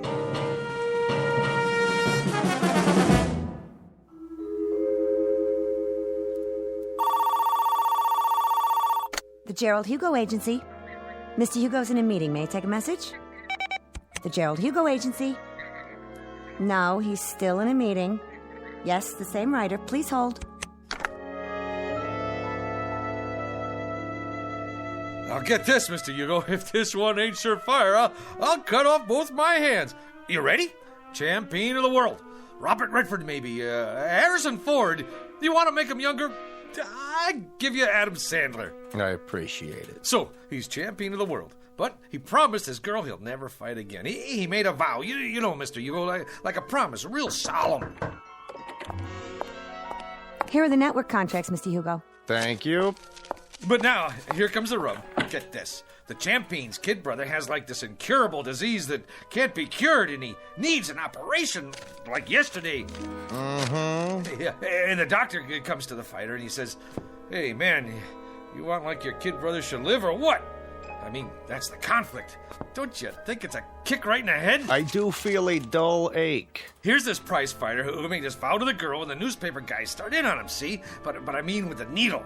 Spider is a cheese champion. Who's Spider? The fighter. And now, here comes the meat. He promised his girl, but when he tells her he's gonna fight, she starts palpitating, and she calls him a filthy, rotten, dirty... Line 1, Mr. Hugo. Excuse me, Julius. See, the beauty of the story is that you can dress it up any way you want. Maybe he ain't a prize fighter. Maybe he's a cowboy, and he promised his girl he'd never shoot a gun again, and it's her kid brother that's got the disease. What's the matter? Don't that grab you? Why don't you go downstairs and cross the street on a red light? How about science fiction? There's this rocket man who promises his girl he'll never go up in a spaceship. Julius, you've been here all morning. I'll give you this. I've been an agent for 23 years, and I've never heard so many variations of the same story. Now, would you mind going home? I've got a big deal cooking here. A big deal? You doll baby, you were saving it for a surprise, weren't you? It's a sale, ain't it? The zombie story. I knew the minute I wrote it, that thing was surefire. Listen to this, honey. It's fantastic. This dame marries a guy who walks around on his heels all the time. She thinks he's punchy, but it turns out he's dead. All the time they're married, she don't know it. Julius, let me put it to you this way. American Zombie didn't sell. The love story where the lady scientist falls for a robot, that didn't sell. Naked Weapons about a gang of topless ninjas, that didn't sell. They laughed me right out of the office. So I put it to you, Julius. Why do you persist? Why don't you go back to doing what you did before? Streetcar conductor, Mr. Hugo, there ain't no more streetcars. And besides, I get motion sickness. Let me put it to you another way. Number 1, you will never make a writer. Number 2, you'll starve to death if you try. And number 3, you're wasting my time, the producer's time, and everybody's time. Helen, phone up Jerry Bradshaw at Paramount. Tell him I've got a series proposal to show him. That's it, a TV series. Oh, Mr. Hugo, don't you get it?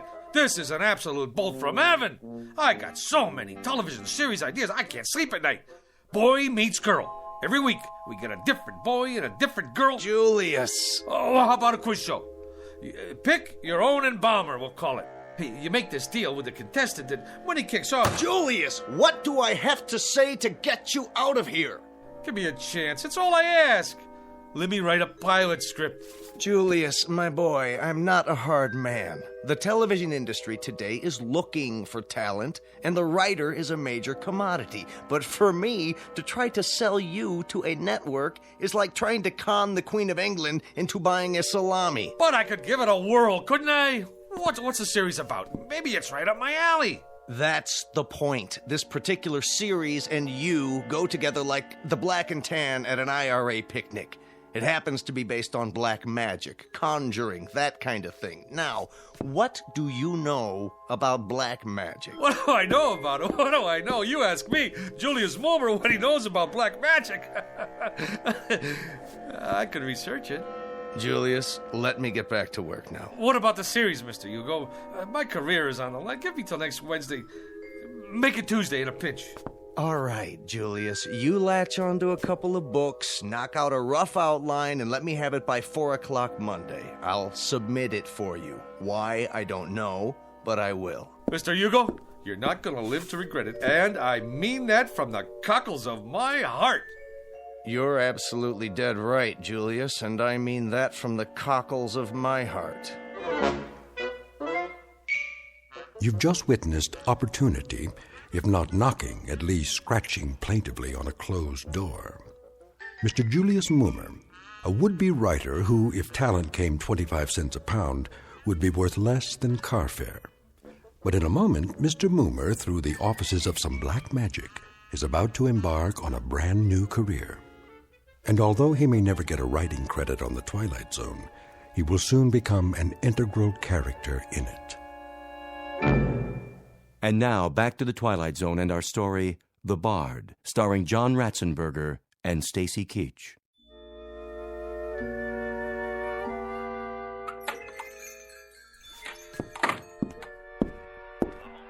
Hello? Anybody here? Yes. Hey, what are you listening to? The ball game. Oh, this is the Minor Arcana bookstore, right? Sure is. What'll it be? I have a special price on first edition Keats. Okay, show me a keep. That's a man's name, not a thing. And not a very uncommon name at that. There was a third baseman came up from Newark, played for the Yankees one year. They used to call him Beanball Keats. Yeah? Held the American record for getting beaned the most times. One time they were playing the Browns. That was when St. Louis had the Browns, and he got beaned 3 times the first 5 innings. Old Beanball Keats. You learn something new every day. Ever hear of a pitcher named String Bean Slattery? Well, Now there was a beanball artist. He could hit a batter when he was still in the dugout. As a matter of fact, he did one day. Hit a third base coach, played for the A's. Fellow named Lefty Mahoney. Old Lefty was just taking a drink when String Bean wound up and tossed one at him, right on the noggin. It seems there was a feud going on between them when they played for Binghamton in the old NYP League. Mahoney used to wipe the spit off String Bean's pitches. Mahoney was catching at the time. String Bean's father used to be an outfielder for Syracuse in the International League. I don't need no book about baseball. You don't? Oh, how sad. It's a wonderful sport, you know. Where were we? I come in about... Well, what I had in mind was... Yeah?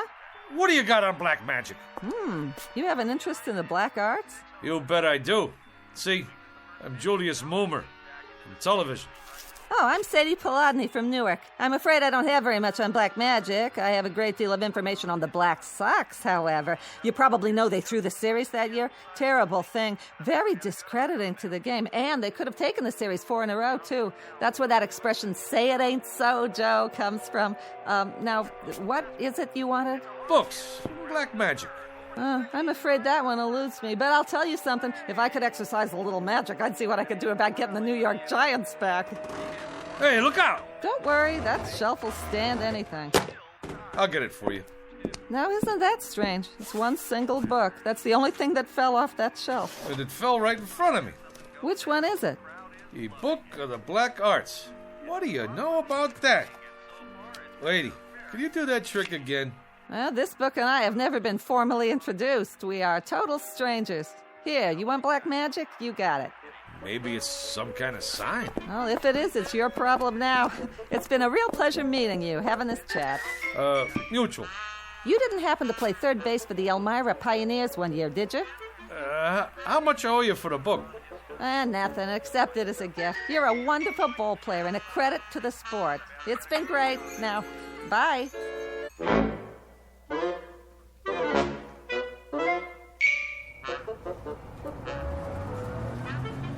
Make the sign of the pentagram and repeat 3 times. Let's see if I got this right here. In the name of the Prince of Darkness and the Black Sabbath, Beelzebub, Beetlejuice, Asmodeus of Astrogoth, Ozzy of Osborne. I can't say all that. Zaza zoom, ba ba boom, ipsy dipsy, ba ba boom. Hey, none of that on this bus. What?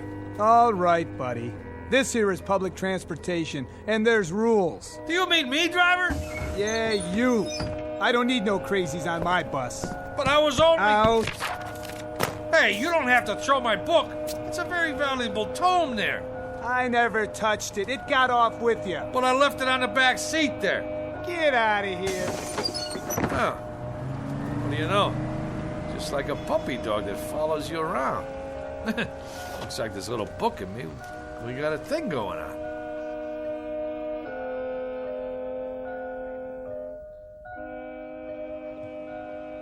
Seven times 7 be thy number, but 666 be thy fate. Yeah, right. It's all this mumbo-jumbo anyway. What's going on here, Jack? Not a thing, officer. I was just reading. Yeah?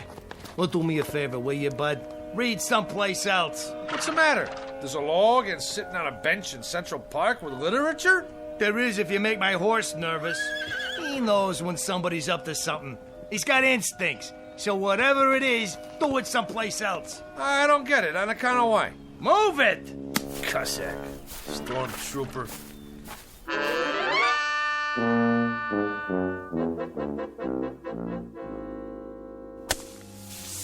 There. All right. Now I gotta draw a symbol in this here sand. Hey, Julius. What's the bit? What are you doing? Whatever it is, I wasn't doing it right. Magic schmagic. There's more here than meets the eyeballs. I've done everything it said, and nothing. Ye Book of the Black Art, being a step-by-step education in conjuring. So tell me, Faust, to what end? You don't dig? Cora, I'm standing on the threshold. I mean hovering. The only thing that stands between me and the secrets of the universe is 4 pages of Latin. Listen to this. The Black Art, consisting of necromancy, turgy, demonology, divilment, hoodoo, voodoo, conjuration, enchantment, spiritualism, manifestation, materialization, astral body and ectoplasm, mesmerizing, magnetizing, and fascinating. Like you name it, I got it. My mother isn't gonna like that sand all over the floor. You tell your mother she should pay me for the privilege of having me in this building. Yeah, you may also tell her that out of 10,000 writers in this town, they pick the absolute cream of the crop. And who's that? Who do they choose to write a big-time television series of black magic? Modesty prohibits. Not Julius Moomer. In the flesh. Big deal. Go ahead and scoff. But one of these days, you're gonna scoff on the other side of your mouth, Tootsie. There's gonna be a big, long limousine parked down below with 2 Lazarian coachmen. Liveried. Huh? Yeah, that's what I mean. In uniform. And they're gonna rap on your door and invite you and your old lady downstairs for a night on the town with their boss. And who will you find in the back seat smoking a Cuban cigar? Modesty prohibits. Just as a point of interest, Julius, what are you doing? I'm conjuring, baby, conjuring. Conjuring who? Who knows? I just read from this here book and I got all the ingredients. Well, most of them anyhow. 3 tufts of feathers from a falcon. Yeah, I got them from a pigeon. Sand from Egypt. Yeah, I got some of my sneakers from Jones Beach. 3 legs of a spider. I found me an ant. Well, anyway, what with a few improvisations, I got a spell working here. At least I think I do. When my mother finds out what you're doing to the floor, you better conjure up the Marines. You're gonna need them. Anybody ever tell you you're a dirty, rotten teenager? Why don't you go and take a cold shower? Go ahead, get out or I'll turn you into a frog. Man, I don't know what's supposed to happen, but it better happen soon. Za-za-zoom, alikazam, va-va-voom. Nothing. Shazam, ipsy-dipsy, kakazoom. I need some help. By Monday, eh? Who do they think I am? Shakespeare? You called? Where did you come from? You summoned me, good sir. I did? Who are you? The face is sort of familiar, but hey, don't take this personal, pal. A guy should knock when he comes into a room, especially wearing tights and a collar like that.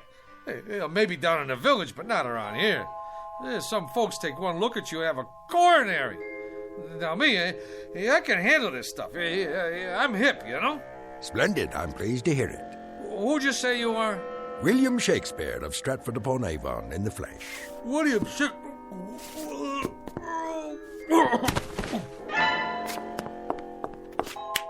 Good sir, I await your pleasure.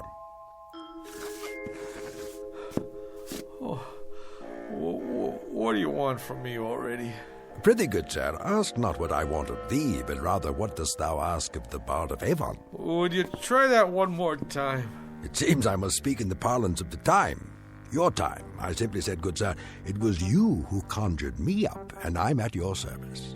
What would you ask of me? On the level, Pops. Do you mean to say you're the Shakespeare? Man, you've been dead 1,000 years. 'Tis true, of course, but death be not proud. You required a service of me, hence I am at your disposal. Well,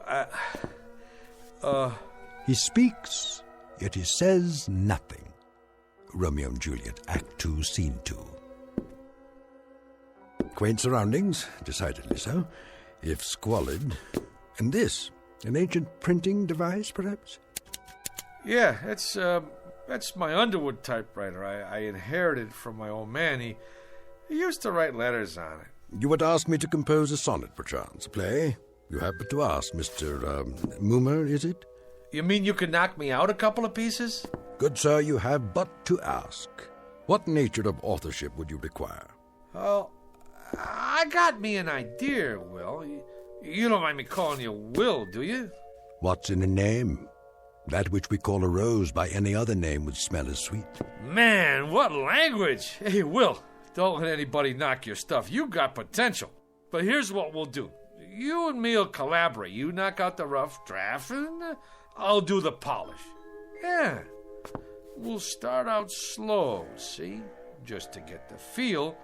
Something with star power, you know, like for Julia Roberts. Julia? Never heard of her? Where you been, pal? Never mind. Don't tell me. A comely woman, I take it. One fairer than my love. The all-seeing sun ne'er saw her match since first the world begun. Solid. I love it. Now you start writing. Anything. Maybe a twist on the old Romeo and Juliet thing. You know, like West Side Story.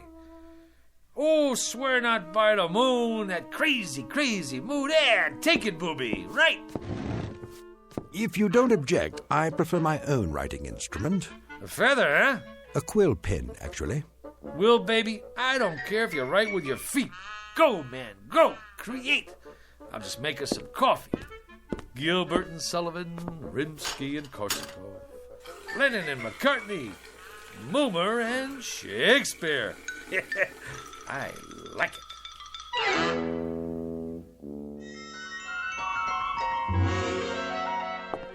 What are they saying? I presume they're talking about your script. That's the point, honey. What else is there to talk about? The stuff is poetry. I don't mean if you can keep your head when all about you kind of guff. This here is class. It's downright Shakespearean. Is Mr. Blumberg in there with Mr. Hugo? We're from the network. They're expecting you, sir. Go right in. Blumberg? The big shot producer?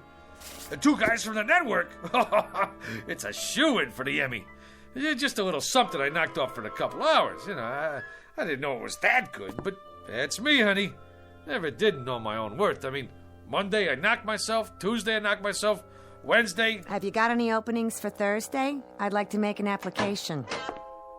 I'm Mr. Dolan. This is Mr. Nolan. We're from the ad agency. Go right in, sir. They're expecting you. Come in, gentlemen. What were you saying, Mr. Bloomberg? I don't know. That's our feeling too, Mr. Blumberg. Our take two. Sponsor-wise, the thing requires some noodling. That is, we can't afford to jump off a bridge with this one. I concur. It's so archaic. I mean, language-wise... Well, it's still rough. Fresh as a bridegroom and his chin new reaped, showed like a stubble land at harvest home. He was perfumed like a milliner, and twixt his finger and his thumb he held a poncet box, which ever in and on he gave his nose and took it away again. Well, you gotta say this for it. It has imagery. Right, Mr. Blumberg. Imagery it has. I was going to comment, the thing did possess at least a modicum of imagery. Right, Nolan? I concur. What's the time slot? Yes, what about the time slot? Thursday, 10 to 11. And what's the lead-in? The Indefatigables. Solid show. The private eye with insomnia never sleeps. Ratings-wise, it's a solid smash. May I? Please. And if the boy have not a woman's gift to rain a shower of commanded tears, an onion will do well for such a shift. Onion? Could be a sponsor conflict. I concur. Could we make it, turnip? Solid thinking. Everybody knows about turnips. You say turnip to the lady in Dubuque, she's with you. I like it. A shower of commanded tears. Shower. Suggest inclement weather, and people don't shop in inclement weather. Make it a sunshine of commanded tears. Solid. I concur. I think we could call the writer in now. A tremendous talent, prodigy of mine. What are his credits? He was a streetcar conductor, an observer of the passing scene, an incredible judge of human beings. You can see that in every line. A modern-day chronicler of human foibles. Solid. Send in Mr. How are you, Mr. Hugo? Gentlemen, well, what do you think? Like literature, huh? It shows some promise. Mr. Dolan here represents the sponsor of the Shannon Classic Playhouse. The Shannon Food Corporation. You no doubt have eaten their products. Oh, endlessly. This boy is a Shannon booster from way back. Oh, man, that's the truth. That Shannon's onion soup, this I dig. We don't make onion soup. That's French in origin. We're an American firm. Red, white, and blue right down the line. I concur. Man, I'm glad you said that, because I always say, if it's good enough for the lady in Dubuque, it's good enough for me. Now, let's get down to some business here. The Tragic Cycle, written by Julius Moomer. Act 1, Scene 1. The camera fades in on a shot of the garden. You know, like with turnips.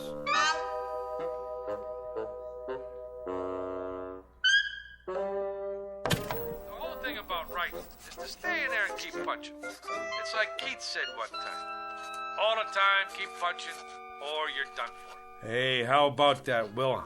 Taped this show last night. You like it? Verily, a most impressive performance. Ain't that the truth? Gentlemen, welcome to this week's interview. Our guest tonight, Mr. Julius Moomer, that rising young author whose tragic cycle will be seen next week on this network's Shannon Classic Playhouse. Mr. Moomer, I'm told you've been writing for some time. You've come a long way. Yeah, it's like progress. Wasn't one of your early works in the horror genre a story about a zombie? Yeah, how about that? The fellow with a heart that don't even beat. Did he find love anyway? It was a little too controversial. That's why it didn't get on the air, you know. But I'm always trying to tackle controversial stuff, you know, pushing the old envelope. What about your TV pilot script, Mr. Moomer? A situation comedy involving a billionaire. Just plain Trump. Yeah. The whole thing there was, we're always seeing stuff about typical guys and their typical wives and kids, you know? Well, what about the big shots? I mean, like what they call the rubber barons. Just because you're healed, that don't make you inhuman. Some great stuff in there. The idea was, can a fellow who makes $9 million a day find happiness in a small mansion? I mean, he's entitled. Of course, a writer now, he's got to suffer. Like, I remember sitting in that cold attic night after night with hardly enough strength left to dictate, and some little voice inside me always kept saying, "Go, Julius, go, Julius." So, I went. Truly inspiring, Mr. Moomer. That kind of got me. Right here. I, too, felt a twinge of a sort. I believe I've finished this last sequence, Mr. Moomer. Yeah? Let me see. Uh-huh. Uh-huh. Uh-huh. You know something, Will? You got a real thing with words. It comes from working in an attic, Mr. Moomer. A little voice deep inside me keeps saying, "Go, William, go." I like that. Anyway, can't you just see it? The Shannon Food Corporation, ta-da, presents The Tragic Cycle, written by, ta-da, Julius Moomer, from an original story by Julius Moomer. Additional dialogue by Julius Moomer. Lucky I'm so modest. A thing like this could go to a guy's head. They're already talking another miniseries, movie contracts even. Maybe a Broadway musical. Well, you don't look so good. Like a strutting player whose conceit lies in his hamstring. That's from Troilus and Cressida, Act 1, Scene 3. In short, Mr. Moomer, you have not been prone to extend credit where it is due. At no time, for example, have I heard the name Shakespeare, or for that matter, any suggestion of collaboration on our play. Well, baby, we gotta play this one by ear. I tell him a guy named Shakespeare helped me write this, they'd stick me in a straitjacket. Be that as it may, the point is, Mr. Moomer, I have finished my task. I will now take my leave. What, are you out of your mind?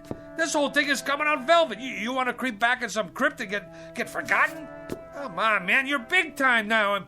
I'm making you a household word all over again. With all due modesty, would the name of William Shakespeare have survived the test of time without the support of Julius Moomer? Yeah, but fame flits.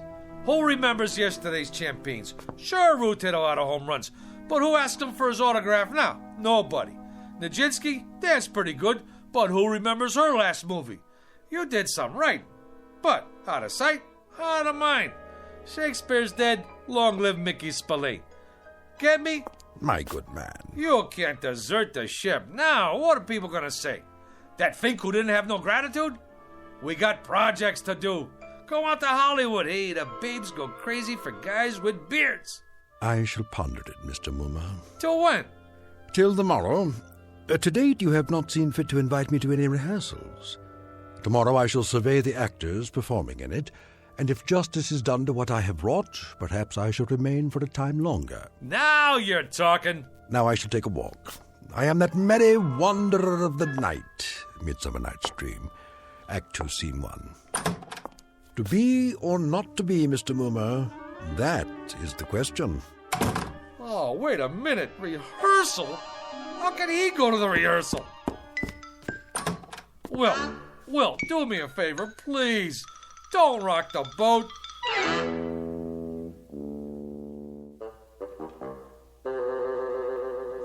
Comfortable, Mr. Shannon? Well, these seats are kind of hard on the old derriere. Mr. Shannon, before we begin the rehearsal, I'd like to say we're fortunate, sir, to have secured the services of the hottest young actor in the business, Rocky Rhodes. Rhodes, schmodes, I sell soup. Which one is he? Oh, the attractive one in the T-shirt and the motorcycle boots. All right, people, we'll pick it up with Scene 2, Act 2.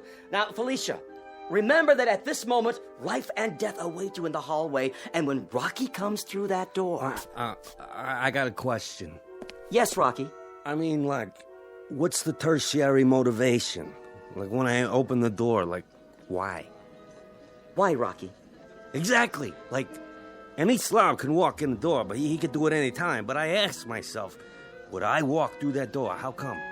I gotta find my motivation. So the question is, where is my motivation? Well, I'd say you walked through the door to get inside. That work for you? Yeah. Wow. Great. Let's run through this and see how it plays. Shall we do that? All right, people. Come on, folks. From the top. I don't care what you say. If Jeremy comes here tonight, I have to go away with him. Oh, come, Olivia. Cast off those benighted colors of Benetton and gaze as a friend on the people of Greenwich Village. The village people? Here? She's got a point. Let not forever with your veiled eyes seek your noble boyfriend in the dust motes. I know it is common, but all that live must die. That's easy for you to say, sister. But outside this room, this tenement is a harbinger of the worst kind of fates. Is it Jeremy? Or his killer? Am I to be a correspondent of love or a recipient of hate? This is the real question, the biggie. Who awaits me out there, I ask you? Come on, cop out. I'm looking for Mr. Moomer. Shh! Quiet on the set. May we continue, people? Once more, get ready for your cue, Rocky. I don't Sit care down, what Will. you say. How does it look to you, Mr. Jeremy Shannon? comes Only here great? What about the commercial? Where does that come in? Right after the opening teaser. Are they gonna put a spotlight on the soup? Well, that comes in the first commercial. I know when that comes in, but I want to make sure you see the label. When the soup is Shannon's, I want 40 million people should know it's Shannon's. I concur. It's imperative that we see the label. Cut! Take 5. Who is that? What's he dressed up for? Oh, that's my typist. On your staff, is he, Moomer? Well, actually, he's a relative on my mother's side. He's eccentric. Eccentric? You know, he has, delusions. 1 week they come, 1 week they go. What about this week? Yeah, this week he thinks he's, Shakespeare. Hey, come on over here, Mr. S. Meet the boys. I've been telling them all about you. Would that we had this much space at the Globe. Yeah, they're just going over the second act. Ah, the balcony scene, a most delightful love sequence. On the balcony yet? Yeah, I was going to mention it to you, Will. Mr. Shannon asked us to make a little change in the love story part. You know, the business on a balcony. A thing of beauty. Oh, spirit of love, how quick and fresh art thou. Who owns balconies these days? Tremendously valid point, Mr. Shannon. No question about it. Right on down the line. You mean no balcony? You see, this here is television. It's like you gotta grab them quick. Instead of the boy climbing up to the shrubbery to meet the girl, it's a subway station. You jest. That's the bit. She sprains her ankle, and this here boy kind of like the doc on ER. He operates on her ankle right there between the Brighton Express and the Bronx Local. You see, doctor stories are big this season. All right, cast. I want to run through the next scene. Mr. Moomer. What's the trouble, Will? Is that Esmeralda? In the blue canvas breeches? The jeans? Yeah, that's the chick. But if what you told me is true, what is the reason for her suicide? Her soliloquy about love's labor's lost? Suicide? No suicide, Mr. Shannon. That's definitely out. Oh, I meant to mention that to you, Will. She don't stick herself with a shiv. Now she runs off with a guitar player. That was my wife's suggestion. And an inspired one at that. It was indeed. I concur. And the father and brother who burst in? My wife didn't care for that. The way we play it now, the two guys who come in are cops. Cops? Policemen. And then later, the scene where the mother starts talking about all the blood on her hands, she ain't the mother anymore. She's the gardener's wife who did time for embezzlement. But she has the most definitive line of the play. In the epilogue, I took it from Twelfth Night, if music be the food of love, play on, give me excess of it, that surfeiting the appetite may sicken and so die. Sicken? The Shannon Food Company is paying this kind of money to make people sick? Will, get with it. You're taking the butter right off the toast, baby. Here we go, people. Let's hear the narration just for the timing. On October 13th, the gardener's wife returned to the scene of the crime. The police had already arrived, and once again, the Federal Bureau of Investigation... Enough of this idiocy. There is no soliloquy here. What is going on? Blow, blow, thou winter wind. Thou art not so unkind as man's ingratitude. As you like it, Act 2, Scene 7. Will, what are you doing? You're lousing up the whole deal. What am I going to tell them? Tell them that foolery, sir, does walk about the orb like the sun. It shines everywhere. Act 3, Scene 1, 12th Night. And you, foolish mortal, who could have covered himself with a cloak of immortality, who has succumbed to the rankest compound of villainous smell that ever offended nostril. To you, Julius Moomer, lots of luck. Hey, Julius, for a week now you look like somebody told you to go out and scrub a lizard. He finked out. The guy finked out. You want some advice? Knock off on The Conjuring. Get yourself a nice, clean, safe job on a streetcar. Whether it is nobler in the mind to suffer the slings and arrows of outrageous fortune, or to take arms against the sea of troubles. Did that boy have talent or what? Man, oh man, I was on my way. They was already talking about my next assignment, a mini-series on American history. What do you know about American history? Eeny, meeny, chili beanie, the spirits are about to appear. Ma, he's doing it again. I'm sorry, Mr. Bloomberg, but writers are temperamental. No, he didn't care about the reviews. As I recall, he said something about foolery walking around the orb like the sun. Who knows what it means? The American history thing? Frankly, Mr. Bloomberg, I haven't been able to reach him. Mr. Hugo, he's outside. Who is? Julius, he's got some people with him. Mr. Bloomberg, he's here. The boy has come back into the fold. I knew we could count on Moomer. I'll get right back to you.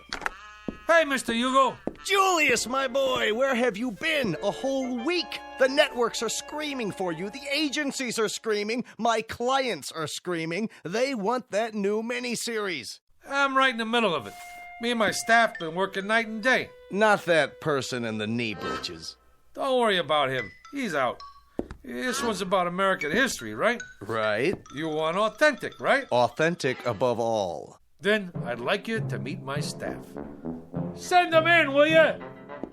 General Robert E. Lee, General Ulysses S. Grant, George Washington, Abe Lincoln, and the little lady here is Pocahontas, in the flesh.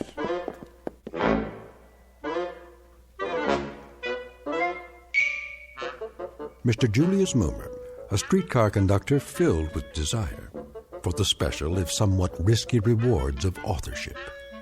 And if the tale just told seems a bit tall, remember a thing known as poetic license in a place called the Twilight Zone.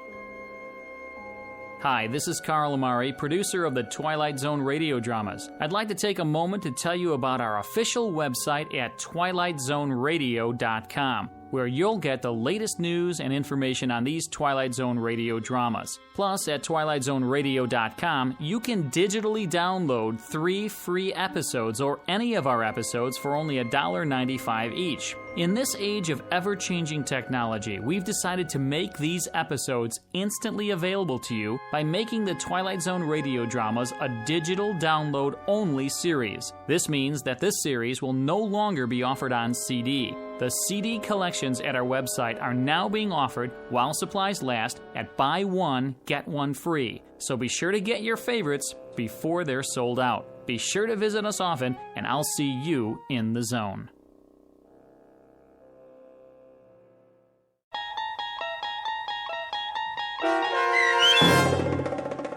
The Bard, starring John Ratzenberger with Stacy Keach as Shakespeare and your narrator, was adapted for radio by Dennis Etchison and based on a script by Rod Serling. Heard in the cast were Christian Stolte, Susan Hart, Jessica Schramm, Meg Falcon, Lynn Foley, Mike Baccarella, Doug James, Jeff Lupiton, Joe Forbrick, Carl Amari, Roger Wolski, and Paul Patch. To learn more about the Twilight Zone radio dramas and to obtain audio cassettes and CDs of these programs, visit our website at twilightzoneradio.com. This copyrighted radio series is produced and directed by Carl Amari and Roger Wolski for Falcon Picture Group. Doug James speaking.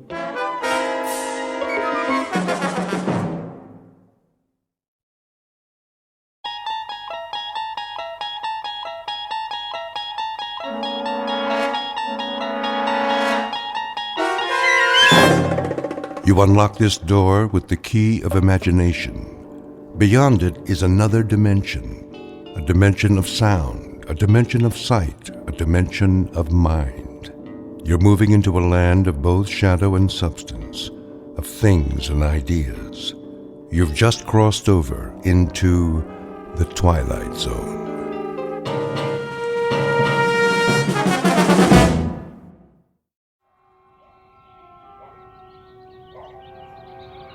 Letitia?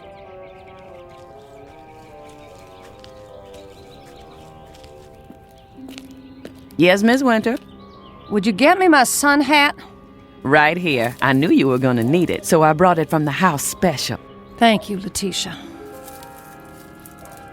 What about my dark glasses? And my sun lotion? Right over there by the wet bar. Get them for me, will you? Yes, ma'am. Can I bring you some iced tea? No, thanks. How about a nice glass of lemonade? A vodka and orange juice would be more like it. Yes, ma'am.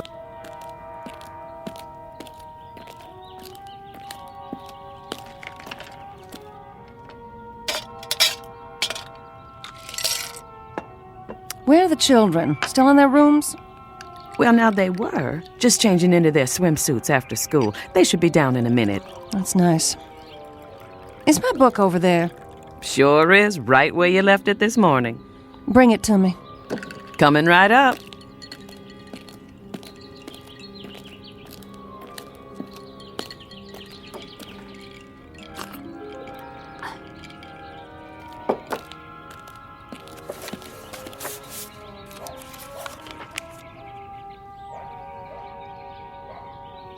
I don't know why I bother to read these things. They don't do one bit of good. I'm okay, you're not. Somebody's making a fortune telling people what they already know. Yes, ma'am.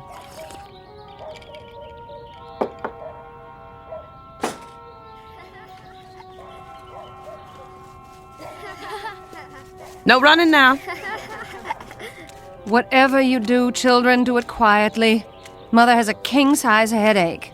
Okay. Sport, where are you off to? Down to the pool. Jeb and me are going swimming. Jeb and I. Don't you two have any homework? Nope.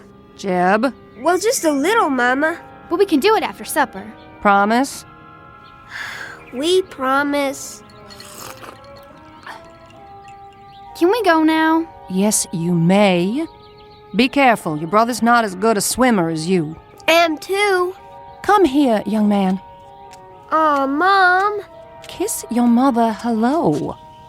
All right. That's a good boy. When's Daddy coming home? Don't ask me. That man keeps his own hours. Bye, Mom. Keep an eye on your brother.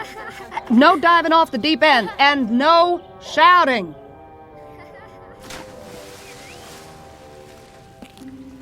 Will there be anything else, Miss Winter? Just one.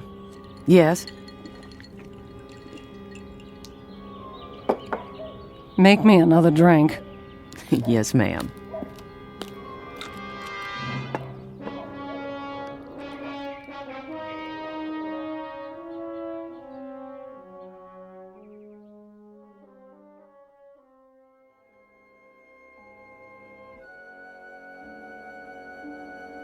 To have children, to love them and watch them grow, is the most precious gift life has to give. But to have children and not love them is a sad mistake, one that's not easily remedied. Because when left to their own devices, children may have no choice but to seek a world of their own. Meet Sport, barely 11, and Jeb, her younger brother. They don't know it yet, but they are about to be cast adrift in a mysterious place called the Twilight Zone.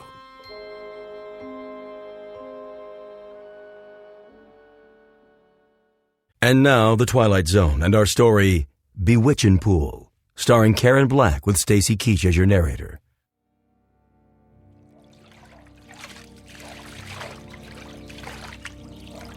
Jeb, what are you doing?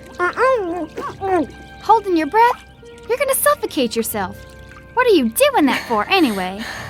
It's the only way I can keep quiet. Mama didn't mean we couldn't talk. It was the yelling and hollering that made her have a headache. I'm just a natural-born screamer. Can't play unless I holler. I know a quiet game. Yeah? How do you play? Well, look down there, in the water. That's not a game. Jeb, come on. Okay, I'm looking. Now what? What do you see? A swimming pool. What do you think? Do I have to explain everything to you? It's a pretend game. Well, what do you see? A river. You and me floating on a raft, just like Tom Sawyer. No! Now we're coming to an island. What's on the island? It's all full of caves and rattlesnakes and pirates. And witches? Well, I guess you can have one witch. Just one. A fat one! Who ever heard of a fat witch? I don't like skinny ones. They're scary. They don't make fat ones. It's my witch. I can make her fat if I want to. It's my game. You loud-mouthed kids! Pipe down over there! I better shut up. Mama will get mad at me. No, she won't. She loves you. Then why does she yell like that? It's just the way she acts. 'Cause of her headaches. You know something, Sport? What? I love you. You're the best sister I ever had. You're silly. Come on, let's go swimming. Yeah!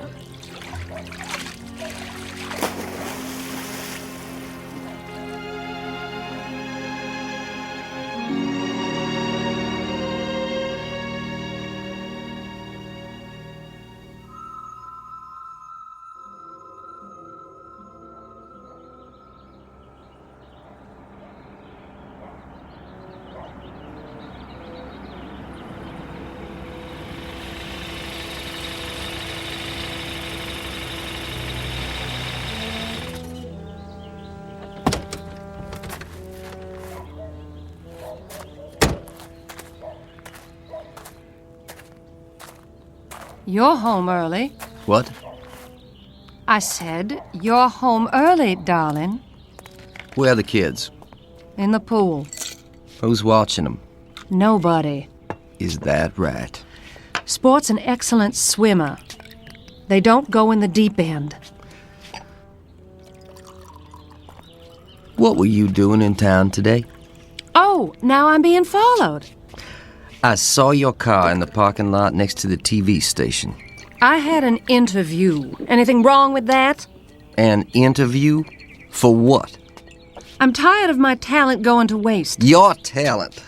Show me one high-fashion model who can hold a candle to me. Is that what you are this week? A high-fashion model? Seems to me last week you were an artist. If they call me, I'm taking the job. You'll see. You've got a job right here. taking care of the 2 kids. Then what's the maid for, sugar? What are you for, Gloria?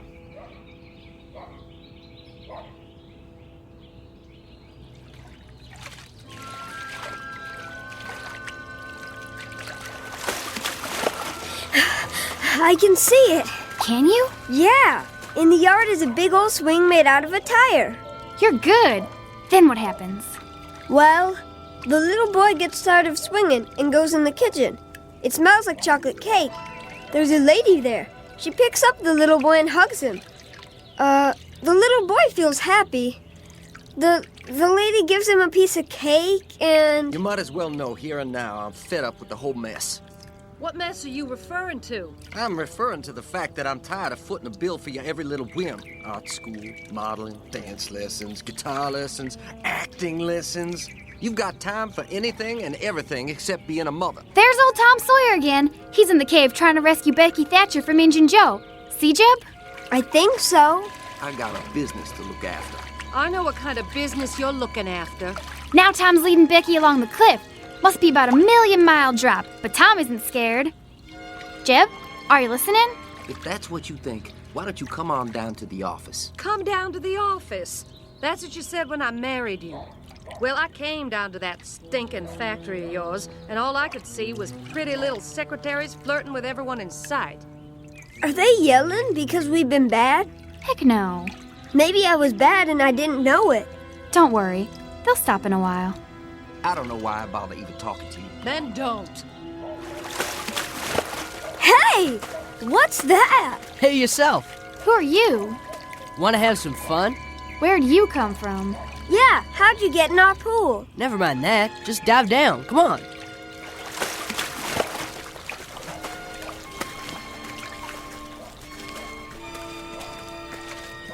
What is going on over here? Nothing. I can't even have a conversation without you brats yelling. We were just talking to this boy. What boy? In the water. He was here and then he was gone. There's nobody else in the pool. But he's gotta come up for air. No, Jeb. We were just playing pretend. Pretend? You fool kids. Where'd Daddy go? He went in the house. Supper will be on the table soon. You'd better be dried off and ready. Don't you go off and play. I mean it. Yes, Mama.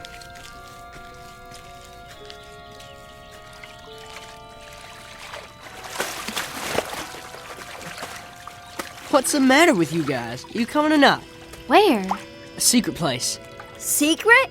Where's that? Who are you, little boy? Where'd you come from? You'll find out. Let's go. Do we have time? Well... I'll have my supper now. You think I'd cook for you after the way you talk to me? You can drink your supper. Oh, like you? I wish I'd left you years ago. Well, what's keeping you? Come on, Jeb. Let's go with that boy. She said not to leave. When I think of the career I gave up for you, it makes me sick. Career? That's a laugh. I hate this house and everything in it. I hate you. They don't care what we do. What if they hurt each other? I'm older than you, and you have to do what I say. Now follow me.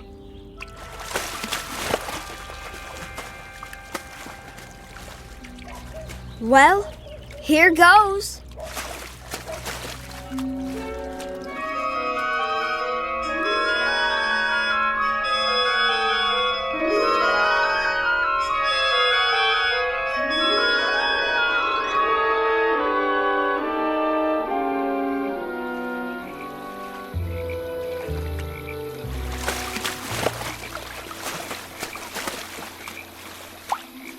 There he is, sitting on a rock. What's he doing? Fishing? Don't you know anything? Hey, you guys. Come on out. He looks just like Tom Sawyer. He does, kind of. Hey, where are we? Come on, Jeb. Let's find out.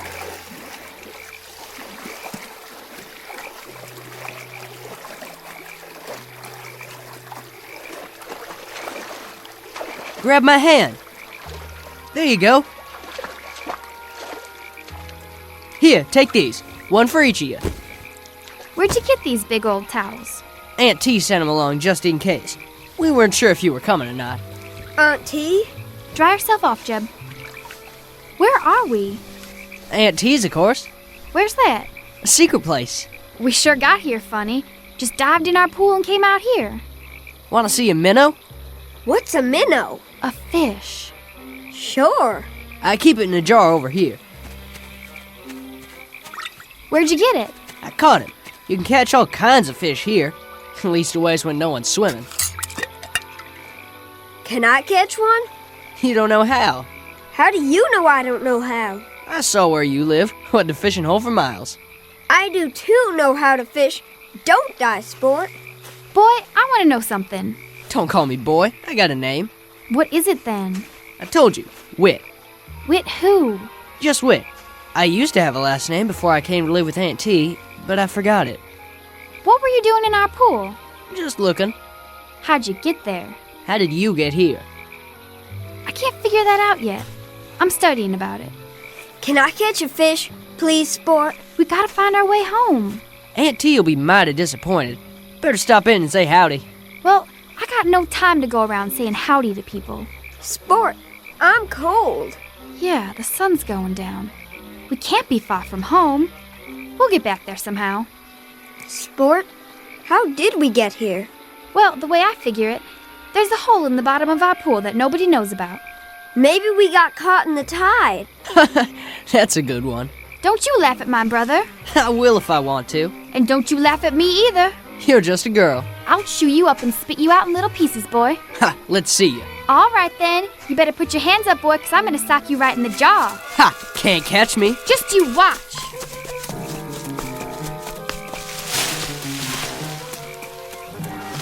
Sport, look. I'm looking. Where did all these kids come from? I don't know, Jeb, but I think this must be Aunt T's place.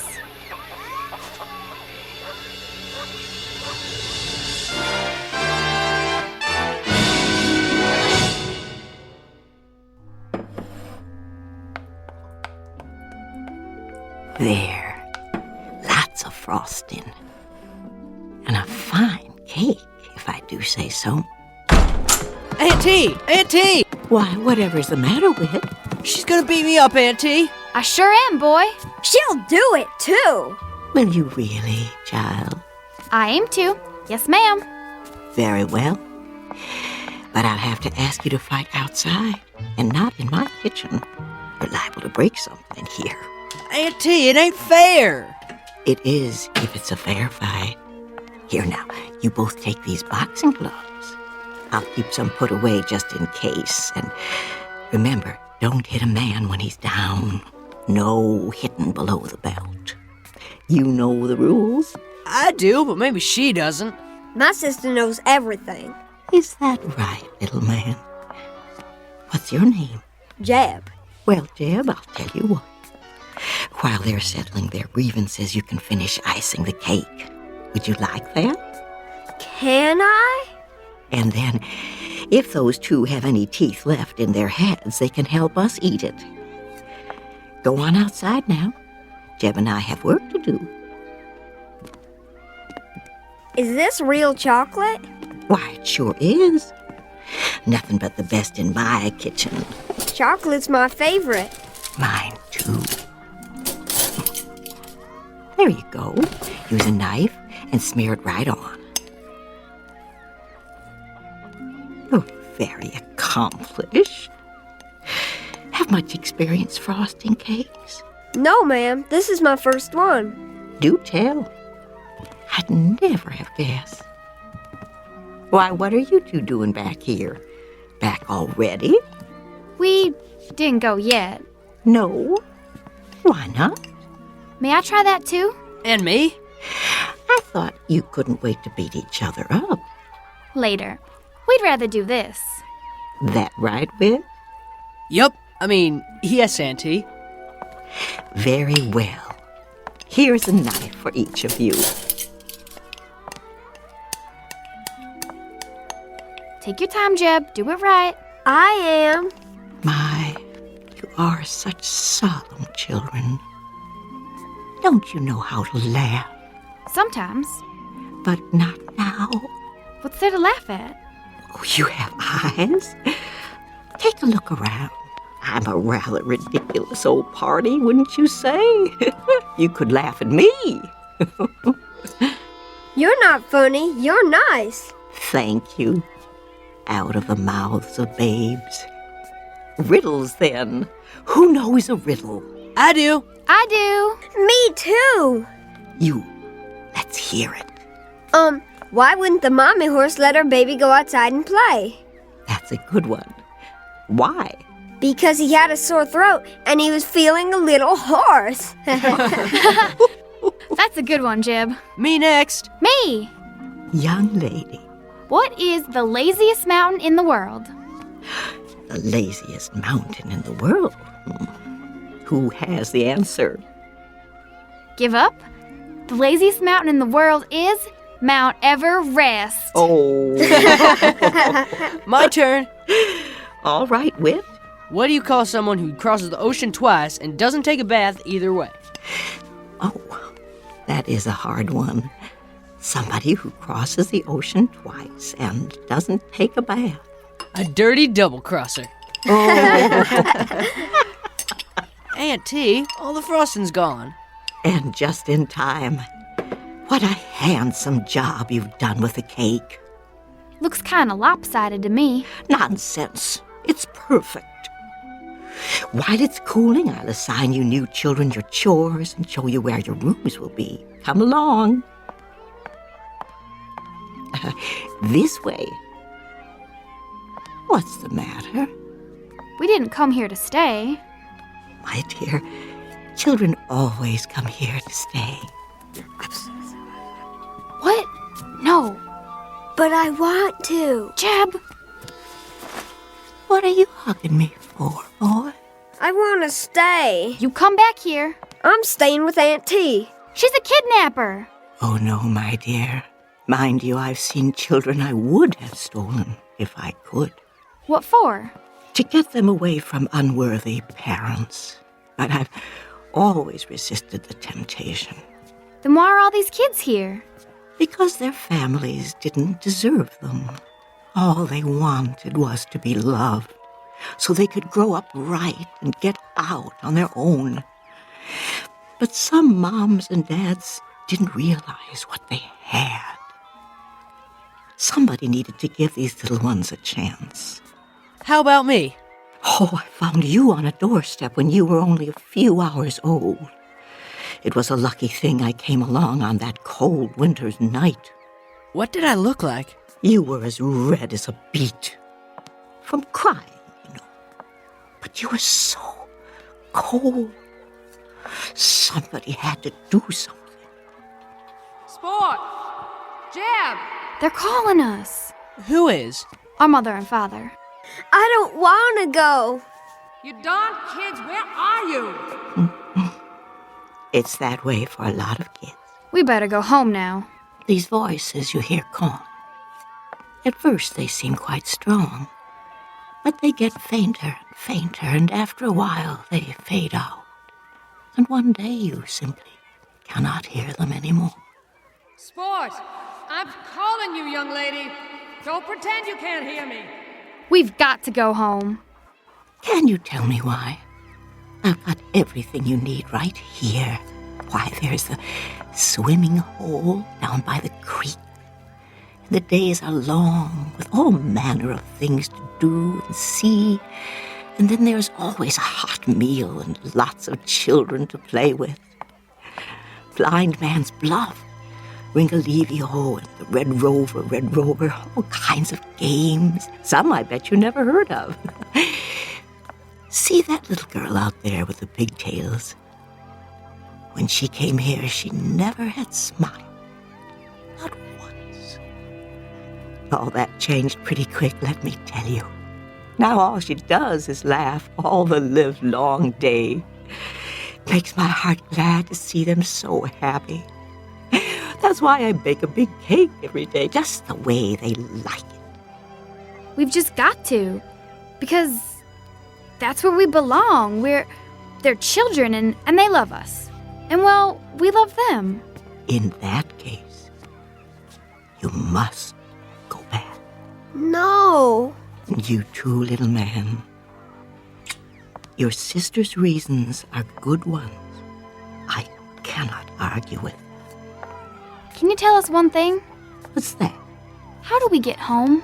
Oh, the same way you got here. But I don't know how we got here. I think you do. Try to remember. It isn't far. Come on, Jeb.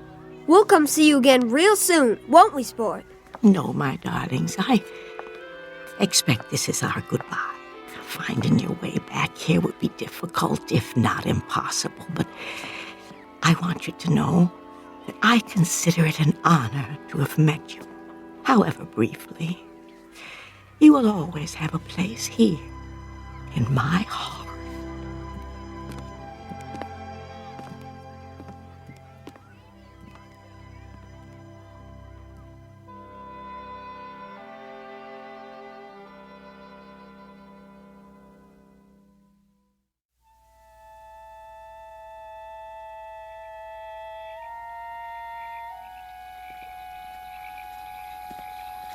Here's where he came out of the water. It's a good place to dive. Just stand out there on that rock, take a deep breath, and jump. You'll see. It's easy. Stand next to me, Jeb. Do we have to? I'm your big sister. You have to do what I say. Bye, Whit. Bye, little Jeb. You mind your sister now. Whit? Yeah? I just wanted to tell you, I wasn't really gonna beat you up. I was just talking. Me too. Well, bye now.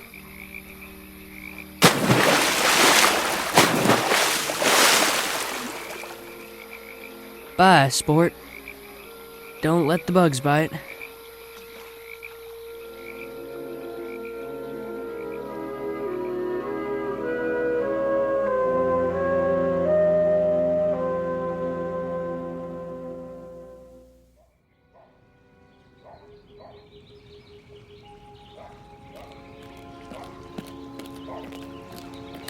Have you found them? Not a sign. I told them not to leave the yard. I told them. Well, that's just it. They have no respect for you. You aren't firm enough with them. What about you? You're never here. Try putting up with their whining and screaming 24 hours a day. Gloria, look! Mama? Sport, where's your brother? Here.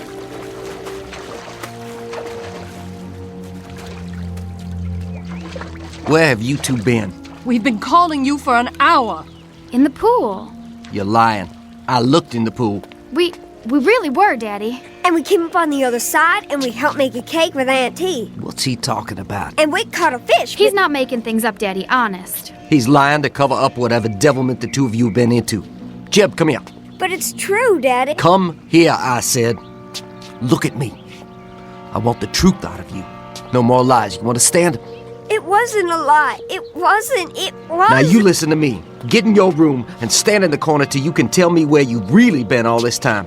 Do I make myself clear? Yes, Daddy. He understands now. It was a game, Daddy, that's all. Just a game. We were pretending. There isn't any Aunt T. I should hope not, but I want to hear it from him. Do as your father says. Go to your room. And forget about any dinner tonight. You've missed it. Both of you.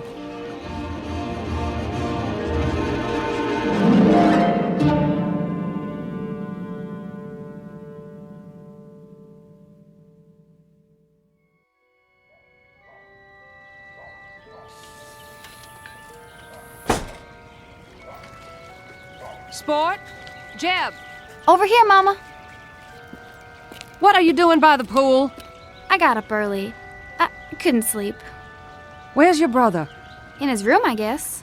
No, he's not in his room. I checked. He's nowhere in the house. Well, I haven't seen him. Is breakfast ready? Not yet. Your father is waiting to talk to you. What about? I'll let him explain it to you. But there are going to be some changes around here. What kind of changes? You'll see. Things are going to be different. Will things be better? You bet your sweet life they will. Now find Jeb and hurry. All right, Mama.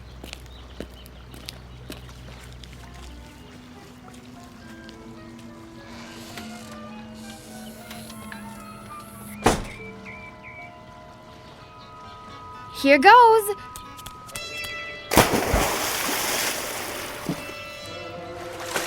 Wit, where are you? Auntie? Help me get back. I don't know how.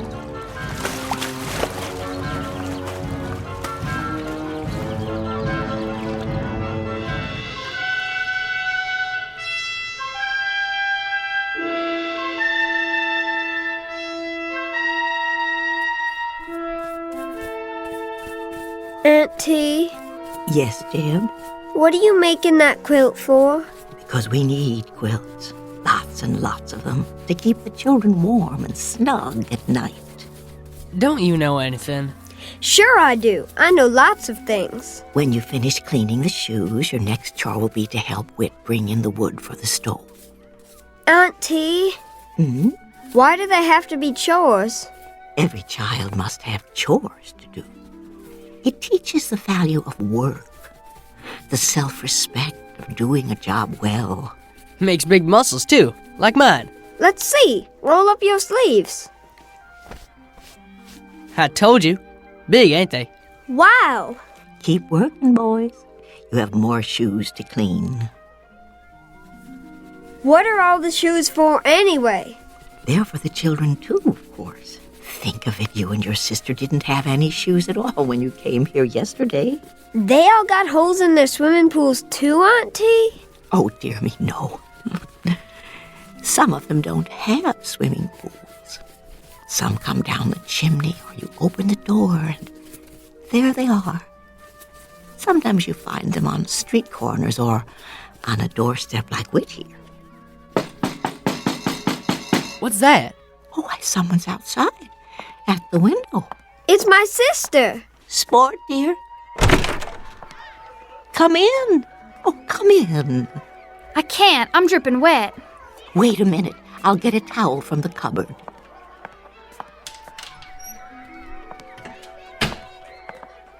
Here you are, my dear. Thanks. I told you she'd come. I'm surprised that either of you made it. It's very rare for anyone to find the way here a second time. I'm sorry to bother you, ma'am. You're not bothering me in the least. As a matter of fact, I'm delighted to have someone here who can help me with the quilting. You do so. No, ma'am. Oh, well, you'll be surprised at how quickly you'll learn. I can't stay. Oh? I only came to get Jeb. I ain't going. It'll be different at home now. Mama told me. Told you what? They aren't going to yell at each other anymore. Is that all? We're going to take trips together. Where? Oh, everywhere. Disneyland and Ohio and Australia and the North Pole. Anywhere we want to go. I don't want to go to those places. Jeb Sherwood, are you coming or do you want me to throw you over my shoulder like a sack of potatoes and carry you home? Have things changed where you live? Yes, ma'am. Everything's going to be better now. In what way? They're going to love us. Really? Mama told me, and she wants to tell Jeb too. You know, Jeb, it would look quite undignified if she threw you over her shoulder like a sack of potatoes. Don't you think so? If I were you, I would go willingly. I'm staying. If we live this time, we won't ever get back here again. Besides, I've got chores to do. If what Sport tells us is true, Jeb, then you are not meant to be here at all.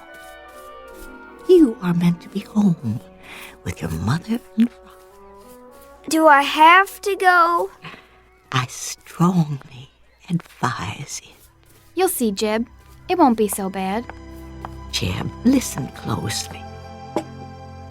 There is only one truly precious thing a person can give, and that is love. If I were a young person on his way to receive such a wondrous gift, I do believe I would go with a smile on my face.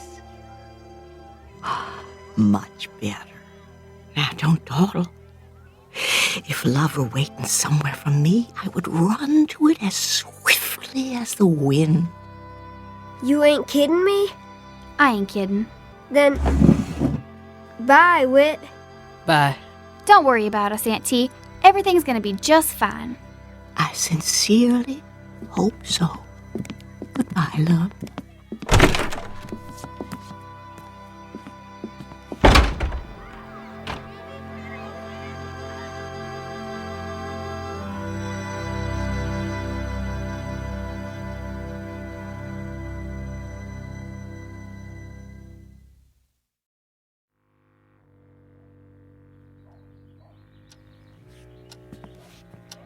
Maybe we should wait till tonight. No.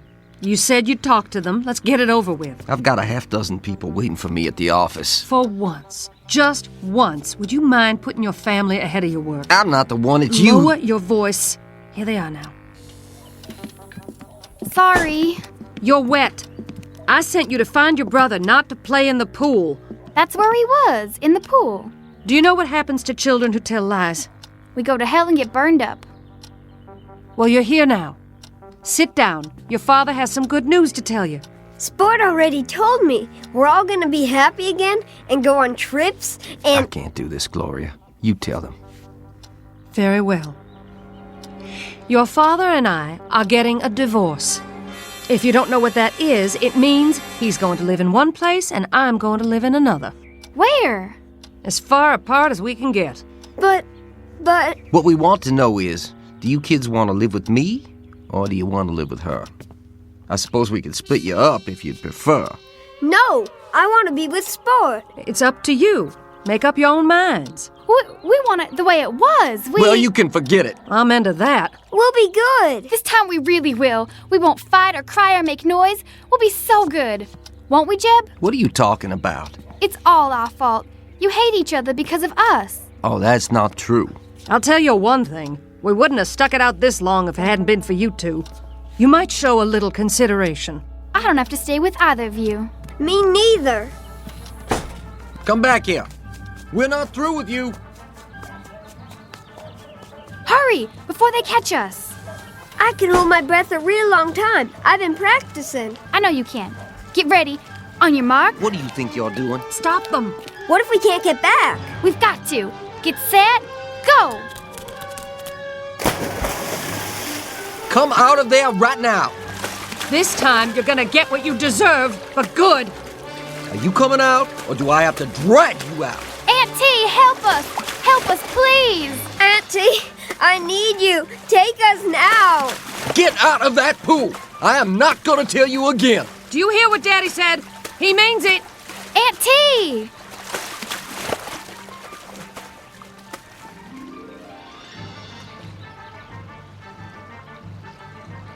Gil, they're staying down there a long time. I know. Do something. They're drowning. All right. Don't let them drown. Don't let them drown. They're not down there. But they've got to be. It's broad daylight. They can't just disappear. Where could they go?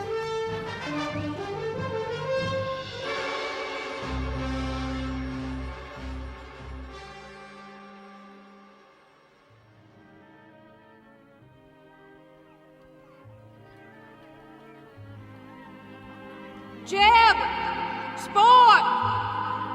What is it, Sport? You look so far away. Huh? Oh, I thought I heard something. Well, did you? I guess not. Children, where are you? Come back. Please come back. Don't you want any? What, Auntie? I asked you, child, if you'd like a piece of chocolate cake. Oh, yes. May I, please? Why, you certainly may. Me too.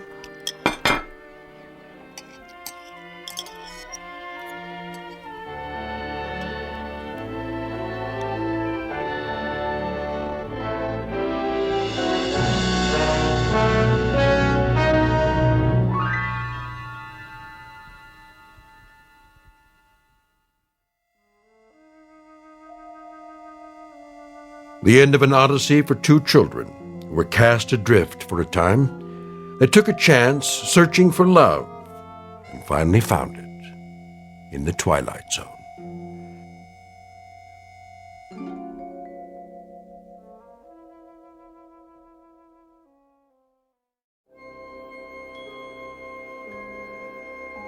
Hi, this is Carl Amari, producer of the Twilight Zone radio dramas. I'd like to take a moment to tell you about our official website at twilightzoneradio.com, where you'll get the latest news and information on these Twilight Zone radio dramas. Plus, at twilightzoneradio.com, you can digitally download 3 free episodes or any of our episodes for only $1.95 each. In this age of ever-changing technology, we've decided to make these episodes instantly available to you by making the Twilight Zone radio dramas a digital download-only series. This means that this series will no longer be offered on CD. The CD collections at our website are now being offered while supplies last at buy one, get one free. So be sure to get your favorites before they're sold out. Be sure to visit us often, and I'll see you in the zone.